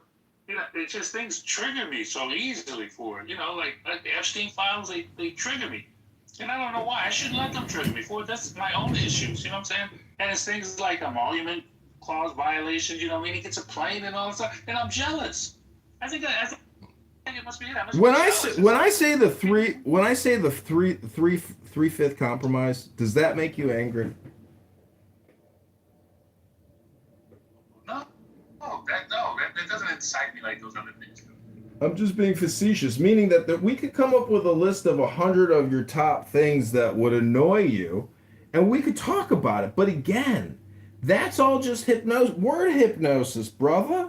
And Trump does that game, and you fall for it. Everybody falls for that, but that's the boy who cried wolf. You know why the boy who cried wolf works so good? Because every time the boy cries wolf, it's like the first time he ever did it. There's no such thing as boy cried wolf. It's the opposite. Every new communication is a new hypnosis. It reframes all previous communication. And that's why there's no ceasefire, dummy. War is perpetual. War is a lifetime. War is eternal. And if you don't understand what that means, that's because you never read it in a book like I have. Hello? Let me ask you, why are they playing with my emotions like this then? Why? What is it? Isn't that evil? Well, the theory of personal responsibility is that you're actually doing all this. Now that's solipsistic, but the truth in Donald Trump's perspective, he is doing all this, and he actually is doing all this. That's the difference between you and Trump, T.A. Alex. Trump is actually doing this, and you're just observing the actual doing, and you got friction because you ain't actually doing it. Hello? Hi guys, can I have a little objective on the vote? Basil, let Alex respond. Alex, go ahead. You got 30 seconds, and then we're going to pass the mic to Dr. Basil. Oh, no, I'm just saying. I mean, maybe you're right. Maybe all these things, you know, I should take personal responsibility. Maybe I do want, you know, the things. I want the billions of dollars that his family's getting right now for it. You know, and I'm jealous. And I want, you know, the world to hate me in regard to. I want the whole world to just think that, you know, and allies to just run in different directions in regard to when I ask for help. That's what I want. So you're envious. You live in envy? You actually feel envy? Because sometimes there are times when I see friends or people I know and I see their Instagram and what they're doing with their lives, and I'm a little envious. And I'm maybe a little jealous, but at the same time, I know I got a good book that they ain't got. And they're just eating their way. They're just fatties. You know, they're living I'm not saying it's not an amazing lifestyle, but they just a bunch of fatties eating all the time, posting it on Instagram. That's so boring. Even though they're worth $100 million, living on a private island with their own goddamn coffee plantation. They got fresh coffee in their plantation, T.A. Alex. That's how rich these people are. They got $300 million yachts that cost $45 million a year just to operate.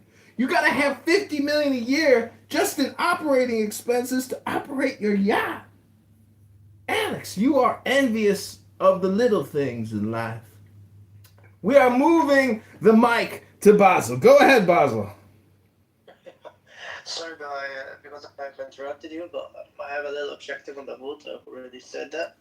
I'm not a U.S. citizen, just as a start, but I'm seeing the conversations in Clubhouse or in any part of the social media, whether Trump is good or right, or whether the war is going to a better, let's say, fate, or is he just colliding with the whole U.S. economy and the global economy?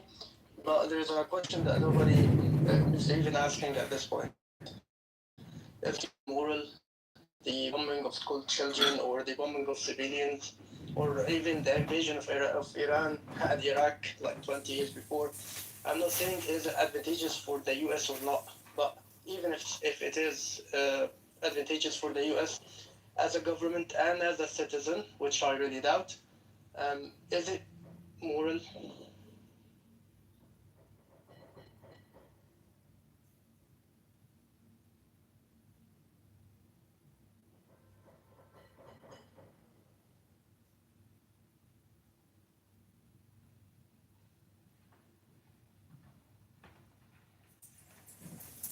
Is it moral?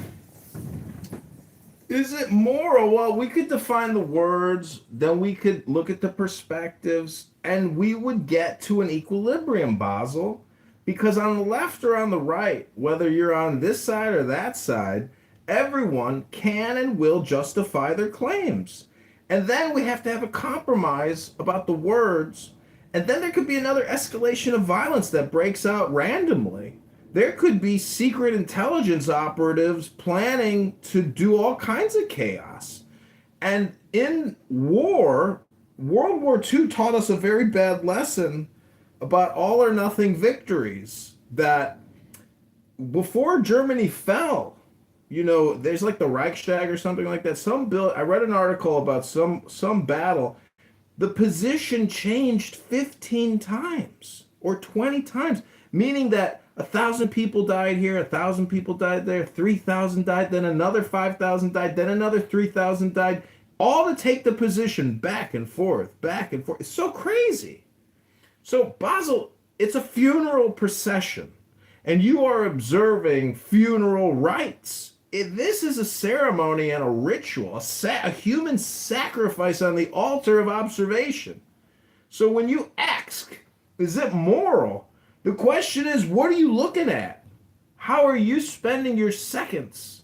Because you got 2.5 billion seconds to spend, Basel. What are you going to spend it on with your observation, with your conscious attention? How much are you going to get paid per second for your words? Because when you die, many people don't know this. You go before, God in heaven, and God looks at the accounting, does an audit, does some actuarial science, and says, this is how much you earned per second, and these are how many words you used. So it turns out, Basel, that the people who earn the most are actually the biggest talkers, like Donald Trump, or Sundar Pichai, or Tim Cook, or Steve Jobs, who turned into a fruitcake and disappeared and left his wife a $300 billion nest egg to enjoy. You could be the Walton family, and now you can't find qualified workers to fill your warehouse distribution wholesaling business, Basel. So I hope that answers your question.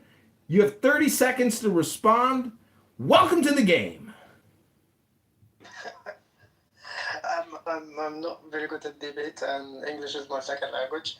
But I think that some, let's say, definitions or terms have been put on a spectrum. Like when I ask someone, is this moral or not? He responds like, you can say it's moral and you can say it's not. And I can, in the other way, respond in reverse. But I think that, like, bombing of civilian, or even the example that you added, World War II. World War II, nobody, at least I know nobody, that claims that the attacker, in this case, of course, the Nazi Germany, is moral in any way, or has any justification to what it did, not just to Jews, but I mean to Poland, to France. Nobody had ever mentioned, or at least I didn't found somebody that mentions that there is a justification for the action of Hitler, because I think there's not. Basel, is it your opinion? Is it your opinion, Basel, that there is a definitive World War I and a definitive World War II? And what does 1 + 2 equal? I didn't get your question. Of course, there's a definitive war.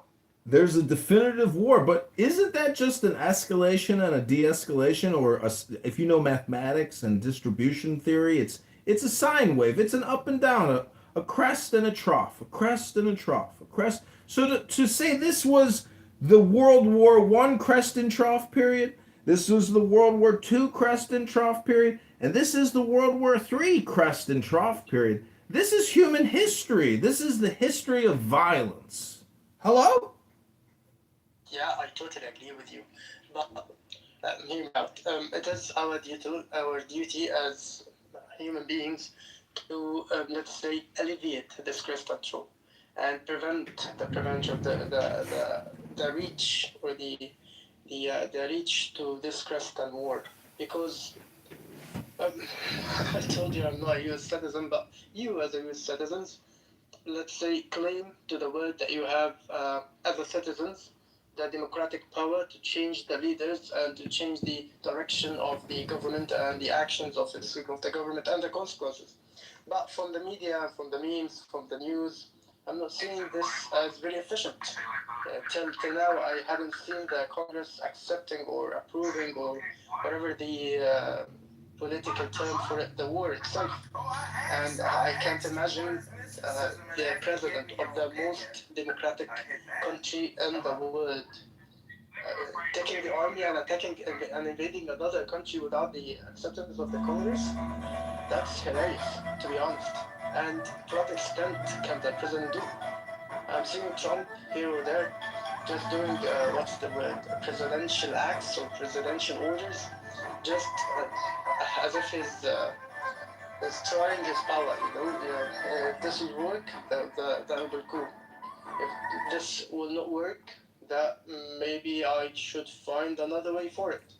Sorry for my sluggish language, but I think the concept has reached. Did it? Yes. If I can answer your question too, I mean, I think your initial question as to whether or not this moral. And you have to remember that the United States has always held itself to be sort of a beacon of morality in regard to world affairs. So the people are somewhat confused. But in actual truth, a war without actual justification or something which is verifiable, something which is not sort of leaves uncertainty in regard to what its cause is or as to whether or not its objectives for it could never be considered moral. You know what I mean? As Alistair said himself, the world is constantly at war. World War I and World War II were only a precipice in regard to what we consider international conflicts, all at once, nations building on one another for it. And we learn from them. We learn the detrimental effects to mankind, to society, or to the end, and what the potential consequences. So we also try to become more moral in regard to what it is we did. But we always we protect our interest. We protect our interest in regard to our economy, while making our money here in the U.S. So we like our Waltons and our Gates and our even, I guess, suppose even people like Trump. We have a different value system that also affects sometimes in regard to moral character. And sometimes that may kind of confuse the issue. But the overall with morals, yes, this is an immoral war, and we are moral people, and we object to it, at least to that level. Well, I think we're in the same point. I'm not seeing a very conflicting ideas between our talks, and that's cool. But the thing is that I'm not sure if the international law was a bad trial to prevent World War II appearing, or World War. Of course, it didn't prevent, but I'm not sure if it is a bad trial to prevent the crest you have been mentioning, or is it just, let's say, a political arm done mainly by the U.S., which is the highest funder to all this international laws and international courts and all of this, just to make, I'm not sure, and if, for example, if an African leader had done a bad act, let's call it that way, that is not moral, he would be immediately, what's the word, put as a criminal by the court, and his country will be immediately afterwards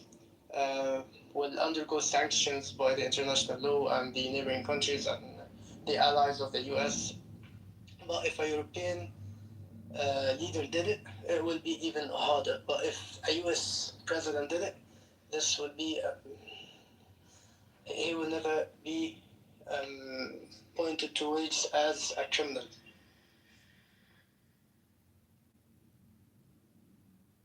I'll tell you, our political structure is complicated. It takes time in order to address these issues as far as to, we don't recognize the World Court, which as Trump said, we don't recognize any of the edicts or anything that they issue for the purposes of for it because it's convenient for Trump. You know what I mean? It's just like, yeah, you can call me a war criminal if you want to, but what you going to do about it? So kind of the bully attitude, which a lot of MAGA people seem to like. So yeah, that's what it is in regard to that. But those things change in time. You know what I mean? Our system does constantly sort of, it swings back and forth like a pendulum in regard to it, and it's usually fed by discontent. And when that happens when we see major change, you know what I mean? Don't put out the lights yet. It's not all over. But at the same time, Trump is, T.A. Alex, do you know what the difference is between MAGA and the word metamorphosis? Please enlighten. Metamorphosis deals with a butterfly and a chrysalis. Every good maggot knows that the MAGA larvae is ever crystallizing and metamorphosizing into something new, something more glorious than before its previous incarnation and transformation. So I just love hearing the very juvenile pedestrian use the word MAGA or maggot as if they don't understand the word metamorphosis. Well, let me ask, will this metamorphosis include enlightenment, or will they still be? No, that will be strictly be shunned as foo-foo magic spirituality and mysticism. None of that will be heard. Absolutely not. Conservatives work to preserve the status quo, but maybe it goes backwards.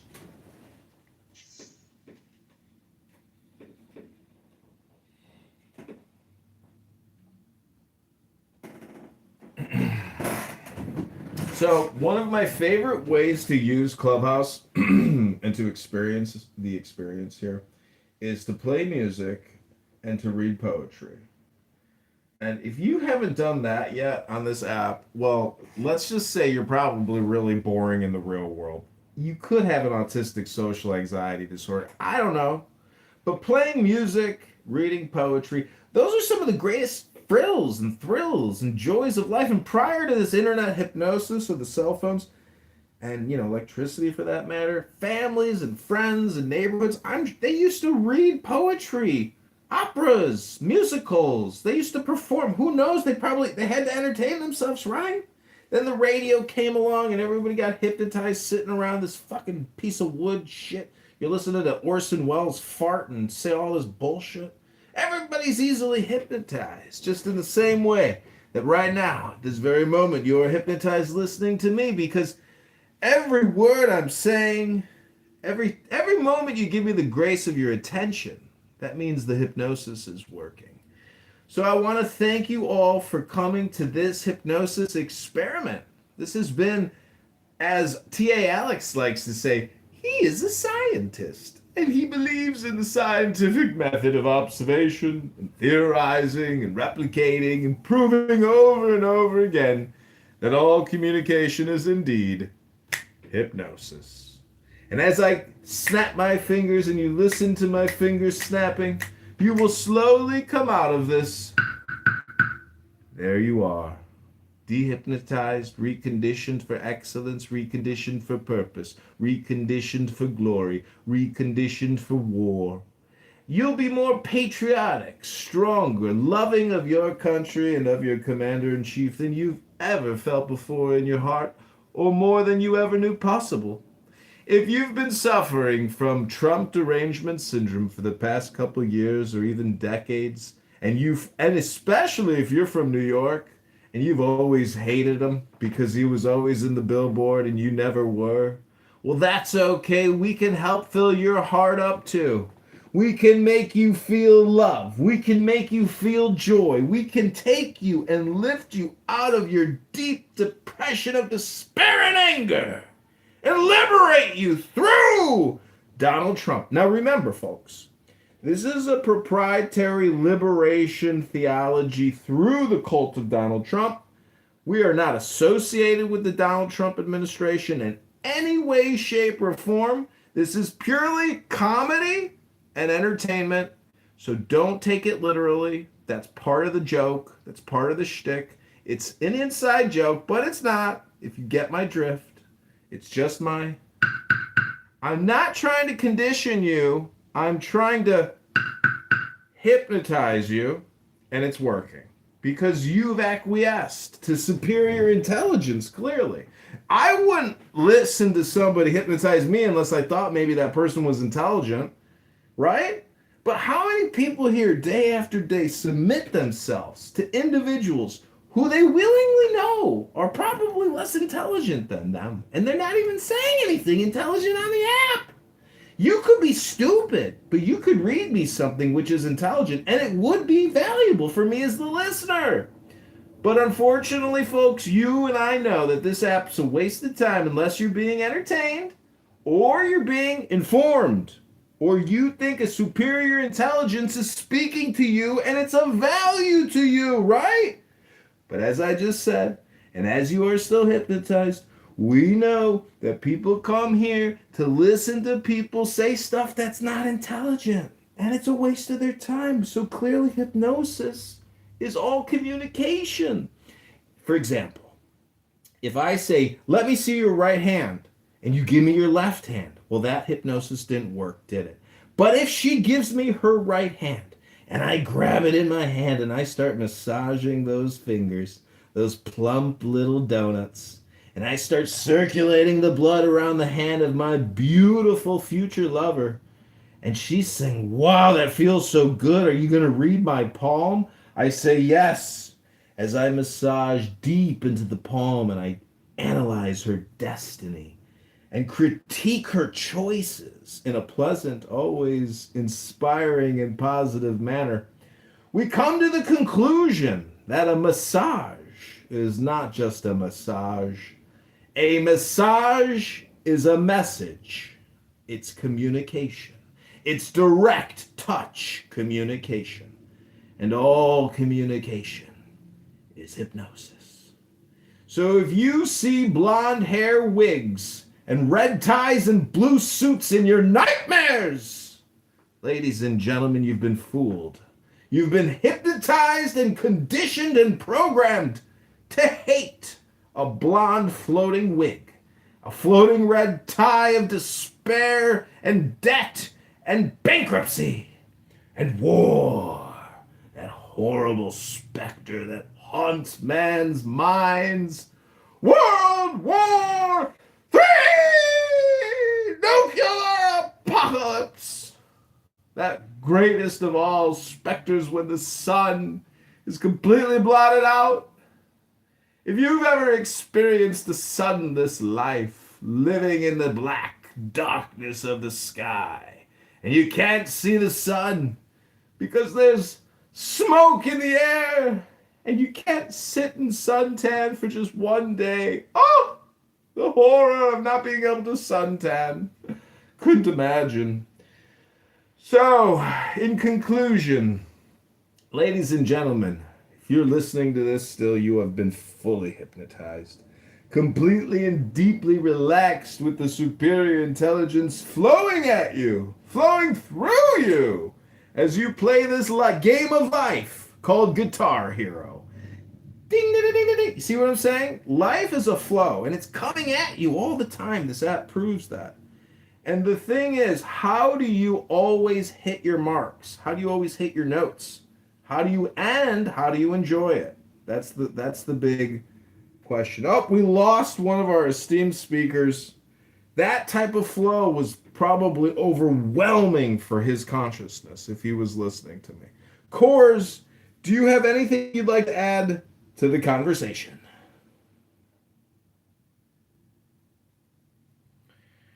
No. No, sorry, man. I was hypnotized. You were hypnotized. Hypnotized. Ugh. Some people think a burp smells worse than a fart. What do you think? I have no opinion, man. You live in an opinionless opinion life. Is that your opinion that you have no opinion? Yeah, man.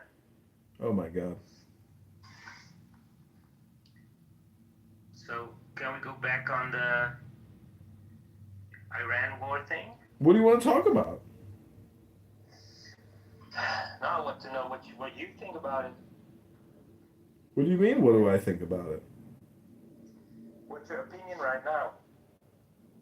What is my opinion? Yeah. About the war? About the situation right now. What is the situation right now? It's always changing. Yeah, I think they're back again, bombing each other, I think. But for the best interest for Iran, I think, because the thing is, the people are still suffering. If America or Israel don't do anything about this, yeah, the people will stay suffering and in the same situation.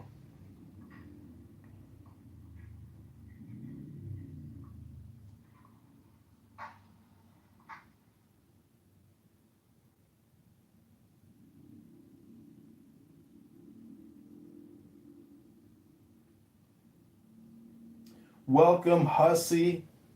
Hussy, welcome to the room. Of course, thank you for that valuable question and input. What up? So, one thing I gotta say, I don't like the poll. It's like either deploy Marines and nukes. Oh no, the poll's gone. Okay then.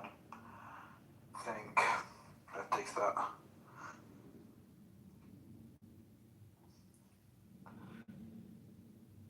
Hey guys, what do you think about the blockade? Is it smart?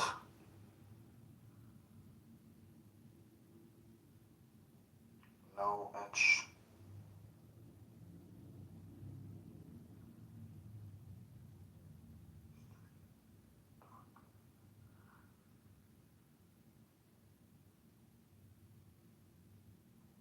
Okay, there's a new poll.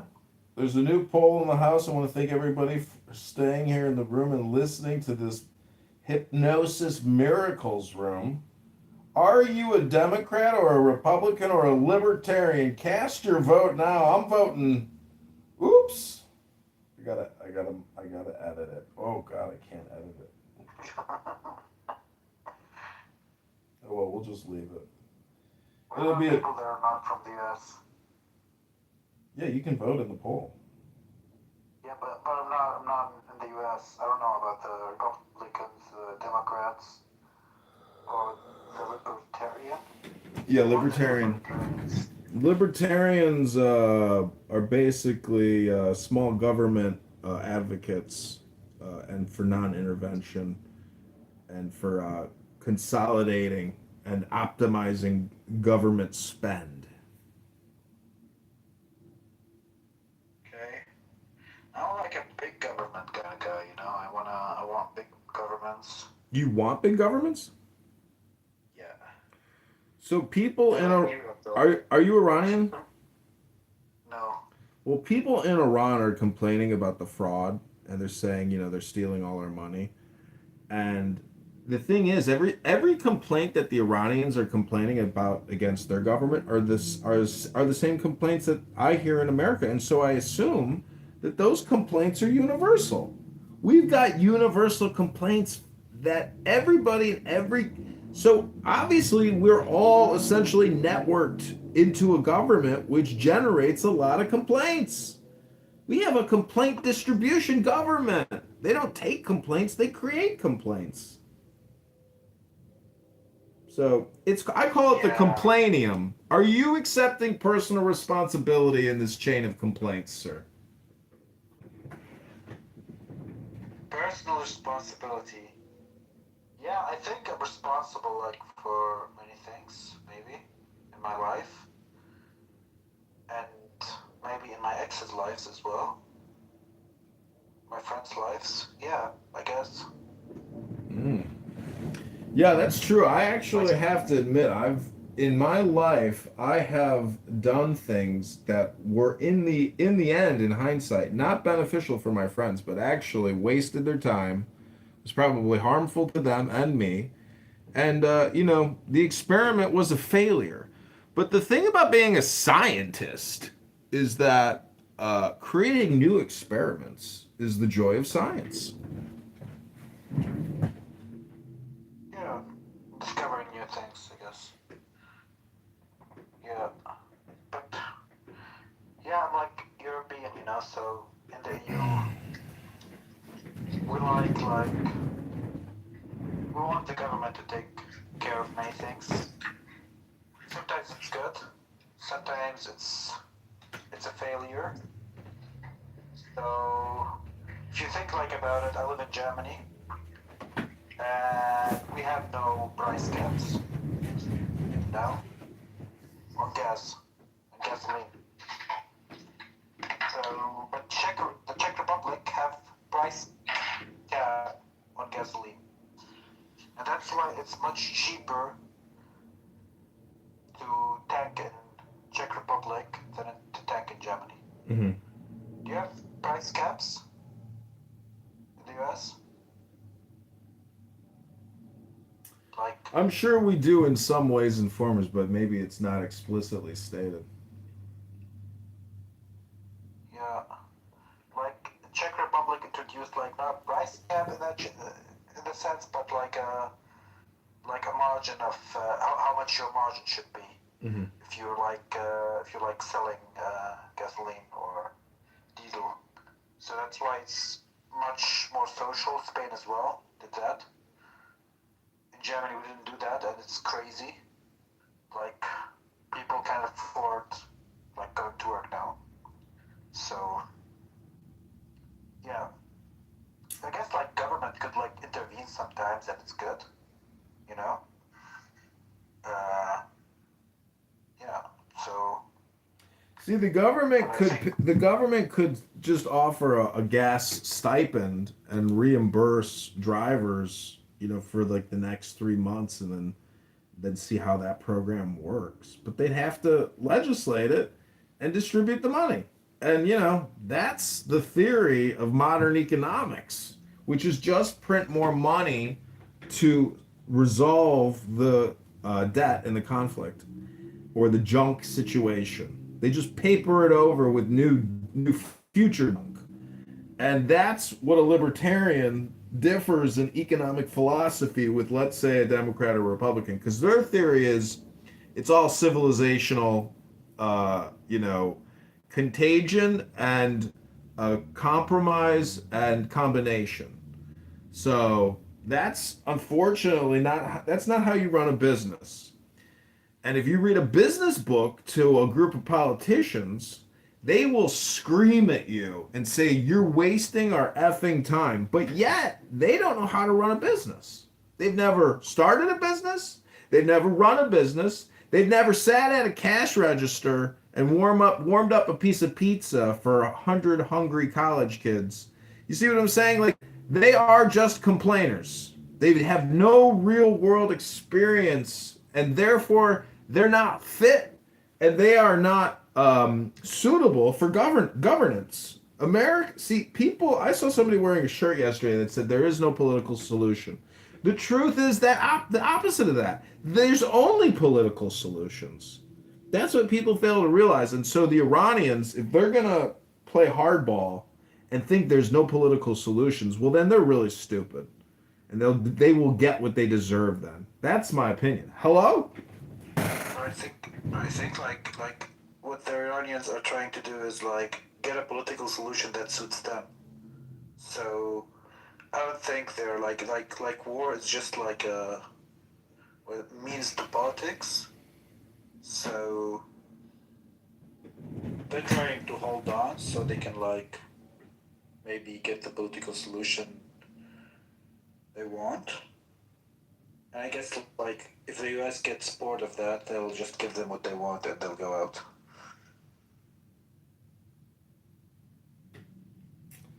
So, You know, like it's do you? Let me ask you, sounds like Hussy. Do you? Let me ask you a quick question. Do you think you could teach me a new English word today?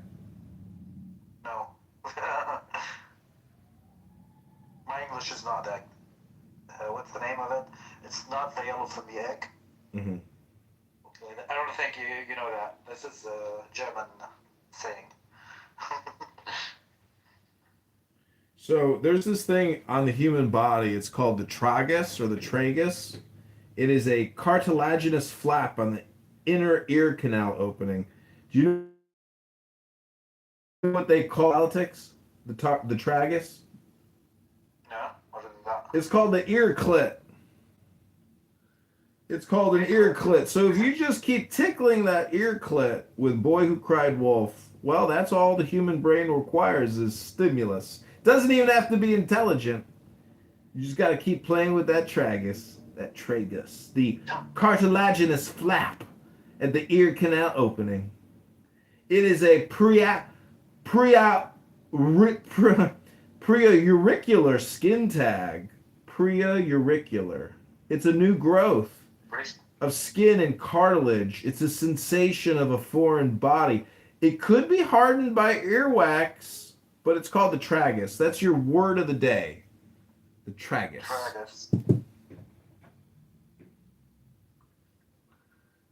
Nice. Tragus. Sounds like a tragedy.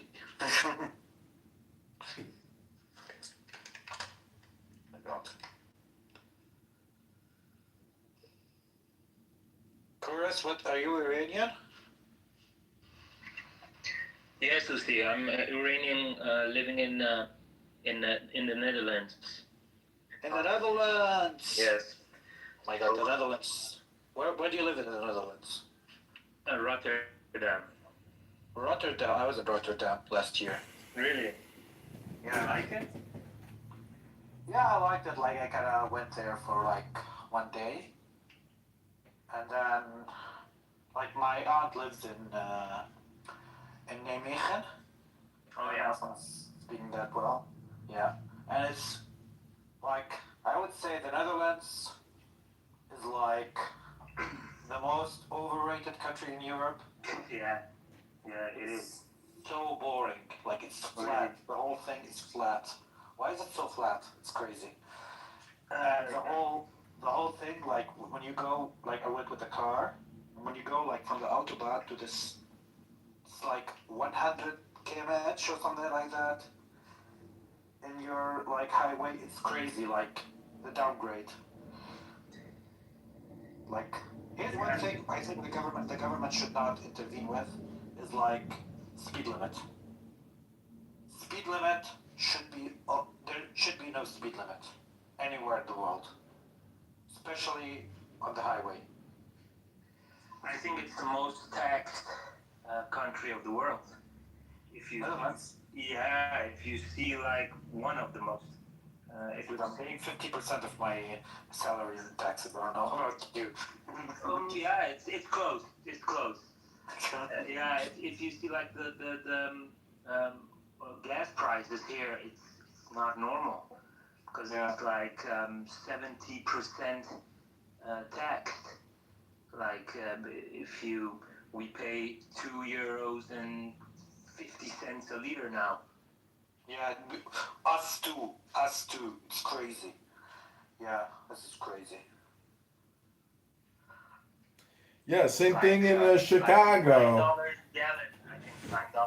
It's $5 a gallon in Chicago, but the state of Illinois taxing authority puts on a couple dollars, so it's all environmental tax, and it goes into a general purpose fund, and they're just ripping us off. It's the government is the problem. We need new management. Yeah, but like you know, like the thing is, I'm just like my car has also like is a plug-in hybrid, so I'm charging it right now. So I could drive with it, like, but I'm just driving it in the city, and like I'm taking the public transport like most of the time. Like the public transport is really decent in Europe. You don't need a car. Yeah, it's a nice to have and not like a. It's more like a luxury thing, kind of thing. But you don't need it in Europe. I think like in the US it's different.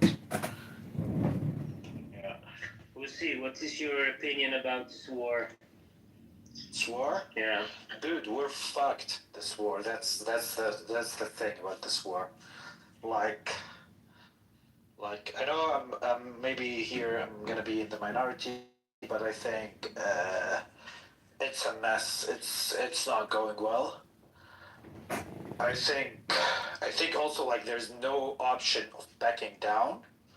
Like some people saying like just like get out, and I don't think there's get out right now. I think like it's gonna take like 2 to 3 years. Like ultimately, I think the U.S. will get out because they're gonna get bored. And I don't know. I think like Iran at that time. Before that, the regime would change. Before they get bored. I don't think the regime will change. To be honest, I'm sorry, Peter. Like I hope so. I hope planning on that. Yeah, I hope so. But like I don't think the regime will change. To be honest, I think what will happen is like it will go like 2 to 3 years, and I don't know. Until then, alternative routes will be found for oil, or the world will just get used to having less oil. Like you could see, like the cars are now like don't need that much like gasoline like 10 years ago. This Kurdish guy is from Hindustan, living in India, living in Netherlands. Why does he use lion and sword? He's like you. You are not from Iran. You are from Pakistan or India. Why do you comment on Iran? I don't know, my dude. Good ass. But Exactly. so Peter, you're talking shit, man. Peter, chill. Okay. Speak Russian. If you are carrying this flag, you should be able to speak Russian. فارسی حرف بزن وقتی که خالی من فارسی حرف بزن اگه بلدی. Can you speak Russian? What the fuck, dude? I'm not. You are imposter. Peter. No, Iran has no internet. Shut the fuck off. You are nobody to comment on behalf of Iranians as if you cannot speak Persian. If you can speak Persian, فارسی حرف بزن. Peter, he lives in the Netherlands. You too. You are not also Iranian. You like him. You are also an ambassador. None of your business, Iran. Iran is none of your business. Regime change is none of your business. I'm not Iranian. Okay, so fuck off. Yeah. Dude. پیتر مادر جنده من فارسی صحبت میکنم چی میگی تو؟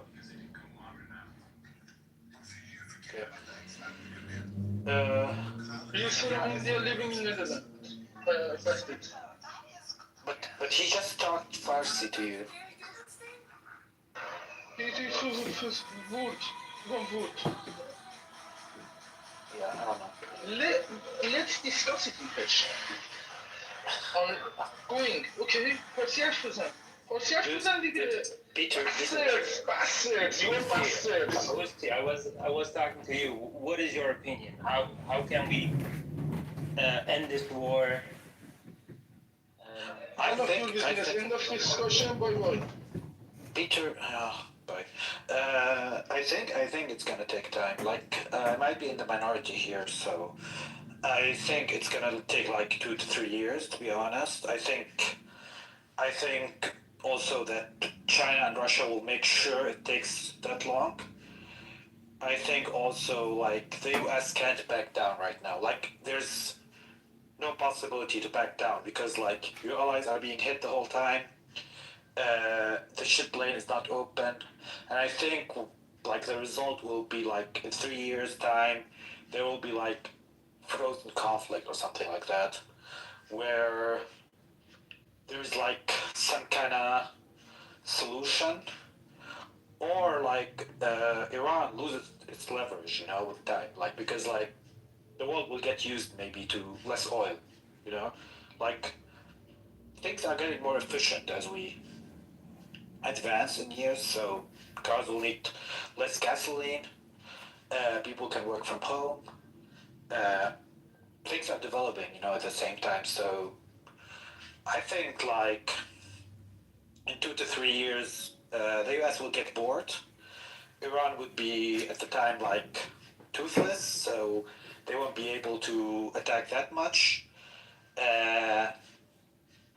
And maybe some kind of, like, solution for the nuclear problem will be like, okay, you can't enrich uranium anymore, and they'll say, okay. But it's gonna take time, because, like, as I see it right now,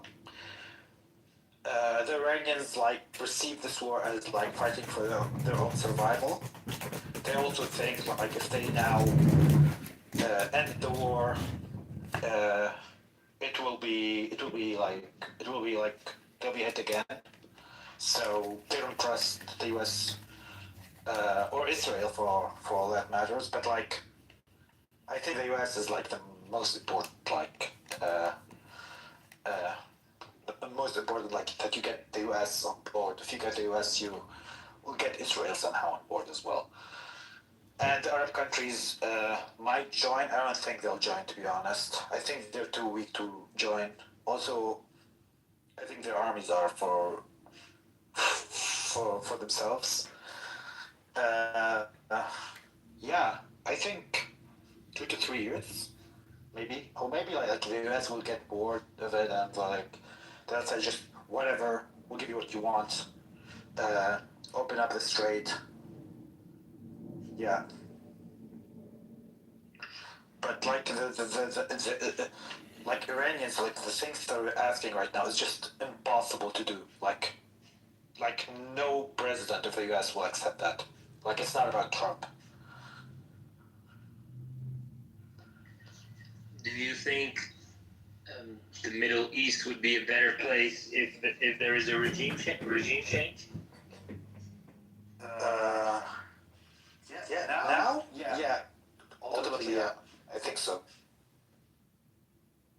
I think it could become more peaceful, But, like, you don't know, because, like, if the worst regime is there, it's, I think, like, at least for the Gulf countries, it would be, like, if there's, like, a regime change instantly now, it would be better, It might not be better for the Lebanese right now, but yeah, there needs to be a solution there. Yeah, but, like, I think maybe, like define peaceful as well. Like, peaceful for someone is, like, unpeaceful for another. But yeah, like, I think for the West it would be ultimately better if the regime would go. For some countries as well, like, I think for Syria it's much better if the regime would go. For many in Lebanon as well. For some in Lebanon, not that much. Yeah, I think the Palestinians are fucked anyway, like, because, like, they're just proxy, like, yeah, sadly, And yeah, but I think, like, ultimately, yeah, that would be, it would be ideal if the regime just would fall, but, like, I don't think it would fall, to be honest. And yeah, I think if the regime falls, the other countries will need to make sure that Iran is not strong, So, and they're gonna have to, like, put some influence inside Iran to make sure that, yeah, Iran becomes, like, neutral or something like that. Yeah. Because I don't think that Iran will get any weapons like they did in the Shah time. Yeah, that's my 2 cents. I talked a lot. I'm sorry, guys. Thanks, Lucy. Thanks. What do you think, Chris? Yeah, I think it's necessary that there comes a regime change, and it's hard to say because I think that the 80% has to come from America and Israel, and the last 20%, the people of Iran will have to do it, and yeah, because without any weapons, they cannot maintain it, and it's hard for them right now, and yeah, and you said like it's gonna take 2 or 3 years. I think it's too long. I don't think that it's gonna last that long. This war. If we see now what's happening and the deals that are broken, I think it's not gonna happen. I think it's we have to hope that it's like a few months or maybe in weeks. But yeah, years. I don't think. I think, yeah, we need the help of the U.S. and Israel. Otherwise, the people are cooked.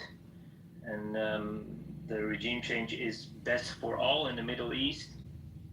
And also the proxies that are happening, all of 47 years of investment of the IRGC is paying the price, and that has to stop right now. It has to stop.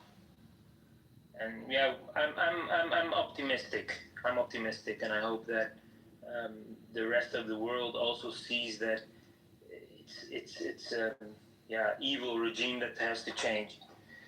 And for us, all Iranians, diasporas that are everywhere in the world, yeah, we want to go back. We want our country back. Yeah, there was one question Sam asked, like, you mean for Hezbollah in Lebanon? Gotta get to the gym. Gotta get to the gym. I think it's gotta go work his belly up real hard in the gym. Gotta go to the gym. Gotta go to the gym and work his belly. Gotta go to the gym. So that's why. Gotta go to the gym and work his belly. Sit up, sit up, sit up, sit up, sit up. Use the smart machine and the horse a rotator. Go to the gym, John. Go to the gym, John. Go to the gym, John. Israel and the US have it their way, you know. But at the same time, you have like other people that are like much more joyful about like the ones that are against Hezbollah in Lebanon. So it's very hard to say in Lebanon like who's gonna win and who's gonna lose. And Israel, like when they went into Lebanon as well, they asked Druze and Christians not to take in any Muslims inside their homes, or their homes will be like attacked as well. So like the Shiite community, Muslim community in Lebanon are like fucked, you know. And that's why like a group like Amal, which is like not Hezbollah, joined the fight as well against Israel. So yeah, I think the Shiite community in Lebanon are going to be fucked after if I think even if Iran like holds on, I think they're fucked anyway, because like I think I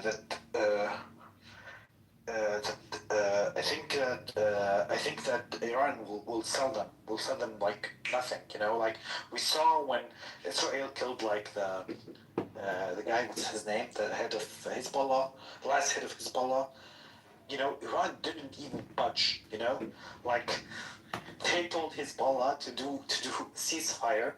You know, and they told him like they sold him like I think like Iran would, like the IRGC would sell them like nothing, you know. Like these proxies are just like cards for the IRGC. Like that's what I think, you know, and they would use them and as long as they're useful, and they're not useful. I think you mean Hassan Nasrallah.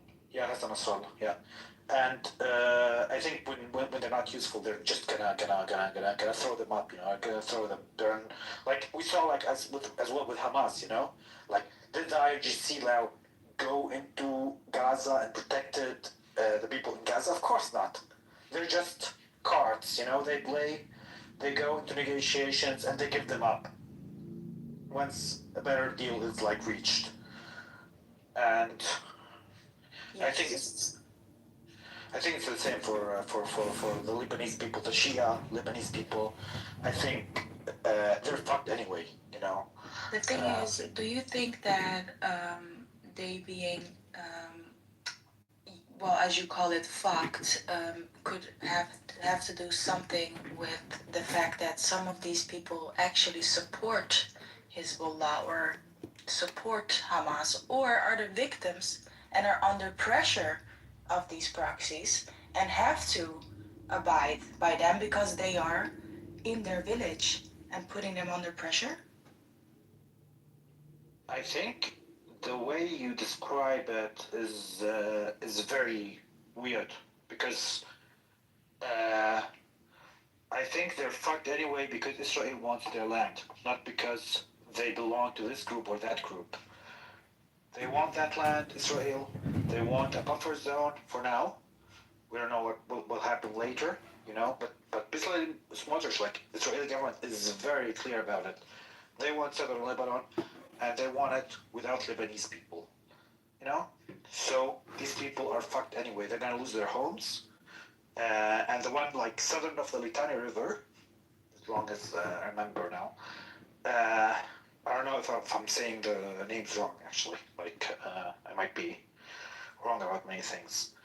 I think they're not going to return to anything because there are nothing. There's nothing. Like, the villages are gone, Maybe they'll leave some towns, but I don't think the fight is ideological, I think the fight is about taking land from Lebanon, and Hezbollah. You don't think it's for self-defense? You think it's just all about the land? What do I think it's self-defense? Which one? You don't think that the Jewish people are defending themselves? No, I don't think. Israel defending themselves? You're kidding me.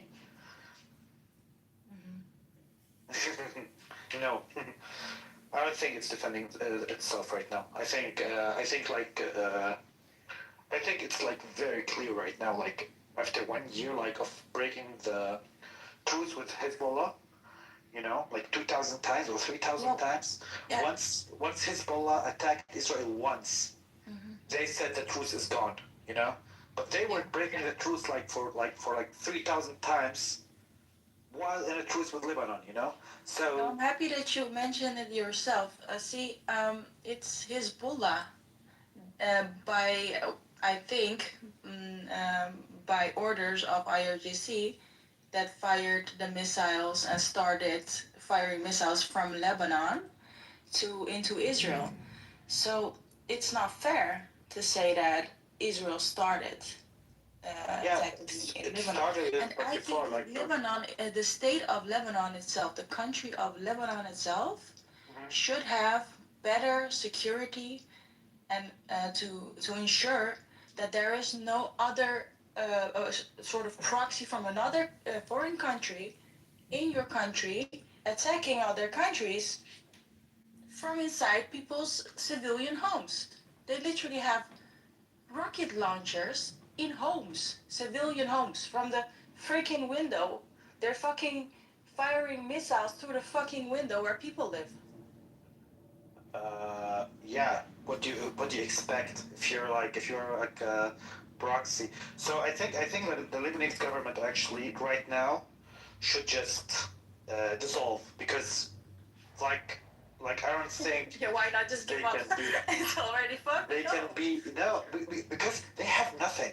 They have no money. They have no. You could go and look. Like I thought about buying some bonds from Lebanon. Look at the bonds from Lebanon.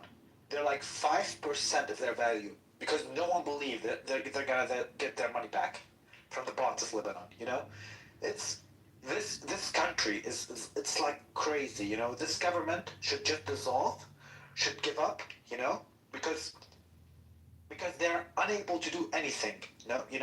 Israel already occupied their southern part, and they're unable to remove Israel from their southern part. I don't know which country accepts that. Yes, and they were also unable to keep out a foreign militia into their country. Yeah, that's why they should dissolve themselves. They should just shut up. You know, it doesn't matter what they say. You know, here's the thing. Like the thing is about Hezbollah. You know, he's Lebanese. It's a Lebanese militia. You know, so they are Lebanese, but we all know that this is Lebanese problem. You know, this is Lebanese problem. You know, so they should take care of it themselves, with themselves, the Lebanese, against Lebanese and stuff. You know, but the thing is, if the government is unable to take care of armed militias and take care of outside interference, they weren't even able to kick the Iranian ambassador. Can you believe that? Like, what the fuck is that country? They should just give up. You know, they were like, yeah, we're gonna throw out the Iranian ambassador right now. And then what happens? Hezbollah takes him into his protection in their own fucking country. What? Yeah, they can't. They asked them to leave. They didn't leave. What kind of country is that? It's that like they can't even kick them. What? No, the whole structure is dumb. You know, Lebanon should have rebuilt itself after the Civil War. They should have built a real army. You know, after they kicked out Israel. Instead of that, what did they do? They fought against each other. They started doing political stuff against each other. And I don't know the whole thing or the history of Lebanon, but I think the Lebanese should have built a government instead of relying on Hezbollah, you know, to protect them. Now Hezbollah is unable to protect them. What happens? I don't know. You know, their only guarantee that they're not going to get invaded is now gone. Now they're getting invaded. The same with Syria as well. Like, Israel is now encroaching also into Syria. You know, they're going to take more land. They're going to kick people out.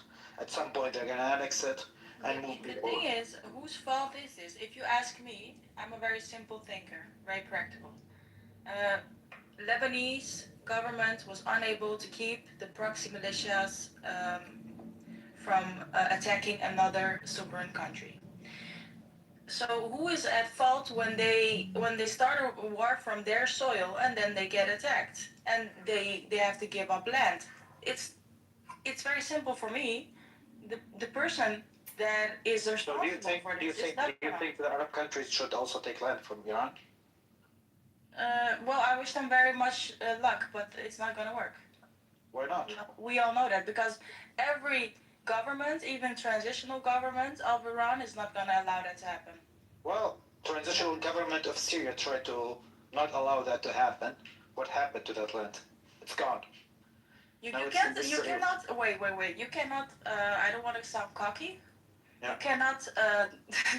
You can't make the example of Syria and Iran. It's not the same. Right? Oh, it's not the same.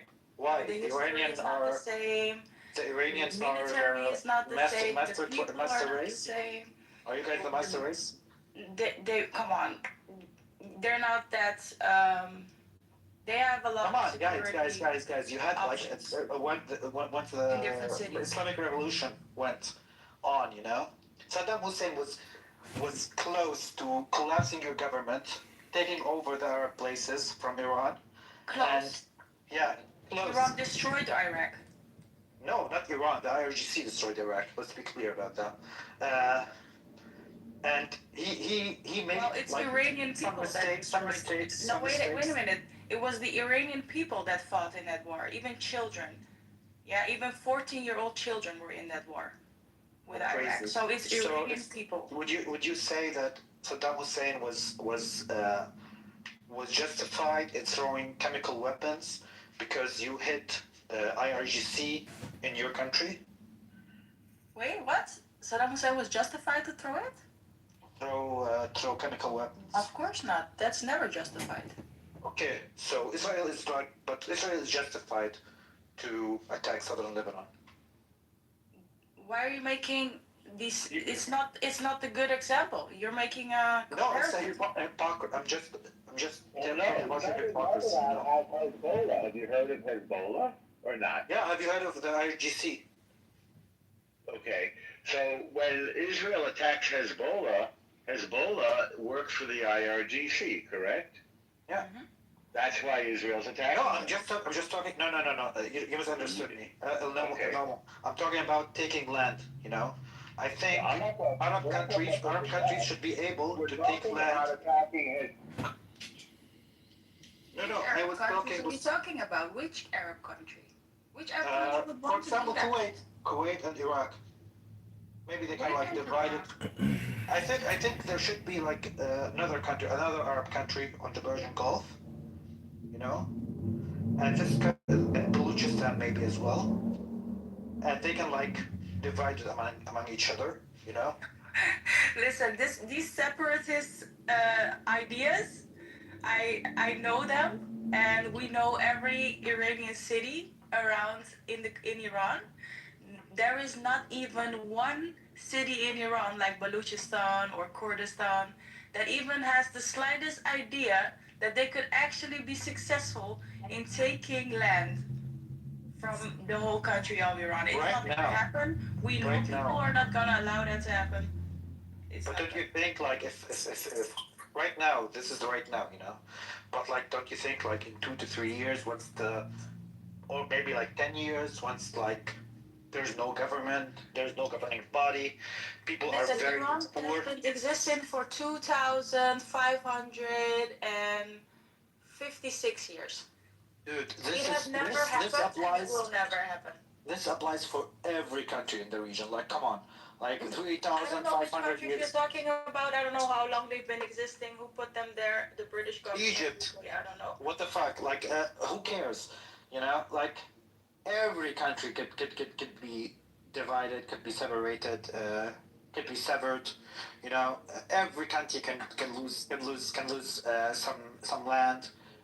Like, don't talk to me about like Yemen was like also like the way I talked to a friend of mine who's Yemeni. You know, he was like, we've been there for 6,000 years. We're not gonna get separated. Yeah, we were separated. They got separated into south and north Yemen. You know, like every country gets separated. You're gets literally divided. comparing Yemen again now with Iran. You don't need to compare countries like that. You know, there's a. Yeah, you are the master race. I understand. Well, I mean, come on. Is that the name of a song or something? Yeah, you're the master race. Yeah, you're the master race. It's gotta be a fair comparison. Yeah, you're the master race, the chosen people. The chosen people. Master race. I strike the master chord. I draw the flaming sword. Hello? I mean, we're not doing that bad, Yemen. Yemen? What? I don't know. Like, like pick a country and I can compare it to Iran. I don't know. Like, you know, like it's just the comparison you make. Yemen, you know, everyone that knows the Middle East knows that you can't make that comparison. Come on. Okay, what country should I compare Iran to? You can't. Egypt? You can't compare countries like that. You just can't. Okay, so Iran is and unique. Not even with Egypt. No, it's a totally different story. And Egypt is in North Africa. That's also a different continent, bro. Yeah, I don't know. Like you told me it's like 3,000 years old. I was like, okay, Egypt's 5,000 years old. I don't care. Like I don't care how old a country is. You know, like I don't know. Iran was like almost like all of its history, like almost all of its history was conquered by I don't know, like by Alexander, and then by Islam, and then I don't know, sometimes by Romans, like Yeah, I don't know. We are still here. So. Yeah, you're still here. Like, FYI. like you're still here. I'm not arguing with that, you know, but like I'm just saying, like, if you say that Lebanese can be removed from their land, you know, because No, Hezbollah I'm not was saying among that them. at all. That is Was not among you're them. putting words in my mouth. I don't appreciate said people that. putting words in my mouth. No, I said the Lebanese government is responsible for letting proxy militias into their country and then starting a war with another country. That's what they are responsible for. That's what I said. Don't put words in my mouth. But you said also it's okay if the Lebanese people are removed from their land. No, I did not say that it's okay. I said who's responsible for it though. Yeah, but and who has to make it up to them? It's their own government. They need to fix it. Give them a house, build them a house. In another place, right? Well, no. They can once that we know that the Jews are safe, because Jews deserve to live just like you and me. Yeah, I'm not. Then they can get back the land and build their They're houses. They're not gonna get back their land. Like let's just not be naive, you know. Like it's clearly what the government is saying. The Israeli government. I'm not talking about the Jews, you know. I'm not talking about the Israelis as well. I'm talking about the government. The government right now in Israel wants the land, you know, and they want the land without Lebanese people inside it. If the Lebanese government is not able to secure the area, well, what do you expect people to do? Get Hezbollah back on that border and attack. I think ethnic cleansing is bad. It's not even just Jews in Israel. You know, right? There's Muslims in Israel as well. I don't care about Muslims and Jews in Israel. I care about people not losing their home. That's what I care about. You know, I don't care about anyone in that case. You know. Me too. I think people should not lose their homes, you know. But I think it's like such a hypocrisy that you would actually tell the Lebanese government to accept the loss of the Lebanese people. Let's be clear, to accept the loss of their own country, but you are not ready to give up your own land. No, because they have to fight. They have to fight against the invaders of their country that started this war. So if they fight against Hezbollah, like if Hezbollah gone, you know, do you think Israel will give them that land back? Well, the best chance of getting that land back would be, in my opinion, to get the terrorists out, obviously. And then fight against Israel without any weapons or what? Fight against? Why would you need to fight when you're not doing get your land back? Wrong? Do you think Israel will just back off and give them that land? If they are safe. I think so. There's a lot of water. There's a lot of water there. Dude, they're not gonna get that land back. The problem of the Middle East is water, and there's a lot of water in Lebanon. Israel would never give them that land back. Like that's never gonna happen. Everyone also said like before also like everyone was also saying like Israel would give Golan Heights back to Syria once the government is good there. No, they're not. They're not going to give them any land back. They're going to take more if they see the opportunity as well. So, like, it's also the same for, like, Arab countries. If they get the chance to take, like, southern Iran, they would. I don't think they would because they're too weak to do that, you know? So, lucky you. But I think they would, to be honest. I think, like, honestly, I don't think the Saudis are like that. I don't think not the Saudis. I think the Iraqis.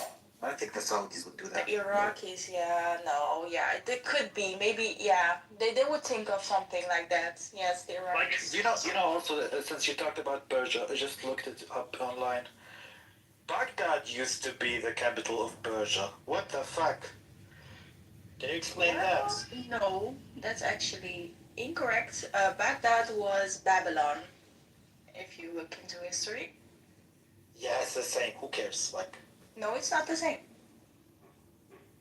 Yeah, it's the same city, right? Babylon?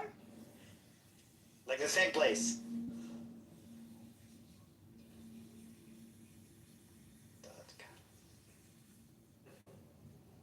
Wait. No. was Persepolis. Persepolis, where's that? Persepolis. Is it?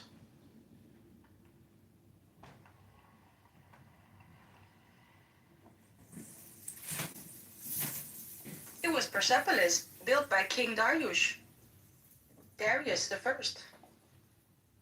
So I don't know how you came to Baghdad, but Wait a minute, it was. Oh yeah, okay, Baghdad you're was right. Babylon. Baghdad You know was where our Babylon. king, Kurush, Cyrus the Great, freed the Jews, 3,000 years ago, freed the Jews from Babylon and let them build their temple in Jerusalem. Remember? No, I don't remember. I wasn't Well, there. I do. We all do.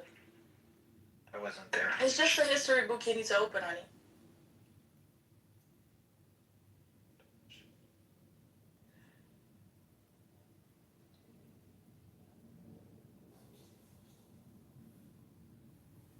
Stephon? Cityphon? Stephon? Kittyphon? I don't know, dude. It was for over 800 years. Was the primary capital, Persian capital, located in modern-day Iraq. Nope. Serving as the winter capital for both Parthian, and Sasanian. I'm probably like slaughtering these names. For over 800. Yeah, Parthian and Sasanian Empire. Yeah, but the thing is with those empires is that they were all part of Persia, but the king back then, he allowed everyone to keep their own culture and their own language and their own religion. So it was all part of Persia, but everyone had their own culture going on, their own religion going on and stuff. Wait a minute. Aren't like... And that's the difference between colonization and an empire. Persian... Oh yeah, you're right actually, though. Thank you. I know. Stephon, looks good actually. But has Israel ever officially stated that it wants to expel Palestinians and take over all the land? I don't know. Do you call the ministers that are in the government official or not? Let's just fact check what you just said. That's their plan, and they have. You said they stated that. Yeah. So let's check. What did they say exactly then? I think better or Smotrich said it.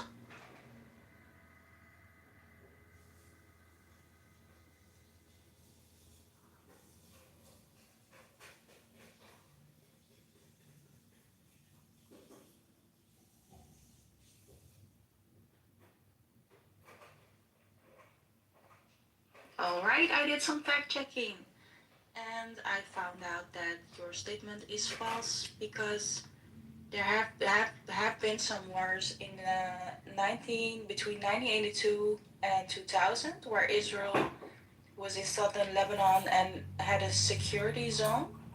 But I talked about the government right now, not talking about the 82. And right now, there is no official, so this is here. Translating in English, there's no official anything being said from Israel that they want to stay there. It's a buffer zone. It's a temporary military buffer zone to protect themselves, as I thought. Why did they remove then the people from there? In the 80s, like this is the difference, you know. In the 80s, they did not remove any people from the buffer zone, you know. In 82, I don't know which year that is. What is a buffer zone exactly? You know, we call it a buffer as if it's supposed to prevent some friction. But really, when you can't trust your neighbors and you have to create buffer zones, Is that really a life worth living where you have to create buffers? Does anyone here know the difference between a buffer and a buffer? Buffer is like. How about the difference between a buffer and a buffet? I'd like a buffet zone. Could we create a buffet zone in between Israel and Palestine? It was nice talking to you. Because I need to eat. It's 10 p.m. in my place. Speaking of buffet. Thanks for the conversation. Yeah, thank you too, guys. Let's keep the conversation going. Yeah. Sorry. And I like the conversation anyway. Like, I learned a lot as well. Thanks, Esty. Thank you, guys. Bye. A couple weeks ago, I went to Key West, which, as you may or may not know, Key West is actually a buffet zone. It's not a buffer zone, but it is a buffet zone. Does the buffet zone start with a J word? It does, actually. Welcome to the room, everybody. If you haven't yet experienced this room, the happening, just raise your hand and share your opinion. You get 30 to 60 seconds to say whatever you're thinking about. Is that like a fresh minute? Do I get the fresh minute every minute? If you are a flower, you are by default fresh. Well, I'd like to share really briefly that I spent the day teaching a bunch of old ladies how to weave baskets from twigs that I gathered off of the ground. I gathered the twigs and then I taught the ladies how to weave them into baskets. And I think that I feel good about how I spent my day. The ladies had fun weaving their baskets, and we didn't change anything in the grand scheme of things, but at least I didn't sit under a bridge shooting heroin into my arm. Hello? Hello? Hello? Hello? Had fun. Hello? So, Rabboni Shalom, welcome everyone to your Clubhouse experience. If you have not yet purchased gold coins, go ahead, pull out your credit card, add it to your Google Play or Apple Pay, and buy some gold coins and send them to me right now. We accept donations for free because of your generosity. Charity is next to godliness. If you want to be closer to the God and want miracles in your life, send me your money. That's right. Right now, buy your gold coins through Google Pay or Apple Pay and link your account to Clubhouse. For joy you will experience.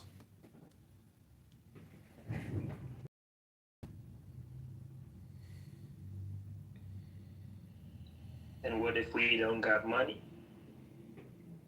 Well, you can borrow, you can tax other people somehow. I wouldn't dare say you break any laws and steal any money, but however you happen to acquire it, send it to me and I will keep it in my gold coin clubhouse vault, which is eternal and fully secured against all possible eventualities. Wait, so would you say that the more we spend and the more we send, the closer to the truth we're going to get, essentially? That's first. Exactly. Talk to Dennis here. Dennis is one of my many satisfied banking clients who sends me his gold coins. Thank you, Dr. Dennis, for putting your trust in me, the universe.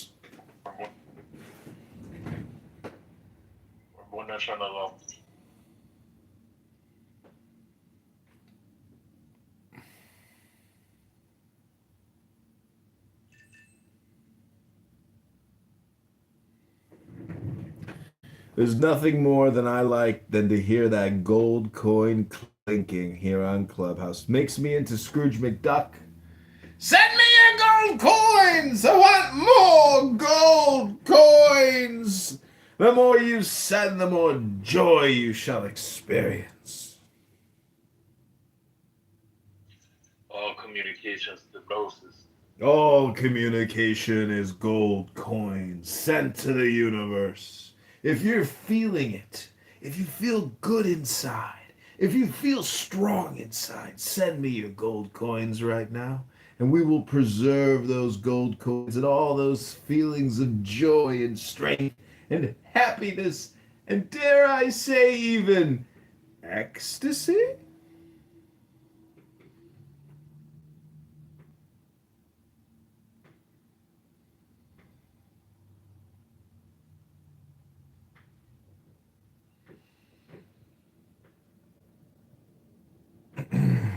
Some people think that the universe is magnetizing you to send the universe your gold coins. You'd be correct.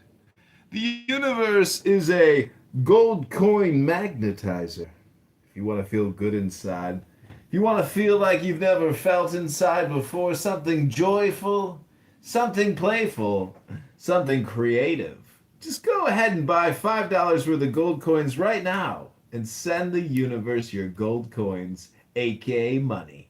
Because after all, what is money? It's just gold coins you're sending me. Everybody's gone, except for me. We can invite more people to the stage. Shumaila. We can invite Project B to the stage. La La Lee. So this has been a long running room. You weren't here earlier, but this was originally titled J.D. Vance Failed to Achieve Peace, What's Next for the War in Iran? And it was a big room. And BB was in here screaming. Everybody was in here. Daniel was in here screaming. And I was like, hit him again, Daniel! Hit him again!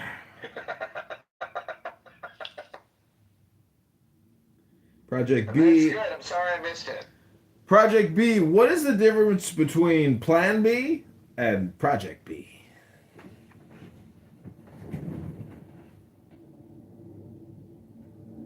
Wait, what's the difference between Plan B and Project B? Wait, I think I heard it.